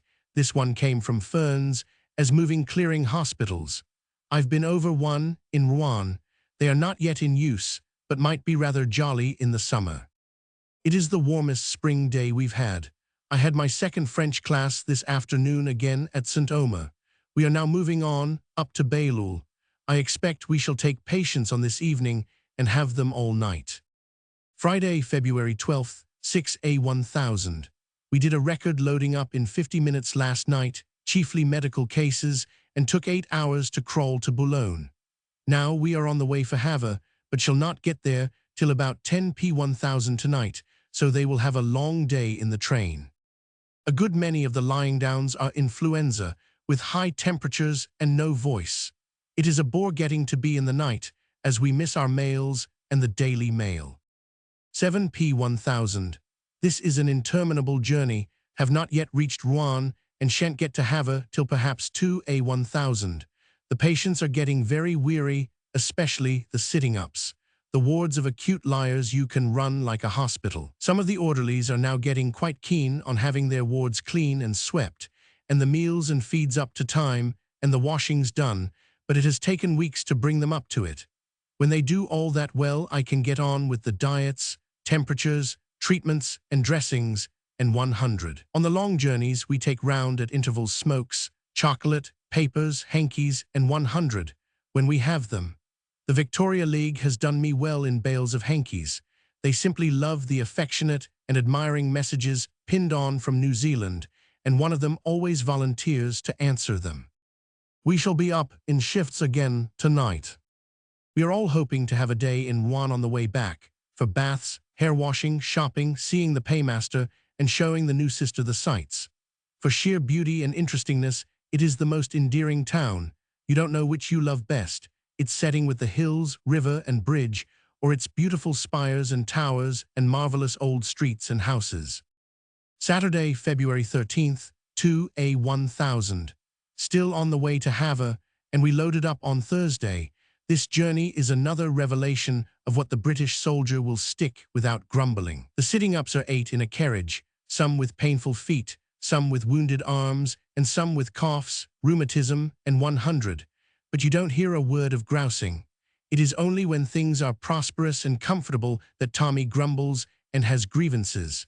Some of the liars are too ill to know how long they've been on the train. One charming Scotchman, who enlisted for Case Army but was put into the regulars because he could shoot, has just asked me to write my name and address in his little book so that he can write from England. He also says we must look after ourselves and study our health, because there's a bad time coming and our country will need us.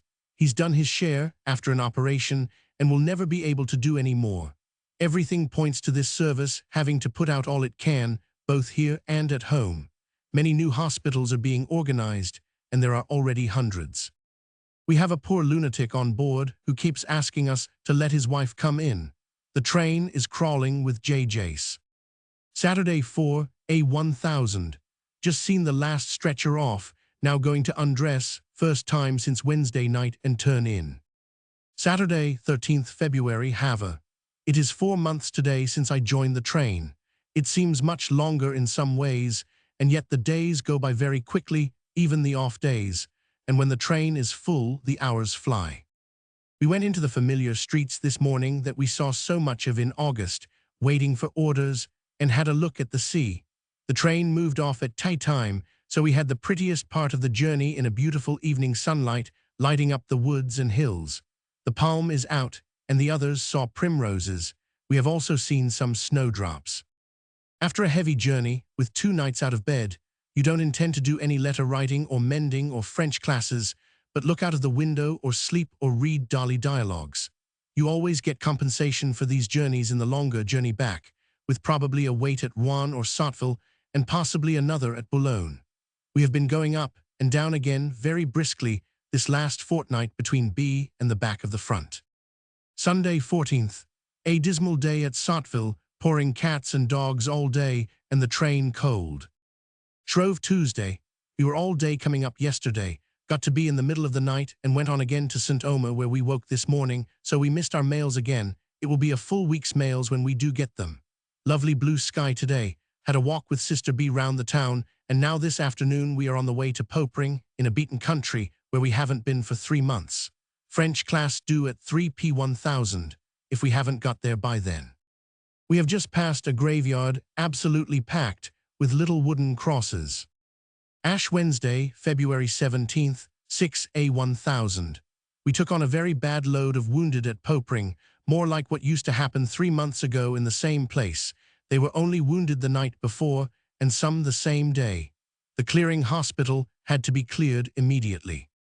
We have just got to B, and are going to unload here at 8. A1000 must stop, hope to get a week's mails today. A brisk air battle between 1 British and 1 French and 2 Taubes was going on when we got there, and a perfect sky for it, very high up. A wounded major on the train was talking about the men. It's not a case of our leading the men, we have a job to keep up with them. It was a pretty sad business getting them off the train this morning. There were so many compound fractures, and no amount of contriving seemed to come between them and the jolting of the train all night. And to add to the difficulties, it was pouring in torrents and icy cold, and the railway people refused to move the train under cover, so they went out of a warm train on to damp stretchers in an icy rain. They were nearly all in thin pajamas, as we'd had to cut off their soaking khaki. They were practically straight from the trenches. But once clear of trains, stretchers, and motor ambulances, they will be warmed, washed, fed, bedded, and their fractures set under an anesthetic. One man had his arm blown to pieces on Monday afternoon, had it amputated on Monday night, and was put into one of our wards on Tuesday and admitted to base hospital on Wednesday. But that is ticklish work. One boy, a stretcher-bearer, with both legs severely wounded, very nearly bled to death. He was pulled round somehow. About midnight, when he was packed up in wool and hot water bottles, and 100. When I asked him how he was feeling, he said gaily, "Quite well, delightfully warm, thank you." We got him taken to hospital directly the train got in at 4A1000. The others were unloaded at 9A1000. We are now 5P1000. On our way to Etaples, probably to clear the GH there, either tonight or tomorrow morning. It hasn't stopped pouring all day. It took me till lunch to read my enormous mail. Major T has heard today that the French railway people want his train back again for passenger traffic, so the possibility of our all being suddenly disbanded and dispersed is hanging over us, but I believe it has been threatened before. Thursday, February 18th. In bed, 10P1000. We have had a very heavy day with the woundeds again from Bailleul. We unloaded again at B this evening and are to go up again sometime tonight. There is a great deal going on in our front. There was a boy from Suffolk, of Case Army, in my ward who has only been out 3 weeks. He talked the most heavenly East Anglian. I was agin the barn, and that fared to hit me, all in the right sing-song. A sergeant of the 500-100, 51, had a fearful shell wound in his thigh, which has gone wrong, and as the trouble is too high for amputation, they will have their work cut out to save his life. They were getting out of the trench for a bayonet charge, and he had just collected his men when he was hit. So the officer shook hands with him and went on with the charge, leaving him and another man, wounded in the leg, in the trench. They stayed there several hours with no dressings on, sinking into the mud. Can you wonder it has gone wrong? Until another man turned up and helped them out. Then they walked to the regimental aid post 200 yards away, helped by the sound man. There they were dressed and had the anti-tetanus serum injection and were taken by stretcher bearers to the next dressing station, and thence by horse ambulance to the field ambulance, and then by motor ambulance to where we picked them up. There are lots of F's regiment wounded. Friday, February 19th. We left B at 5A1000 today and were delayed all the morning farther up by one of the usual French collisions. A guard had left his end of a train and was on the engine, so he never noticed that 12 empty trucks had come uncoupled and careered down a hill, where they were run into and crumpled up by a passenger train. The guard of that one was badly injured, fractured spine, but the passengers only shaken. At St. Omer Miss 1000, and Major T and I were being shown over the khaki train when ours moved off. There was a wild stampede. The khaki train had all its doors locked, and we had miles to go inside to get out. Their orderlies shouted to ours to pull the communication cord, the only way of appealing to the distant engine, so it slowed down, and we clambered breathlessly on. We are sidetracked now at the jolly place of the moor and the wireless lorries, probably move on in the night. Saturday, February 20th, 9p1000. We've had a very unsatisfactory day, loading up at 4 different places and still on our way down. I'm just going to lie down to be called at 2A1000. Now we're 4, 2 go to bed for the whole night and the other 2 take the train for half the night when we have a light load, as today. If they are all bad cases, we have 2 on and 2 off for the 2 watches. We have some Indians on today, but most British, and not many blesses. The other day, a huge train of reinforcements got divided by mistake. The engine went off with all the officers, and the men had a joyride to themselves, invaded the cafes, where they sometimes get half poisoned, and in half an hour's time, there was a big scrap among themselves, with 50 casualties. So the story runs. A humane and fatherly orderly has just brought me a stone hot water bottle for my feet, as I write this in the rather freezing dispensary coach in the middle of the train, in between my rounds. All the worst cases and the Indians were put off at B, and the measles, mumps, and diphtherias, so there isn't much to do. Some are snoring like an aeroplane. Monday, February 22nd. We got a short walk yesterday evening after unloading at Rouen. There was a glorious sunset over the bridge, and the lights just lighting up, and Rouen looked its beautifulest. We slept at Sotteville, and this morning sister and I walked down the line into Rouen and saw the paymaster and the cathedral, and did some shopping, and had a boiled egg and real butter and tea for lunch, and came back in the tram. Sister S is in bed with influenza. The lengthening days and better weather are making a real difference to the gloom of things, and though there is a universal undercurrent of feeling that enormous sacrifices will have to be made, it seems to be shaping for a step farther on and an ultimate return to sanity and peace. It is such a vast upheaval when you are in the middle of it that you sometimes actually wonder if everyone has gone mad, or who has gone mad, that all should be grimly working, toiling, slaving from the firing line to the base, for more destruction and for more highly finished and uninterrupted destruction in order to get peace. And the men who pay the cost in intimate personal and individual suffering and in death are not the men who made the war. Wednesday, February 24th. We have been all day in Boulogne and move up at 8 this evening, which means loading up after breakfast and perhaps unloading tomorrow evening. It has given Sister S another day to recover from her attack of influenza. Have been busy one way and another all day, but went for a walk after tea and saw over the number GH at the casino, a splendid place, working like clockwork. Lots of bad cases, but they all look clean and beautifully cared for and rigged up. Thursday, February 25th. Moved up to the place with the moor during the night. Glorious, clear, sunny morning. Couldn't leave the train for a real walk, as there were no orders. This time last year, the last thing one intended to do was to go and travel about France for 6 months, with occasional excursions into Belgium. The Times sometimes comes the next day now. 9p1000. The ways of French railways are impenetrable. In spite of orders for bellul before lunch, we are still here and less than ever able to leave the train for a walk. This is the fourth day with no patients on the longest off spell since before Christmas. It shows there's not much doing or much medical leakage. Friday, February 26th. We loaded up this morning with a not very bad lot, mine all sitters except some enterics, a measles, and a diphtheria, and are on our way down again. I am already packed to get off at B if my leave is in Major 1000's office. Saturday, February 27th, 9p1000, hotel at Boulogne. All the efforts to get my 7 days leave have failed, as I thought they would. Wednesday, March 3rd, Boulogne. There is not a great deal to do or see here, especially on a wet day. Friday, March 5th, 5p1000. On way down from Chalks, mixed lot of woundeds, medicals, Indians, and Canadians.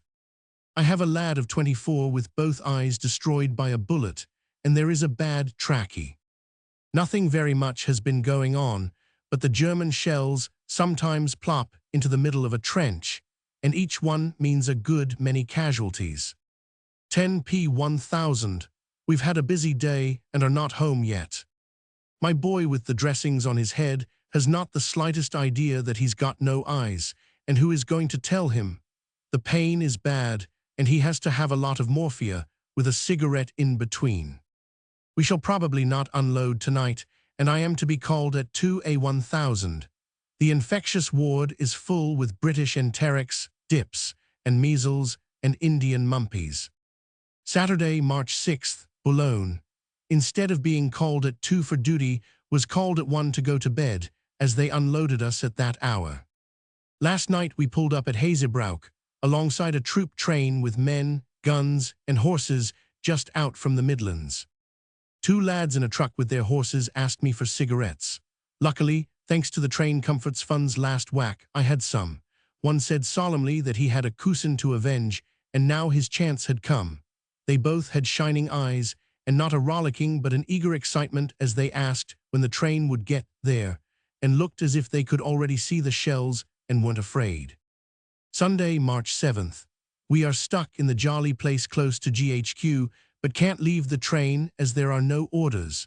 I've been having a French class with the wall of the truck for a blackboard and occasional bangs from a big gun somewhere. Tail end of Monday, March 8th. On way down to Etretat, where number GH is, which we shall reach tomorrow about tea time. A load of woundeds this time, very busy all day till now midnight, and haven't had time to hear many of their adventures. They seem to all come from a line of front, where the Boches are persistently hammering to break through, and though they don't get any fororder, they cause a steady leakage. We heard guns all the while we were loading. A dressing station 5 miles away had just been shelled, and a Major RA 1000, 100 killed and 2 other RA 1000, 100 officers wounded. I have a man wounded in 8 places, including a fractured elbow and a fractured skull, which has been trefined. What is left of him that hasn't stopped bullets is immensely proud of his bandages. He was one of 19 who were in a barn when a shell came through the roof and burst inside, spitting shrapnel bullets all over them, all wounded and 1 killed. We have just put off an emergency case of gas gangrene, temp. 105, who came on as a sitter. They so often say after a bad dressing, I'm a lot of trouble to ye, sister.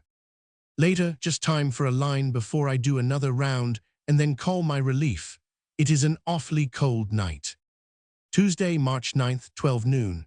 We are passing through glorious country of wooded hills and valleys with a blue sky and shining sun, and all the patients are enjoying it.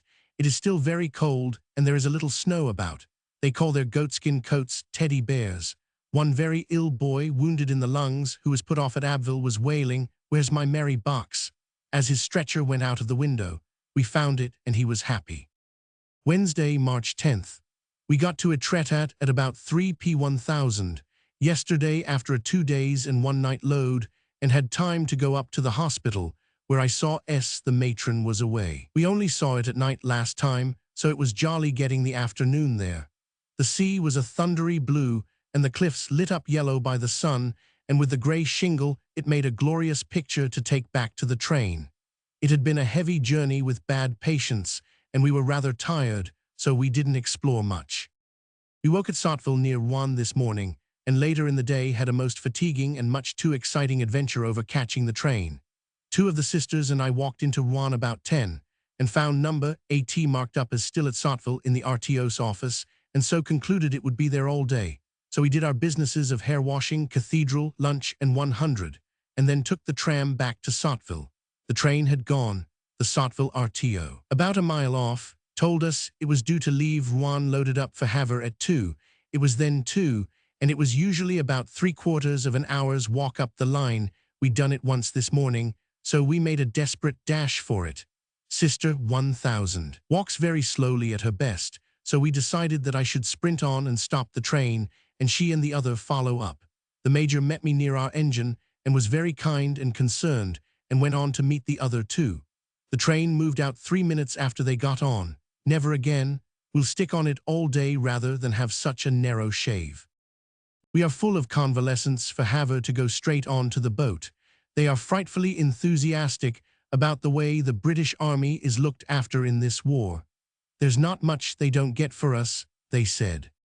There are crowds of primroses out on the banks.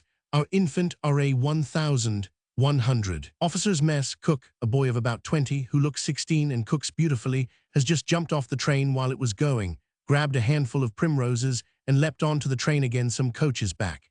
He came back panting and rosy and said, "I've got some for you, sister." We happened not to be going fast, but there was no question of stopping. I got some Lent lilies in Rouen and have some celandines growing in moss, so it looks like spring in my bunk. Thursday, March 11th. Yesterday, we took a long time getting to the ship from R and unloaded at 10 p. 1000. Why we had no warning about the departure of the train and so nearly got left behind was because it was an emergency call suddenly to clear the hospitals at R to make room for 600 more expected from the front. We are being rushed up again without being stopped at Rouen for the first time on record, so I suppose there is a good deal doing. There was at Neuve-Chapelle. It is a comfort to remember that the men themselves don't grudge or question what happens to them, and the worse they're wounded the more they say, "I think I'm lucky, my mate next me got killed." The birds are singing like anything now, and all the buds are coming out, and the banks and woods are a mass of primroses. Friday, March 12th. We came straight through Boulogne in the night and have been stuck halfway to the front all day. I don't know why. Saturday, March 13th. We woke at the railhead for Bethune this morning and cleared there and at the next place, mostly wounded and some Indians.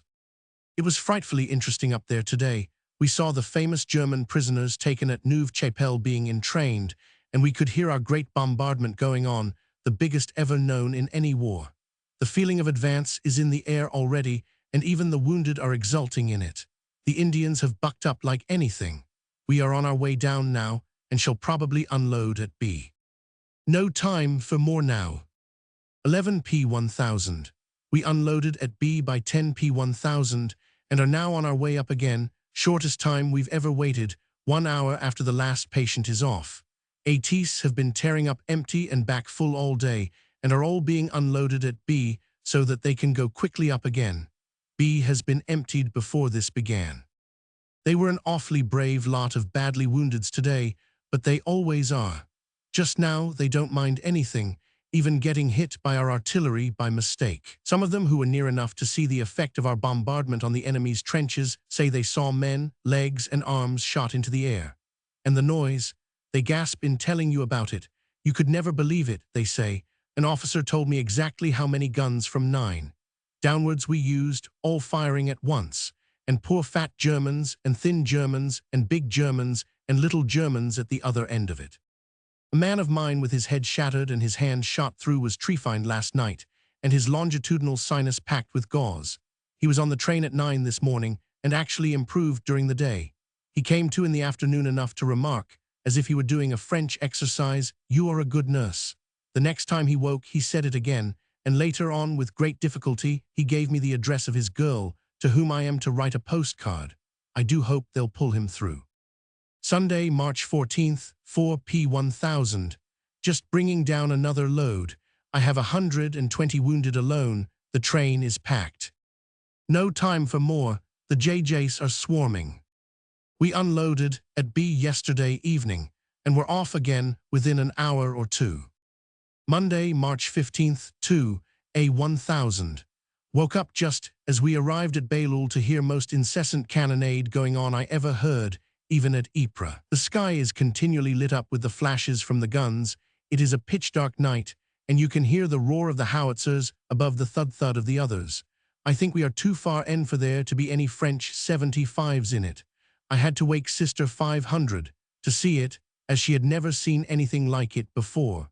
We are only a few miles away from it. Must try and sleep now, as we shall have a heavy day today, but it is no lullaby. P1000, just time for a scroll.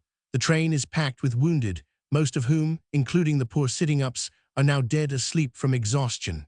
The British Army is fighting and marching all night now. The clearing hospitals get 800 in at a time, many with no dressings on. We have 27 officers on this train alone. I have a boy of 22 with both legs off. He is dazed and white and wants shifting very often. Each time you fix him up, he says, "That's champion." 40 of them were shelled in their billets. The Germans are said to be, some of them, fighting in civilian clothes till they get their uniforms. The men say there are hundreds of young boys and old men among them. They are making a desperate effort and bringing everything they've got into it now. Later, we also have mumps, measles, scarlet fever, and diphtheria in the infectious coach. A baby Lute with measles showed me some marvelous sketch maps of German trenches and positions he'd made from observations through a periscope. He also had the very latest thing in sectional war maps, numbered in squares, showing every tree, farm, and puddle and trench. A place with 4 crossroads was called Confusion Corner, leading to a farm called Rest and Be Thankful. 10P1000. Just got them all off after a strenuous day, and we are to go up again at 11P1000. The 2 German divisions that reinforced are giving us a tremendous lot to do. It is just as well that this department was prepared for this, as it all goes like clockwork, and an enormous amount of suffering is saved by their preparedness. The amount that cannot be saved is grim enough. Must go to bed. Tuesday, March 16th. We loaded up very early this morning with 316 Indians and are just getting into Boulogne. I expect we shall be sent up again this evening. One of the Sikhs wailed before, during, and after his hand was dressed. A big Mussulman stuffed his hanky between his teeth and bit on it and never uttered, and it was a much worse one. What was he to do with crying, he said. It was right for it to be done. May God bring blessings on my head, whereas it was full of pain, lo, now it was atcha. Wednesday, March 17th. I didn't tell you that yesterday a kind 1000's colonel at the place where we took the Indians on showed us a huge pile of used shell cases near the station, and we all had some. I've got a 12-pounder and a 16-pounder, like my pom-poms, only huge. Next time he's going to get us some Gurkha's kukris. On the way down, a little Gurkha happened to get off the train for a minute, and when he looked round, the train had gone past him. He ran after it and perched on one of the buffers till the next stop, when he reappeared, trembling with fright, but greeted with roars of amusement by the other Gurkhas. We had some more today, including 12 with mumps, and one who insisted on coming with his mumpy friend, though quite well himself. We woke this morning at Merville, one of the railheads for Neuve-Chapelle, and loaded up very early, guns going as hard as ever. Mine were a very bad lot, British, except the 12 native mumpers, including some brave Canadians. They kept me very busy till the moment of unloading, which is a difficult and painful business with these bad ones, but the orderlies are getting very gentle and clever with them. I had among them 8 Germans, several mere boys. One insisted on kissing my hand, much to the orderlies' amusement. A truckful of pigs outside is making the most appalling noise. 11P1000, I am writing in bed. We generally move up about 11P1000. Every journey we hear thrilling accounts, rumors, and forecasts, most of which turn out to be true. We have had a lot of the Saint Eloi people. There were several versions of a story of some women being found in a captured German trench. One version said they were French captives, another that they were German wives. In one compartment were 5 Tommies being awfully kind to one German, and yet if he had a rifle and they had theirs, he'd be a dead man. The hospitals at Boulogne are so busy that no one goes off duty, and they are operating all night. We had time for a blow across the bridge after unloading, and I happened to meet my friend S, who was at Havre. She is on night duty, and they are grappling with those awful cases all night as hard as they can go. 4 were taken out of the motor ambulances dead this week. The jolting is the last straw for the worst ones. It can't possibly be helped, but it seems a pity. In all this rush, we happen to have had nights in bed, which makes all the difference. The pigs still squeal, but I must try and go to sleep. Thursday, March 18th. We have had an off day today at the place of Woods and Commons, which I hope and trust means that things are slackening off. It doesn't do to look ahead at what must be coming. Now the ground is drying up before the job is finished, but we can be thankful for the spells of rest that come for the poor army. We had a heavenly ramble this morning and found blue periwinkles and anemones in the woods, but no primroses. Lots of palm and gorse. Robins, willow wrens, and yellowhammers were singing, the darlings, much prettier music than guns, and it is good to get away from the sound of motors and trains and whistles. We also had homemade bread and butter today out of the village, which caused more excitement than the Russian successes. We are having much nicer food since the French chef left, and it costs us exactly half as much. Friday, March 19th. On the way down, woke up at Bailleul and loaded early wounded and sick. Not such severe cases among the wounded, but several pneumonias, enterics, and 100, besides measles, diphtheria, and scarlet. Very cold, windy day, with snow on the ground and showers of snow at intervals. Some of mine are from the Saint-Eloi, fighting last Sunday and Monday. Some of Ent's regiment were badly caught between 2 ruined houses, each containing Maxims and machine guns. They had just been reinforced by some young recruits of Case Army who detrained that night to go straight into the charge. "They come on well, them youngsters," said an old soldier, "but they got terrible mowed down. We lost 9 officers in a quarter of an hour. It has been a very costly splash altogether. One officer on the train has 14 wounds."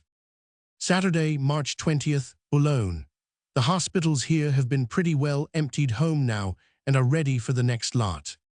Here we have been standing by all day, while a big committee at Abbeville is settling whether our beloved and beautiful number AT is to be handed back to the French railway, and if so, whether it will be replaced by inferior French carriages, or whether one of the 4 new British trains that are coming will be handed over to us, or whether all the personnel will be disbanded and dispersed. I have a feeling that its day is over, but perhaps things will turn out better than that. I have been for 5 walks today, including a bask in the sun on the sands, and a bath at the club, and a visit to the nice old R100, church and the flower market. Tuesday, March 23rd, 9p1000. Waiting all day at GHQ, things are unusually quiet. One train has been through with only 90, and another with 100. We went for a walk along the canal this morning with the wee puppy, and this afternoon saw over the famous jute factory convalescent home, where they have 1,000 beds under one roof. It is like a town divided into long wards, dining rooms, recreation rooms, dressing station, chiropodist, tailor's shop, and 100. By shoulder-high canvas or sailcloth screens, they have outside a kitchen, a boiler, a disinfector for clothes, and any amount of baths. They have a concert every Saturday night. The men looked so absolutely happy and contented with cooked instead of trench food, and baths and games and piano and books and writing and 100. They stay usually 10 days and are by the 10th day supposed to be fit enough for the trenches again.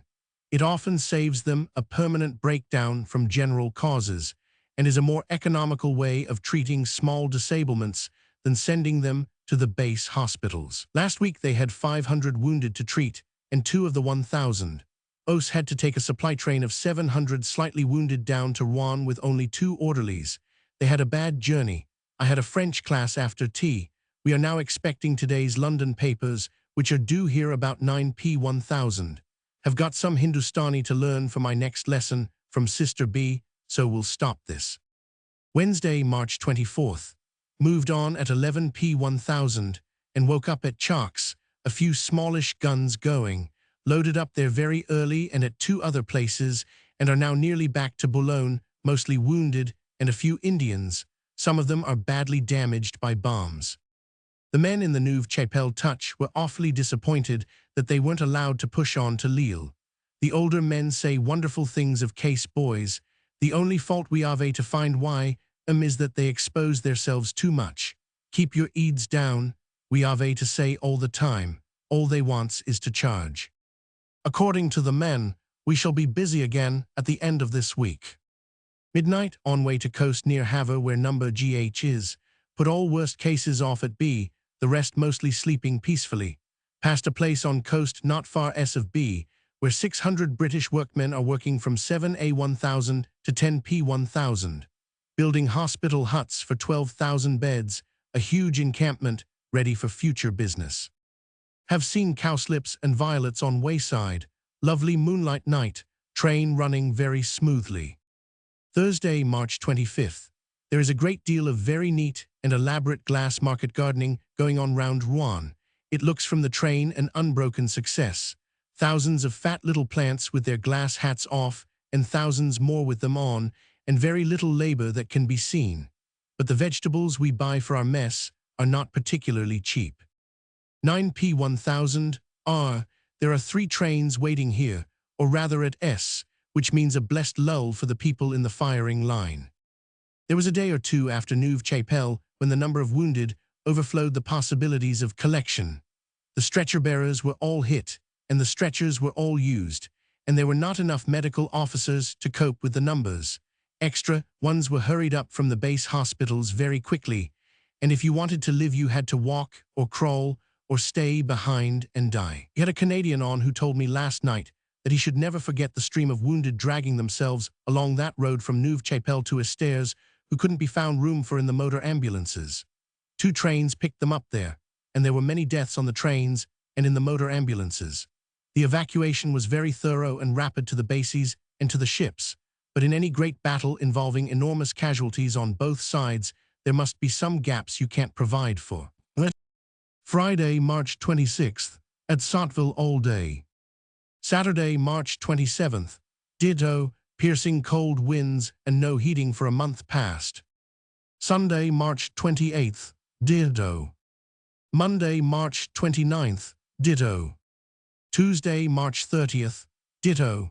This cold wind has dried up the mud everywhere, and until today there's been a bright sun with it.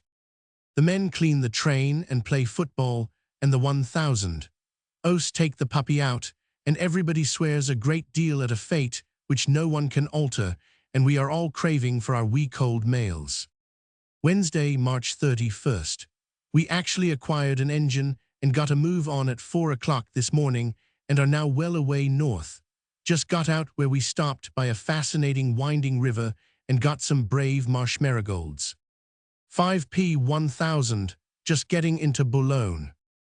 9 with number Field Ambulance 1. Billets, life at the back of the front. April 2, 1915 to April 29, 1915. The fighting man shall from the sun take warmth and life from the glowing earths. Speed with the light-foot winds to run, and with the trees to newer birth. And find, when fighting shall be done, great rest and fullness after dearth. Julian Grenfell. 9 with number Field Ambulance 1. Billets, life at the back of the front. April 2, 1915 to April 29, 1915. Good Friday and Easter 1915, the mayor's chateau, a walk to Beuvry, the new billet, the guns, a taube, the back of the front, a soldier's funeral, German machine guns, gas fumes, the Second Battle of Ypres. Good Friday, April 2nd. We got into Boulogne on Wednesday from Sotteville at 5p1000, and as soon as the train pulled up a new sister turned up to replace sister.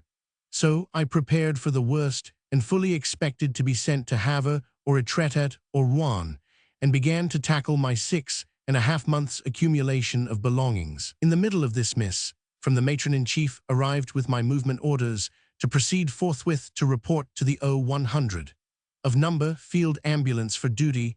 So hell became heaven, and here I am at railhead waiting for a motor ambulance to take me and my baggage to number FA wherever it is to be found. The railway transport officer at Boulogne let me come up as far as St. Omer, or rather the next waiting place beyond, on number AT, and get sent on by the RTO there. We waited there all yesterday, lovely sunny day, and in the evening the RTO sent me on in a supply train which was going to the railhead for number FA. The officer in charge of it was very kind, and turned out of his carriage for me into his servants, and apologized for not having cleared out every scrap of his belongings. The mess of number saw me off, with many farewell jokes and witticisms. This supply train brings up one day's rations to the First Corps from Havre, and takes a week to do it there and back. This happens daily for one corps alone, so you can imagine the work of the AS 100. At Havre, at railhead, he is no longer responsible for his stuff when the lorries arrive and take up their positions end-on with the trucks. They unload and check it, and it is done in 4 hours. That part of it is now going on. When we got to railhead at 10 p.1000, the RTO said it was too late to communicate with the field ambulance, and so I slept peacefully in the officer's bunk with my own rugs and cushion. We had tea about 9 p.1000. I had had dinner on no. This morning, the first thing I saw was number AT slumbering in the sun on the opposite line, so I might just as well have come up in her, except that there was another sister in my bed. After a sketchy wash in the supply train and a cup of early tea from the officer's servant, I packed up and went across to number for breakfast. Many jeers at my having got the sack so soon. The RTO has just been along to say that Major of number Clearing Hospital here will send me along in one of his motor ambulances. 11A 1000 had an interesting drive here in the 1000. A through a village packed with men billeted in barns and empty houses, the usual aeroplane buzzing overhead, and a large motor ambulance convoy by the wayside.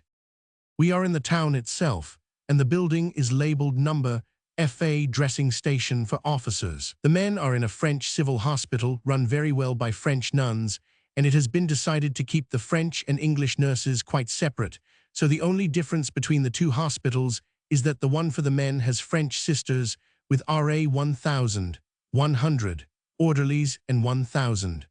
And the other for officers has English sisters with RA 1000, 100, orderlies and 1000. There are 47 beds here, all officers, 1 army sister in charge, myself next, and 2 staff nurses, 1 on night duty. There are 2 floors. I shall have charge of the top floor. We are billeted out, but I believe mess in the hospital. All this belongs to the French Red Cross and is lent to us. The surgical outfit is much more primitive even than on the train, as FAs may carry so little. The operating theater is at the other hospital. As far as I can see at present, we don't have the worst cases here, except in a rush like Neuve-Chapelle. It will be funny to sleep in a comfortable French bed in an ordinary bedroom again. It will be rather like Le Mans over again, with a billet to live in and officers to look after, but I shall miss the jocks and the others. Later, generals and red hats simply bristle around. A collection of them has just been in visiting the sick officers. We had a big Good Friday service at 11, and there is another at 6 p.1000. The Bishop of London is coming round today. Still Good Friday, 10 p.1000. Who said active service? I'm writing this in a wonderful mahogany bed, with a red satin quilt in a paneled room, with the sort of furniture drawing rooms have on the stage, an electric light, and medallions and bronzes and old paintings and old engravings and blue china and mirrors all about. It is a huge house like a chateau on the place, where generals and officers are usually billeted. The fat and smiling caretaker says she's had 200 since the war. She insisted on pouring eau de cologne into my hot bath. It is really a lovely house, with polished floors and huge tapestry pictures up the staircase, and all this well within range of the German guns. After last night, in the ASC officer's kind but musty little chilly second-class carriage, it is somewhat of a change, and I hadn't had my clothes off for 3 days and 2 nights. This billet is only for 1 night. Tomorrow I expect I shall be in some grubby little room nearby. It has taken the town commandant, the O-100, of number, FA, a French interpreter, and an RHA officer, and several N-100, OS and orderlies, to find me a billet. The town is already packed tight, and they have to continue the search tomorrow. This afternoon, I went all over the big French hospital where our men are. The French nuns were charming, and it was all very nice. The women's ward is full of women and girls blessed by shells, some with a leg off and fractured, all very cheerful. One shell the other day killed 31 and wounded 27, all Indians. I'm not to start work till tomorrow, as the wards are very light, nearly all the officers up part of the day, so at 6 p. 1000. I went to the Bishop of London's mission service in the theatre. A staff officer on the steps told me to go to the left of the front row, where all the red hats and gold hats sit, but I funked that and sat modestly in the last row of officers. There were about 100 officers there, and a huge solid pack of men, no other woman at all. The bishop, looking very white and tired but very happy, took the service on the stage, where a padre was thumping the hymns on the harmonium, which shuts up into a sort of matchbox. It was a voluntary service, and you know the nearer they are to the firing line the more they go to church. It was extraordinarily moving. The padre read a sort of liturgy for the war taken from the Russians, far finer than any of ours. We had printed papers, and the response was, "Lord, have mercy," or "Grant this, O Lord." It came each time like bass clockwork. Troops are just marching by in the dark. Hundreds passed the hospital this afternoon. I must go to sleep. The bishop dashed in to see our sick officers here, and then motored off to dine with the quartermaster general.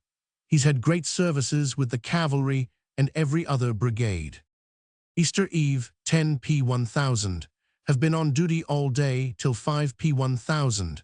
They are nearly all evacuated in a few days, so you are always getting a fresh lot in.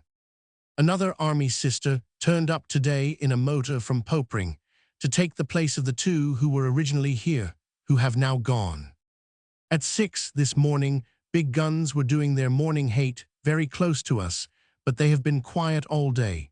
2 days ago the village 2.5 miles southeast of us was shelled. I found my own new billet this morning before going on duty. It is in a very old little house over a shop in a street off the big place. It is a sort of attic, and I am not dead sure whether it is clean on top and lively underneath, but time will show. The shop lady and her daughter Maria Therese are full of zeal and kindness to make me comfortable, but they stayed 2 hours watching me unpack and making themselves agreeable. And when I came in from dinner from the cafe, where we now have our meals, quite decent, she and Papa and 1000. T drew up a chair for me to cause her in their parlor, to my horror. At 8 p. 1000, the town suddenly goes out like a candle, all lights are put out, and the streets suddenly empty. After that, at intervals, only motorcyclists buzz through and regiments tramp past going back to billets. They sound more warlike than anything. Such a lot are going by now. Easter Sunday, 3 p. 1000. The service at 7 this morning in the theatre was rather wonderful, rows of officers and packs of men. We have been busy in the ward all the morning.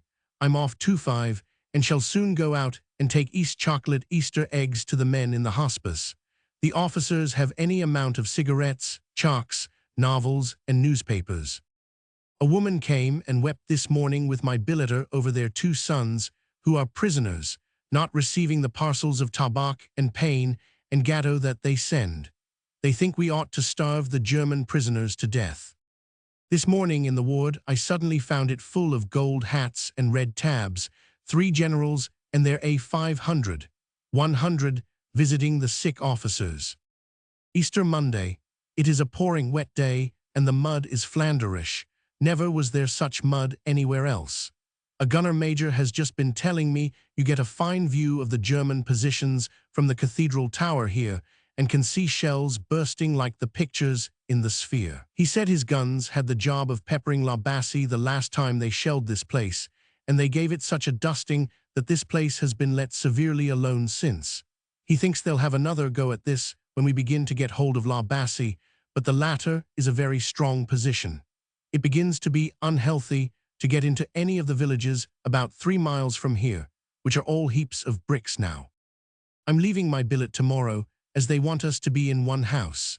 And our house is the mayor's chateau, the palatial one, so we shall live in the lap of luxury as never before in this country, and have hot baths with eau de cologne every night or cold every morning. And the woman is going to fare our cuisine there for us, so we shan't have to wait hours in the café for our meals. There is only one waiter at the café, who is a beautiful, composed, rapt, silent girl of 16, who will soon be dead of overwork. She is not merely pretty, but beautiful, with the manners of a princess. I shall be glad to get away from my 2 kind billeters. Every night I have to sit and causer before going to bed, and ma billeter watches me in and out of bed, and tells me my nightgown is très pratique, and just like the officers Anglais have. But she calls me with a lovely cup of coffee in the morning. They've been so kind that I dread telling them I've got to go. An officer was brought in during the night with a compound fractured arm. He stuck a very painful dressing like a brick today and said to me afterwards, "I've got 3 kids at home. They'll be awfully bucked over this." He had said it was nothing to write home about. Another, who is chaffing everybody all day long, was awfully impressed because a man in his company, I mean platoon, who had half his leg blown off, said when they came to pick him up, "Never mind me, take so-and-so first, just like those chaps you read of in books, you know." It was decided that he meant Sir Philip Sidney. Yesterday afternoon, I had a lovely time taking round chocolate Easter eggs to our wounded in the French hospital. The sweetest, merriest masseur took me round and insisted on all the orderlies having one too. They adore her and stand up and salute when she comes into the ward, and we had enough for the June's Phils and the grannies in the women's ward of Blessies. They were a huge success. Those men get very few treats. She also showed me the maternity ward. Tuesday, April 6th, 10 p. 1000.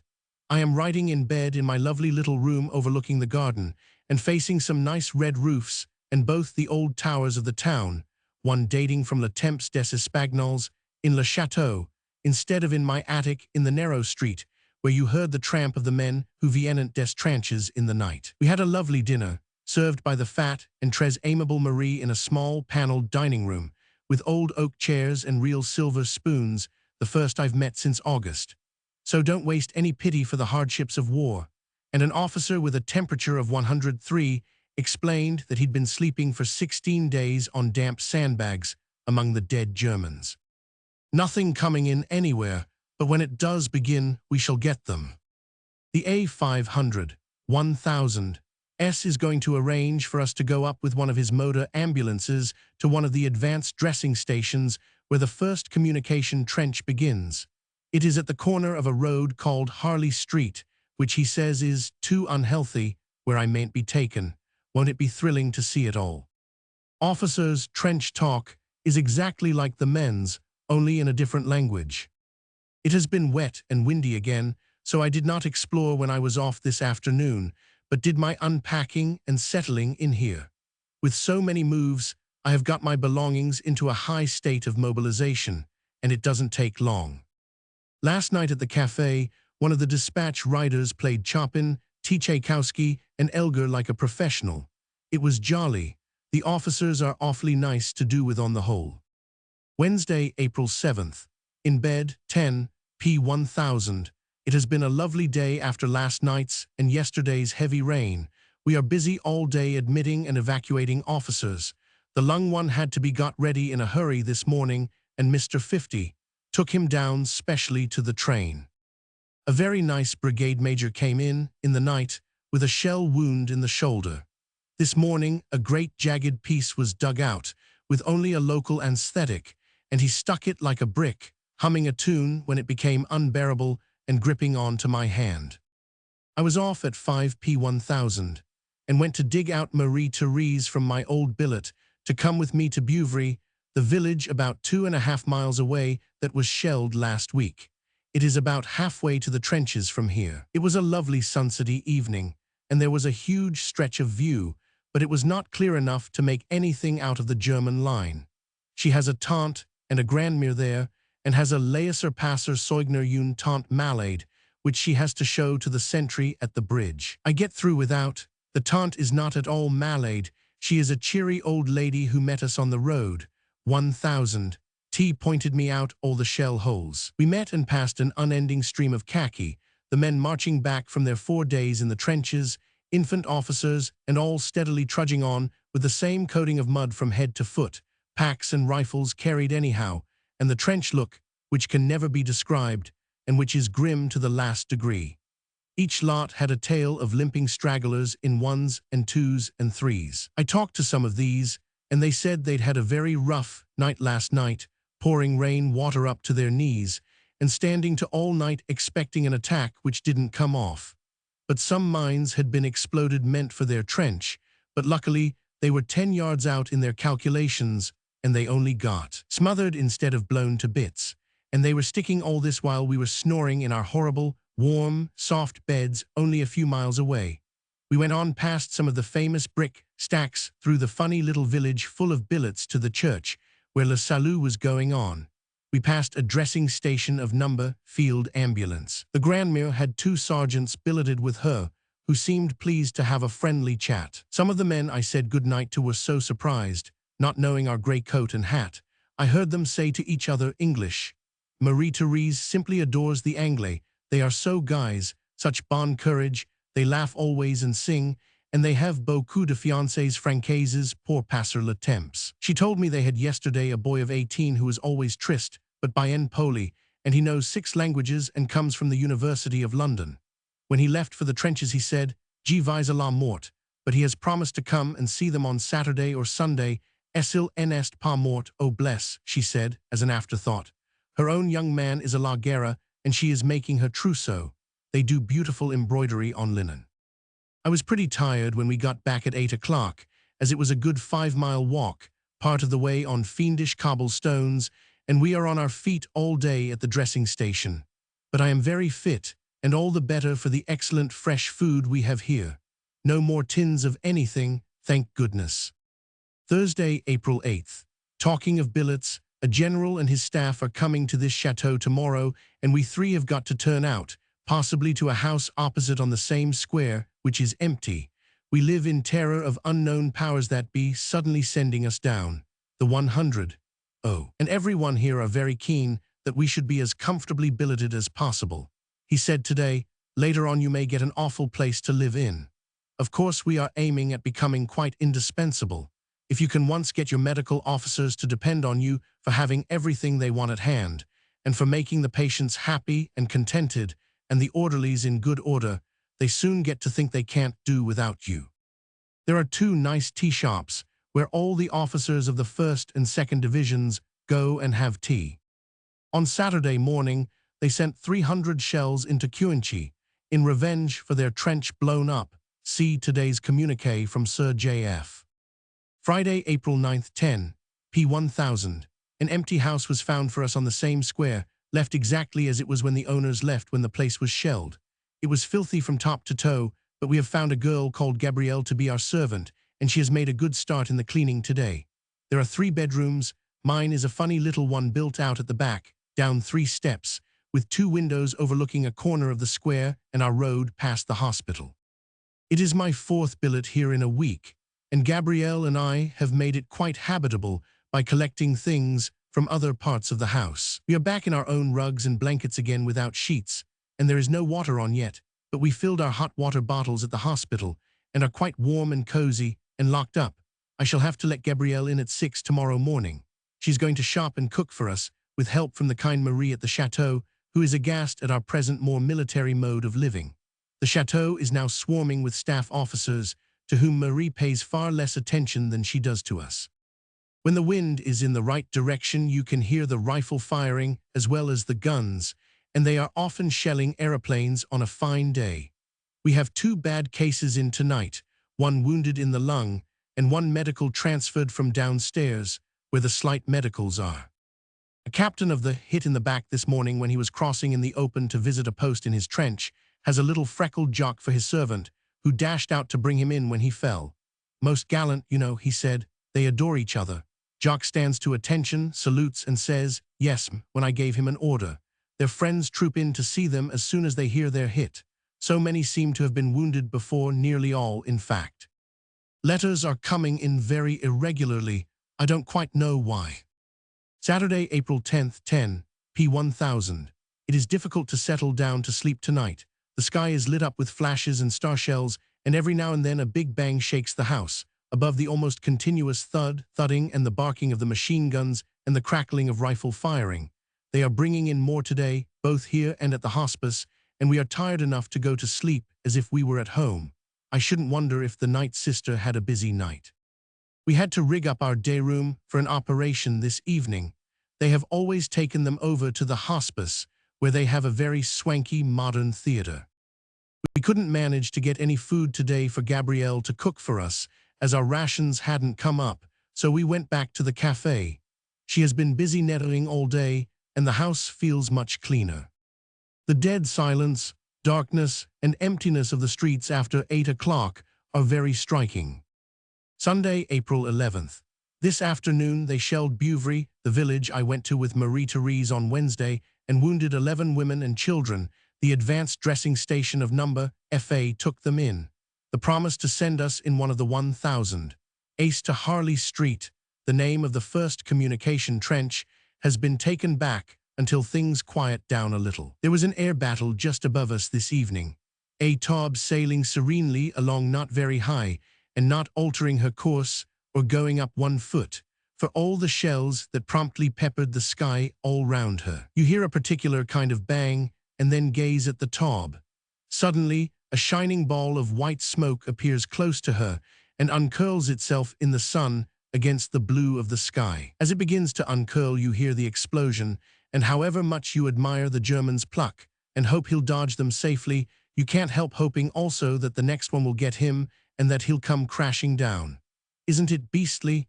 It was so near that the French were calling out excitedly, "Touché, il descend," but he got away all right. Another officer, dangerously wounded, was transferred to my ward today from the French hospital. He was feebly grappling with a 7-penny, which he could neither hold nor read. "Anything to take my thoughts off that beastly war," he said. A small parcel of socks, cigs, and chalks came today. Soon after, I found the road below was covered with exhausted trench stragglers resting on the curb, the very men for the parcel. They had all that and one mouth organ. Wasn't it lucky? One jock said, "That's the first time I've heard a woman speak English since I left Southampton 6 months ago." Gabrielle cooked a very nice supper for us tonight, which I dished up when we came in. It is much more fun camping out in our own little empty house than in the grand chateau, but I didn't have time to look at nearly all the lovely engravings there. Streams of columns have been passing all day. One gun team had to turn back because one of the off-horses jibbed and refused to go any farther. Though it is past 11 p. 1000, the sounds outside are too interesting to go to sleep. The bangs are getting louder. Those who viennent des tranches are tramping down and transport wagons rattling up. Monday, April 12th. No mail today. This has been a very quiet day, fewer columns, aeroplanes, and guns, and the 3 bad officers holding their own so far. The others come and go. Tuesday, April 13th. There is something quite fiendish about the crackling of the rifle firing tonight, and every now and then a gun like Mother speaks and shakes the town. Last night it was quite quiet. All leave has been stopped today, and there are the wildest rumors going about of a big naval engagement, the forcing of the Narrows, and the surrender of St. Mihiel, and anything else you like. These medical officers have always hung on to the most hopeless, both here and at the hospice, beyond the last hope, and when they pull through, there is great rejoicing. It doesn't seem somehow the right thing to do, to undress and get into bed with these crashes going on, but I suppose staying up won't stop it. Wednesday, April 14th. Very quiet day. It always is after exciting rumors which come to nothing, but it has been noisier than usual in the daytime. I rested in my off time and didn't go out. The Victoria League sent some awfully nice lavender bags today and some tins of Keatings, which will be of future use, I expect. Just now, one is mercifully and strangely free from the minor scourges of war. The German trenches captured at Neuve-Chapelle and now occupied by us are full of legs and arms, which emerge when you dig. Some are still caught on the barbed wire and can't be taken away. We are not being at all clever with our rations just now and manage to have indescribably nasty and uneatable meals. But we shall get it better in time by taking a little more trouble over it. We had scrambled eggs tonight, which I made standing on a chair because the gas ring is so high and sister holding up a very small dim oil lamp, but they were a great success. And then we had soup with fried potatoes in it and tea. Thursday, April 15th. This afternoon has been a day to remember. We've had our journey up to the firing line, to a dressing station just over half a mile from the first line of German trenches. It is between the two villages of Givenchy and Cuinchy, this side of La Bassée. The journey there was through the village I walked to with Marie-Therese, which has been shelled twice since we came, and along the long, wide, straight road the British Army now knows so well, paved in the middle, and a straight line of poplars on each side. As far as you could see, it was covered with two streams of khaki, with an occasional string of French cavalry, one stream going up to the trenches after their so many days' rest, and the other coming from the trenches to their rest. We soon got up to some old German trenches from which we drove them months ago. They run parallel with the road. On the other side, we saw one of our own field batteries hidden in the scrub of a hedge, not talking at the moment. There were also some French batteries hidden behind an embankment. The German guns are trained always on this road, said our AS 100 driver cheerfully, but they don't generally begin not till about 4 o'clock. So, as it was then too, we weren't alarmed. They know it is used for transport and troops and often send a few shells on to it. We sat next him and he did showman. Before long, we got into the area of ruined houses, and they are a sight. They spell war, and war only, nothing else, but perhaps an earthquake could make such awful desolation. In a few of the smaller cottages with a roof on, the families had gone back to live in a sort of patched-up squalor, but all the bigger houses and parts of streets were mere jagged shells. The two villages converged just where we turned a corner from the La Bassée road into a lane on our left where the dressing station is. A little farther on is Windy Corner, which is a very hot place. We had before this passed some of our own reserve unoccupied trenches, some with sandbags for parapets, but now we suddenly found ourselves with a funny barricade of different colored and shaped doors, taken from the ruined houses about 8 feet high on our right. This was to prevent the German snipers from seeing our transport or 1000. Passed down that lane to the communication trench, which has its beginning at the ruined house, which is used by the FA as one of its advanced dressing stations. It is called number 1 Harley Street. Here we got out, and the first person we saw was Sergt P., who was theater orderly in number 7 at Pretoria. He greeted us warmly and took us to Capt R., who was the officer in charge. He also was most awfully kind and showed us all over his place. We went first into his 2 cellars, where the wounded are taken to be dressed, instead of above, where they might be shelled. They had a queer collection of furniture, a table for dressings, and some oddments of chairs, including 2 carved oak dining room chairs. Round the front steps is a barricade of sandbags against snipers' bullets. The officer's room above the cellars was quite nice and tidy, furnished from the ruined houses, and with a vase of daffodils. He had been told the day before to allow no one up the staircase, because snipers were on the lookout for the top windows, and if it were seen to be used as an observing station, it might draw the shells. However, just before we left, he changed his mind and took us up and showed us all the landmarks, including the famous brick stacks, where there must be many German graves, but we all had to be very careful not to show ourselves. The garden at the back has a row of graves with flowers growing on them and neat wooden crosses with little engraved tin plates on, with the name and regiment. One was an unknown British soldier. There were no wounded in the 500s this afternoon. The orderlies showed us lots of interesting bits of German shells and time fuses and 100. The house was full of big holes, with dirty smart curtains and hats and mirrors lying about the floors upstairs among the brickwork and ruins. They then took us a little way down the communication trench called Hertford Street, under the Marble Arch to Oxford Circus. It is quite dry mud over bricks and very narrow, and goes higher than your head on the enemy side and has zigzags very often. You can only go single file, and we had to wait in a zigzag to let a lot of men go by. They stream past almost continually. One officer invited us to come and see his dugout, but it was farther along than we might go without being awfully in the way. We had before this given one stream of ingoing men all the cigarettes, chocolates, writing paper, mouth organs, keatings, pencils, and newspapers we could lay hands on before we started, and we could have done with thousands of each.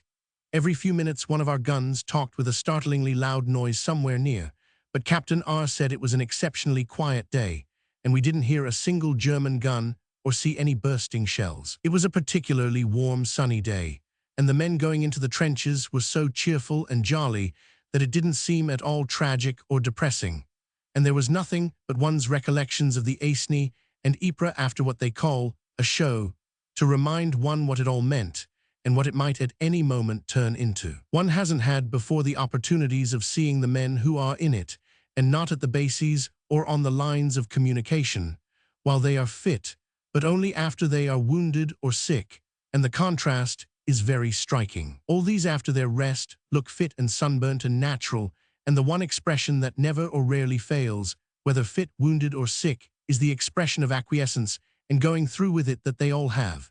If it failed at all, it was with the men with frostbite and trench feet, who stuck it so long when winter first came on before they got the braziers, and in the long rains when they stood in mud and water to their waists. Now, thank heaven, the ground is hard again. I saw 3 small children playing about just behind the dressing station, where some men unloading a lorry were killed a few days ago. The women and children are all along the road, absolutely regardless of danger, as long as they are allowed to stay in their own homes. The babies sit close up against the Tommies who are resting by the roadside. We saw a great many wire entanglements, so thick that they looked like a field of lavender a little way off. From the top windows of the ruined house, we could see long lines of heads, picks, and shovels going single file down Hertford Street, but they couldn't be seen from the enemy's side because of the parapet. Friday, April 16th. At about 7 this evening, I was writing the day report when the sergeant came in with 3 candles and said an order had come for all lights to be put out and only candles used. So I had to put out all the lights and give the astonished officers my 3 candles between them, while the sergeant went out to get some more. The town looks very weird with all the street lamps out and only glimmers from the windows. It was kept pretty darkened before. It may be because of the Zeppelin at Bailleul on Wednesday, or another may be reported somewhere about. This afternoon I saw a soldier's funeral, which I have never seen before. He was shot in the head yesterday and makes the 411th British soldier buried in this cemetery.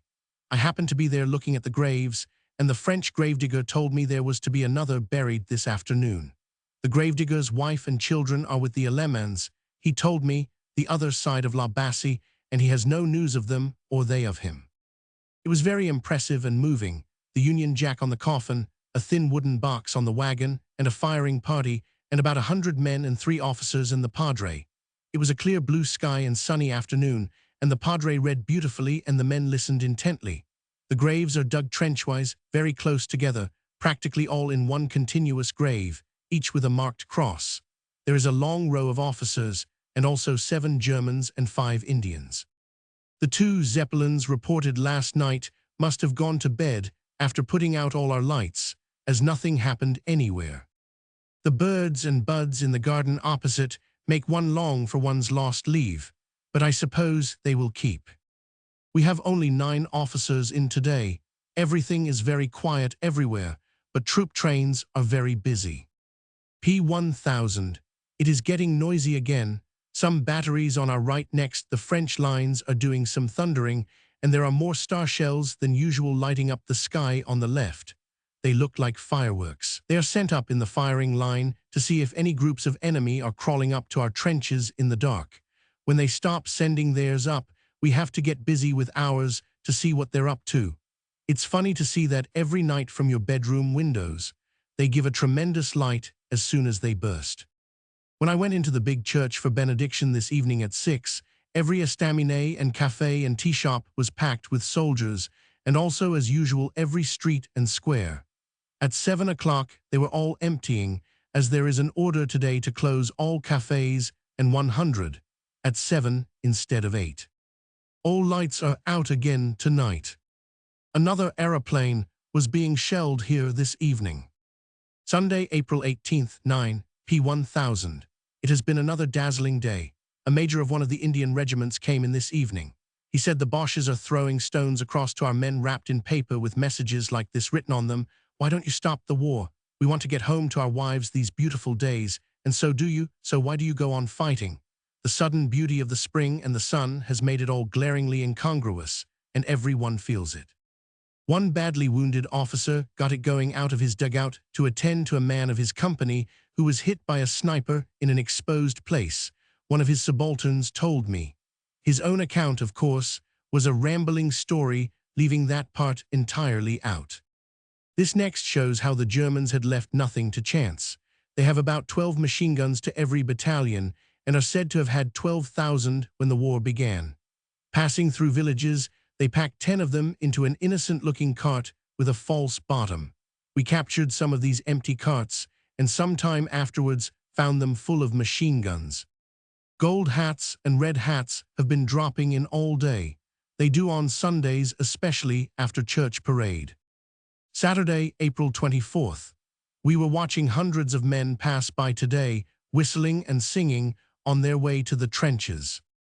News came to us this morning of the Germans having broken through the trench lines north of Ypres and shelled Popering, which was out of range up to now, but it is not official. The guns are very loud tonight. I hope they're keeping the Germans busy. Something is sure to be done to draw them off the Ypres line. Sunday, April 25th. The plum pudding was something to write home about, and the quartermaster sent us a tin of honey today, the first I've seen for 9 months. A general came round this morning. He said the Canadians and another regiment had given the Germans what for this gas fumes business north of Ypres, got the ground back, and recovered the 4 guns. The beasts of Germans laid out a whole trench full of zouaves with chlorine gas, which besides being poisonous, is one of the most loathsome smells.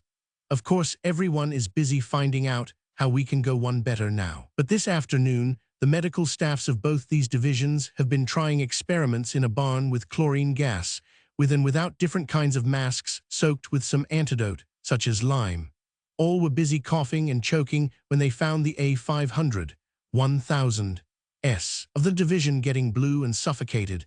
He'd had too much chlorine and was brought here, looking very bad, and for an hour we had to give him fumes of ammonia till he could breathe properly. He will probably have bronchitis. But they've found out what they wanted to know, that you can go to the assistance of men overpowered by the gas, if you put on this mask, with less chance of finding yourself dead too when you got there. They don't lose much time finding these things out, do they? On Saturday, I shall be going on night duty for a month. Monday, April 26th, 11 p.1000. We have been admitting, cutting the clothes off, dressing, and evacuating a good many today, and I think they are still coming in. There is a great noise going on tonight, snapping and popping, and crackling of rifle firing and machine guns, with the sudden roar of our 9s every few minutes. The thundery roll after them is made by the big shell bounding along on its way. 2 officers were brought in last night from a sap, where they were overpowered by carbon monoxide. 3 of them and a sergeant crawled along it to get out the bodies of another officer and a sergeant who'd been killed there by an explosion the day before. It leads into a crater in the German lines and reaches under the German trenches, which we intended to blow up. But they were greeted by this poisonous gas last night, and the officer in front of these 2 suddenly became inanimate. Each tried to pull the one in front out by the legs, but all became unconscious in turn, and only these 2 survived and were hauled out up 20 feet of rope ladder. They will get all right. The wounded ones are generally in the excited stage. When they arrive, some surprised and resentful, some relieved that it is no worse, and some very quiet and collapsed. Captain showed me his periscope today. You bob down and look into it about level with his mattress, and then you see a picture of the garden across the road. He has seen one made by Ross with a magnifying lens in it so good that you can see the mustaches of the Boches in it from the bottom of your trench. The noise is getting so beastly, I must knock off and read Punch. Tuesday, April 27th. Have been busy all day, and so have the guns. When the 15-inch howitzers began to talk, the old concierge lady at the 0500 trotted out to see l'orage and found a cloudless sky, and mon Dieu, it was less cannons. It is a stupendous noise, like some gigantic angry lion. The official accounts of the second dash for Calais reach us through the Times 2 days after the things have happened, but the actual happenings filter along the line from St. Omer GHQ as soon as they happen, so we know there's been no real breaking through that hasn't been made good or partially made good, because if there had, the dispositions all along the line would have had to be altered, and that has not happened. The ambulance trains are collecting the Ypres casualties straight from the convoys at Popering, as we did at Ypres in October and November, and not through the clearing hospitals, which I believe have had to move farther back. Wednesday, April 28th. Here everything is as it has been for the last few days, except the weather, which is suddenly hot as summer, rather more casualties, but no rush, and the same crescendo of heavy guns. Some shells were dropped in a field just outside the town at 8 yesterday evening, but did no damage. Thursday, April 29th, 4 p. 1000. The weather and the evenings are indescribably incongruous. Tea in the garden at home, deck chairs and sweep under the walnut tree come into one's mind, and before one's eyes and ears are motor ambulances and stretchers and dressings, and the everlasting noise of marching feet, clattering hoofs, lorries and guns, and sometimes the skirl of the pipes. One day there was a real band, and everyone glowed and thrilled with the sound of it. I strayed into a concert at 5 this evening, given by the Glasgow Highlanders to a packed house full of men and officers. I took good care to be shown into a solitary box next the stage, as I was alone and guessed that some of the items would not be intended for polite female ears. The level of the talent was a high one, some good part songs and 2 real singers, and some quite funny and clever comic, but 1 or 2 things made me glad of the shelter of my box. The choruses were fine. The last thing was a brilliant effort of the 4-part singers dressed as comic sailors, which simply made the house rock. Then suddenly, while they were still yelling, the first chords of The King were played, and all the hundreds stood to attention in a pin-drop silence while it was played, not sung, much more impressive than the singing of it, I thought. We have had some bad cases in today, and the boy with the lung is not doing so well. My second inoculation passed off very quickly, and I have not been off duty for it. 10 with number Field Ambulance 2. Festubert, May 9 and May 16. May 6, 1915 to May 26, 1915. We have built a house that is not for time's throwing. We have gained a peace unshaken by pain forever. War knows no power, safe shall be my going. Secretly armed against all death's endeavor. Safe though all safety's lost, safe where men fall. And if these poor limbs die, safest of all. Rupert Brooke. 10 with number Field Ambulance 2. Festubert, May 9 and May 16. May 6, 1915 to May 26, 1915. The noise of war preparation, Sunday, May 9, the barge, the officers' dressing station, charge of the Black Watch, May 9, Festubert, May 16, the French hospital, a bad night, shelled out back at a clearing hospital, for duty at a base hospital. Thursday, May 6th, 3A1000. It was a very noisy day, and I didn't sleep after 2P1000. There is a good lot of firing going on tonight. A very muddy officer of 6FT. 4 was brought in early yesterday morning with a broken leg, and it is a hard job to get him comfortable in these short beds. Yesterday at 4A1000, I couldn't resist invading the garden opposite, which is the RA headquarters. It is full of lovely trees and flowers and birds. I found a blackbird's nest with 1 egg in. From the upper windows of this place, it makes a perfect picture, with the peculiarly beautiful tower of the cathedral as a background. Friday, May 7th, 1A1000. The noise is worse than anywhere in London, even the King's Road. The din that a column of horse-drawn, bowl-trattling wagons make over cobbles is literally deafening, you can't hear each other speak. And the big motor lorries taking the munitions of war up are almost as bad. These processions alternate with marching troops, clattering horses, and French engines all day, and very often all night, and in the middle of it all there are the guns. Tonight the rifle firing is crackling. Sir John French and Sir Douglas Haig have been up here today, and everyone is telling everyone else when the great attack is going to begin. There are 3 field ambulances up here, and only work for 2, TH and TH.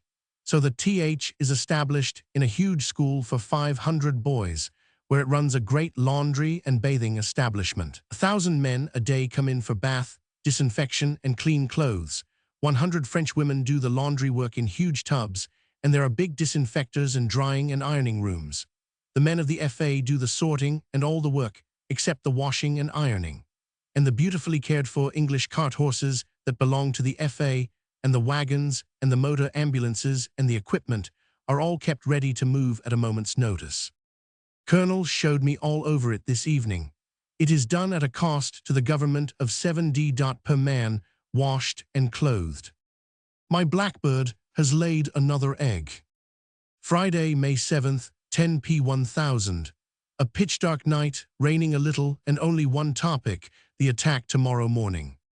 The first RA 1100 barge has come up and is lying in the canal ready to take on the cases of wounds of lung and abdomen to save the jolting of road and railway. It is to have 2 sisters, but I haven't seen them yet. Shall go in the morning, went round this morning to see, but the barge hadn't arrived. There are a few sick officers downstairs who are finding it hard to stick in their beds, with their regiments in this job close by. There is a house close by which I saw this morning with a dirty little red flag with a black cross on it, where the 100 and 30 commanders of the First Army met yesterday.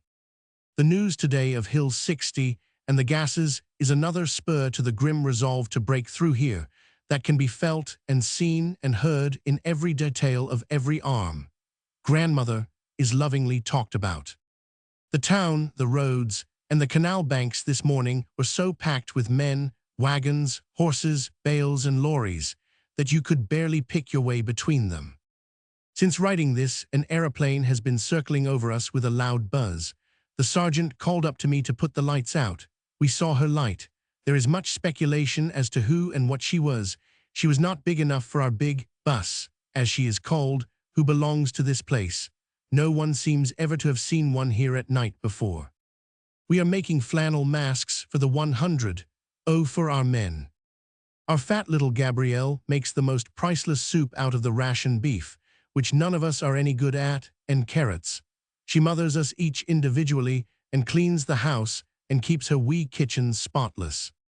4A 1000, the 9s are just beginning to talk. Here is a true story. One of our trenches at Givenchy was being pounded by German shells at the time of NCH. A man saw his brother killed on one side of him and another man on the other. He went on shooting over the parapet, then the parapet got knocked about, and still he wasn't hit. He seized his brother's body and the other man's and built them up into the parapet with sandbags and went on shooting. When the stress was over and he could leave off, he looked round and saw what he was leaning against. "Who did that?" he said, and they told him. They get awfully sick at the big print headlines in some of the papers. The Hill 60 thrill. Thrill indeed. There's nothing thrilling about plowing over parapets into a machine gun with high explosives bursting round you. It's merely beastly, said a boy this evening, who is all over shrapnel splinters. Saturday, May 8th, 9A 1000. This is Der Tag. Could anybody go to bed and undress? I have been cutting dressings all night. One of the most stabbing things in this war is seeing the lines of empty motor ambulances going up to bring down the wrecks, who at this moment are sound and fit, and all absolutely ready to be turned into wrecks. P1000, Der Tag was a washout, but it is to begin at 1 tonight. It didn't. The tension is more up than ever. A boy who has just come in with a poisoned heel, broken-hearted because he is out of it, while his battalion moves up, says, "You'll be having them in cartloads over this." Sunday, May 9th, 1 A1000. The lions are roaring in full blast and lighting up the sky. Have been busy tonight with an operation case who is needing a lot of special nursing and some admissions, one in at 11 P1000, who is only wounded at 9 o'clock. I hope these magnificent roars and rumblings are making a mess of the barbed wire and German trenches. There seems to be a pretty general opinion that they will retaliate by dropping them into this place if they have time and pulverizing it like Ypres. A1000. It has begun. It is awful, continuous and earthquaking. A1000. In bed. The last 10 minutes of rapid did its damnedest and then began again, and we are still thundering hell into the German lines. It began before 5 with a fearful pounding from the French on our right and hasn't left off since. Had a busy night with my operation case and the others. He is doing fine and in every spare second getting ready for the rush. The 1000 Os were astir very early. The A500 1000 S came to count empty beds. It is tonight they'll be coming in. Must try and sleep, but who could yesterday and today? Monday, May 10th, 9, A1000. We have had a night of it. Every field ambulance, barge, clearing hospital and train are blocked with them.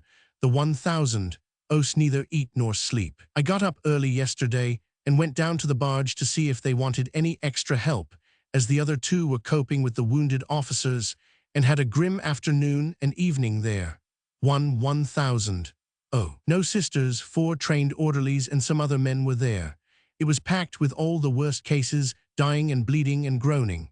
After 5 hours we had 3/4 of them out of their blood-soaked clothes, dressed, fed, Morhage stopped, hands and faces washed, and some asleep. 2 died and more were dying. They all worked like bricks. The 1000 and another from the other barge which hadn't filled up, sent up to the 0500 S when my hour for night duty there came to ask if I could stay and got leave. At 11 P1000, 4 sisters arrived. I don't know how they'd been wired for 2 for each barge, so I handed over to them and went to the 0500 S to relieve the other 2 there for night duty. The place was unrecognizable.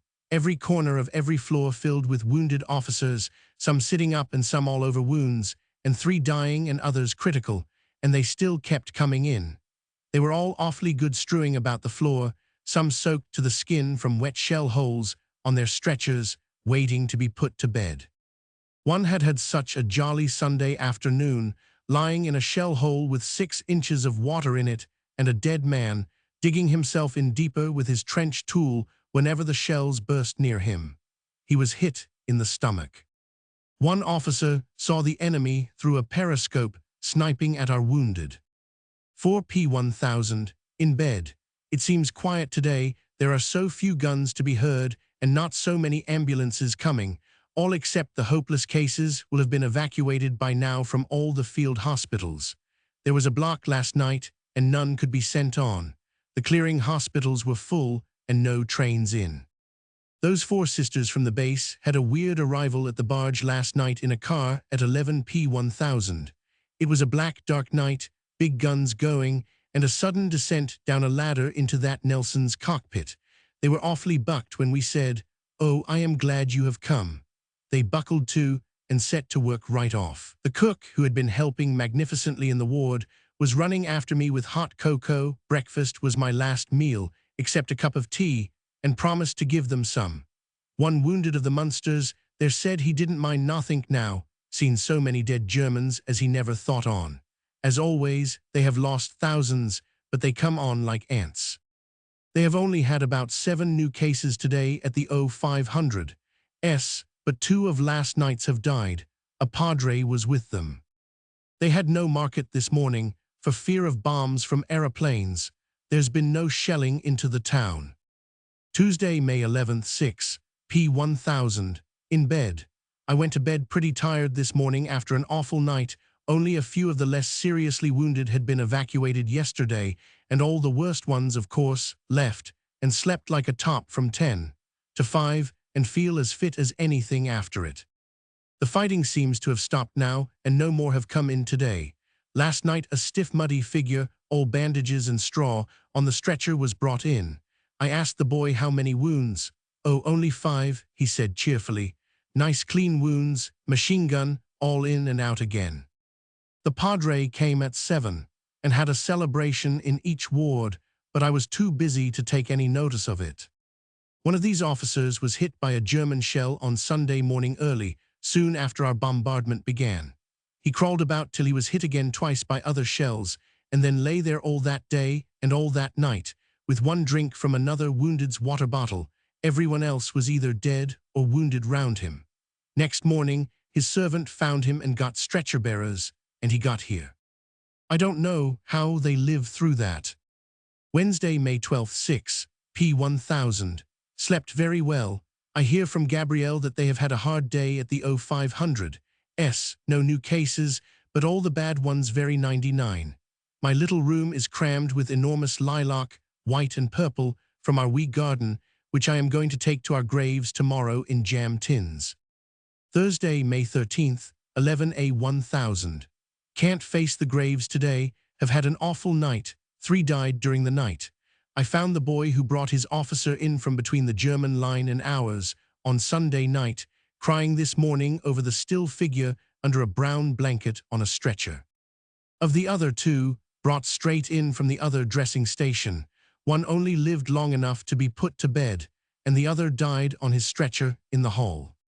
The 0100 said last night, "Now this war has come, we've got to tackle it with our gloves off, but it takes some tackling. It seems so much nearer and more murderous somehow in this field ambulance atmosphere even than it did on the train with all the successive hundreds. We can see Notre Dame de Lorette from here. The chapel and fort stand high up in that flat maze of slag heaps, mine heads, and sugar factories just behind the line on the right. 9p1000, 0500, everything very quiet here. A gunner just admitted, says there will probably be another big bombardment tomorrow morning, and after that another attack, and after that, I suppose some more for us. Another says that the charge of the Black Watch on Sunday was a marvelous thing. They went into it playing the pipes. The major who led it handed somebody his stick, as he probably shouldn't want it again. It is very wet tonight, but they go up to the trenches singing ragtime, some song about "we are always respected wherever we go," and another about "sing a song with me, come along with me." 11p1000. Just heard a shell burst, first the whistling scream and then the bang, wonder where. There was another about an hour ago, but I didn't hear the whistle of that, only the bang. I shouldn't have known what the whistle was if I hadn't heard it at Braceney. It goes in a curve. All the men on the top floor have been sent down to sleep in the cellar. Another shell has busted. Just had another, right overhead. All the patients are asleep, luckily. P1000. There was one more, near enough to make you jump, and a few more too far off to hear the whistling. A sleepy major has just waked up and said, "Did you hear the shells? Blackguards, aren't they?" The sky on the battle line tonight is the weirdest sight. Our guns are very busy, and they are making yellow flashes like huge sheets of summer lightning. Then the star shells rise, burst, and light up a large area, while a big searchlight plays slowly on the clouds. It is all very beautiful when you don't think what it means. 2 more, the last very loud and close. It is somehow much more alarming than Braceney, perhaps because it is among buildings, and because one knows so much more what they mean. Another, the other side of the building. An ambulance has been called out, so someone must have been hit. I've lost count of how many they've dropped, but they could hardly fail to do some damage. 5a1000. Daylight soaking wet, and no more shells since 2a1000.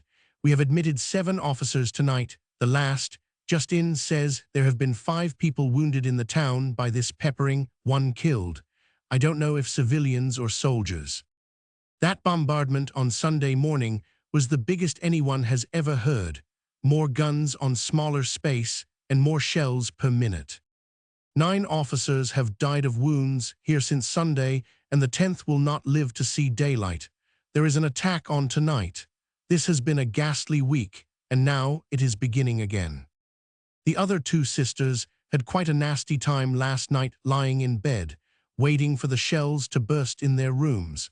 They do sound exactly as if they are coming your way and nowhere else. I rather think they are dropping some in again tonight, but they are not close enough to hear the whistle, only the bangs. There is an officer in tonight with a wound in the hand and shoulder from a shell which killed 11 of his men, and another who went to see 4 of his platoon in a house at the exact moment when a percussion shell went on the same errand. The whole house sat down, and the 5 were wounded, none killed. Saturday, May 15th, 10 p. 1000. Tension up again like last Saturday. Another tag is happening tomorrow. Everyone except 3 sick downstairs has been evacuated, and they have made accommodation for 1,000 at the French hospital, which is the 4th F, a main dressing station and headquarters.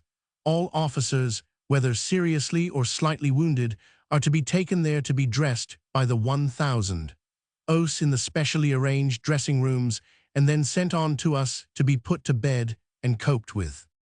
Now we have got some French batteries of 75s in our lines to pound the earthworks which protect the enemy's buried machine guns, which are the most murderous and deadly of all their clever arrangements, and to stop up the holes through which they are fired.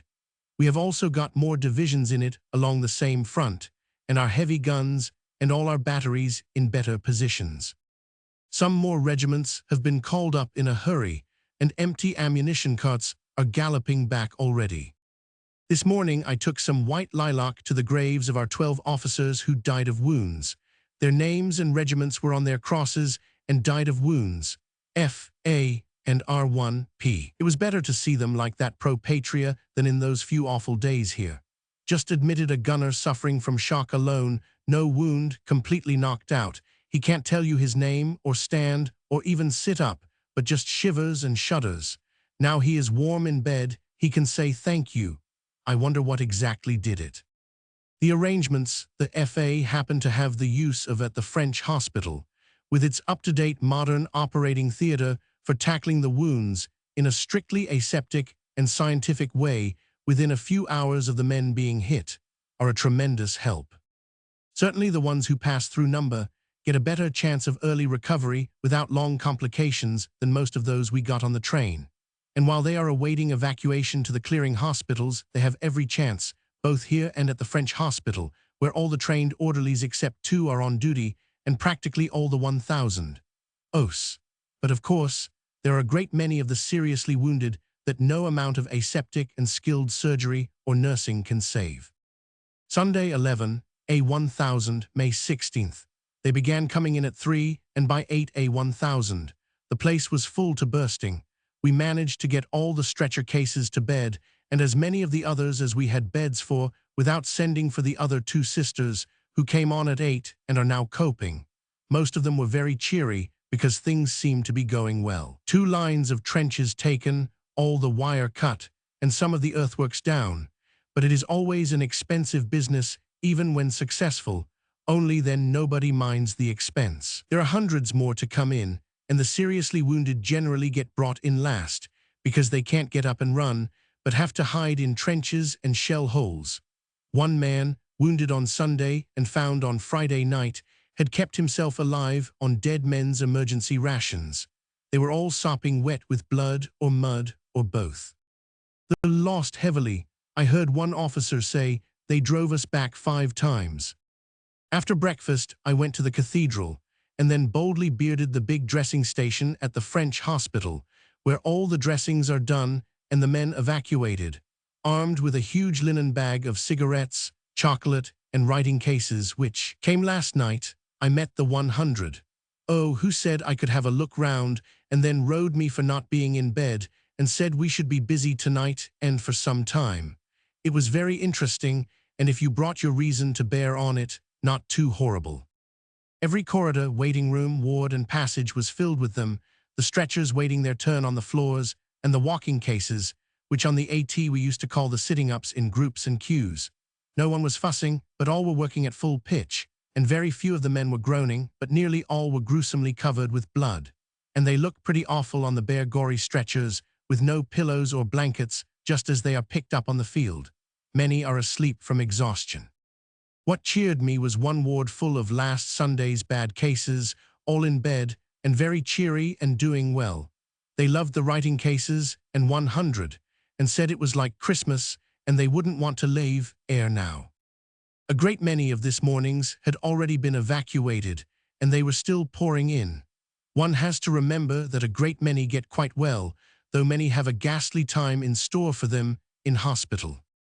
The barge is in the canal again, taking in the non-jolters. Some stalwart young Tommies at number 4 were talking about the prisoners. They told me there weren't many taken, because they found one in a jock's uniform.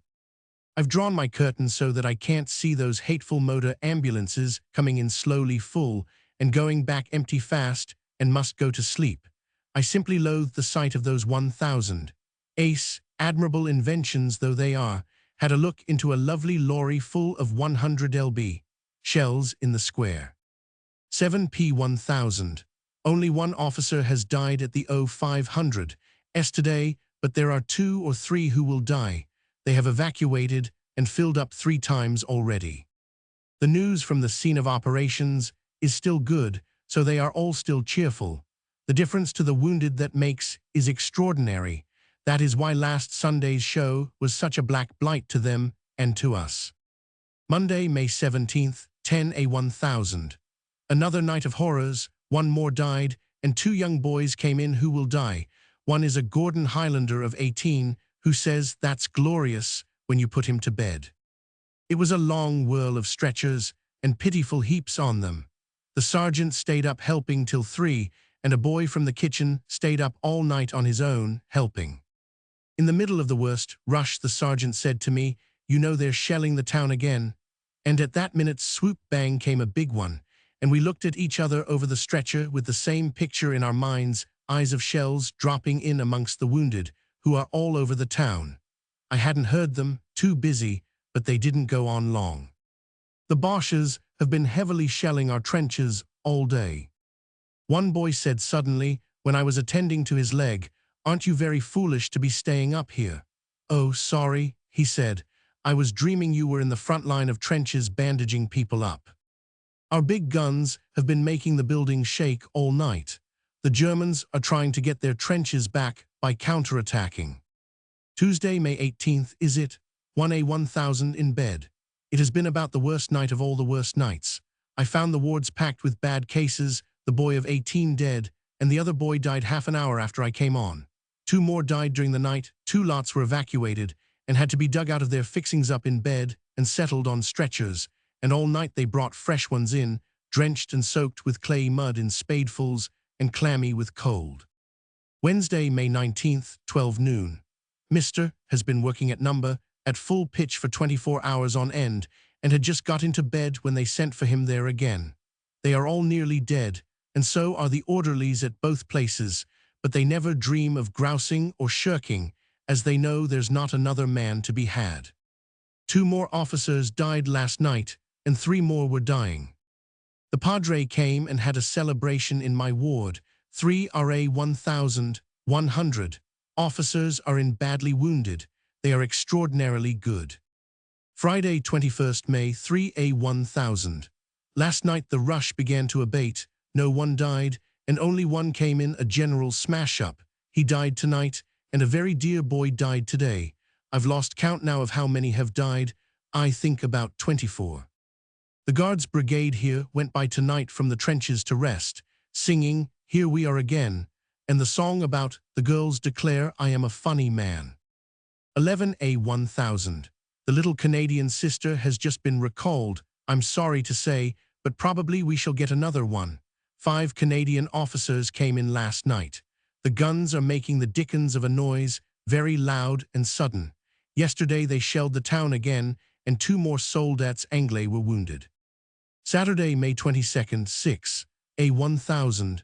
Things have been happening at a great pace since the above, and we are now in our camp beds in an empty attic at the top of an old chateau about 3 miles back, which is number 100. Just as I was thinking of getting up yesterday evening, they began putting shells over into the town, and soon they were raining in 3 at a time. My little room here is a sort of lean-to over the kitchen with no room above it, so I cleared out to dress in one of the others and didn't stop to wash.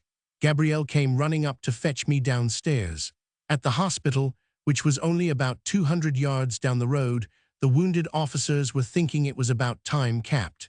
Moved his field ambulance. One boy by the window had got some debris in his eye from the nearest shell, which burst in my blackbird's garden, or rather on the doorstep opposite. That was the one that got me out of bed rather rapidly. The orders soon came to evacuate all the patients. At the French hospital, about 6 minutes away, 3 wounded had been hit in a 1000.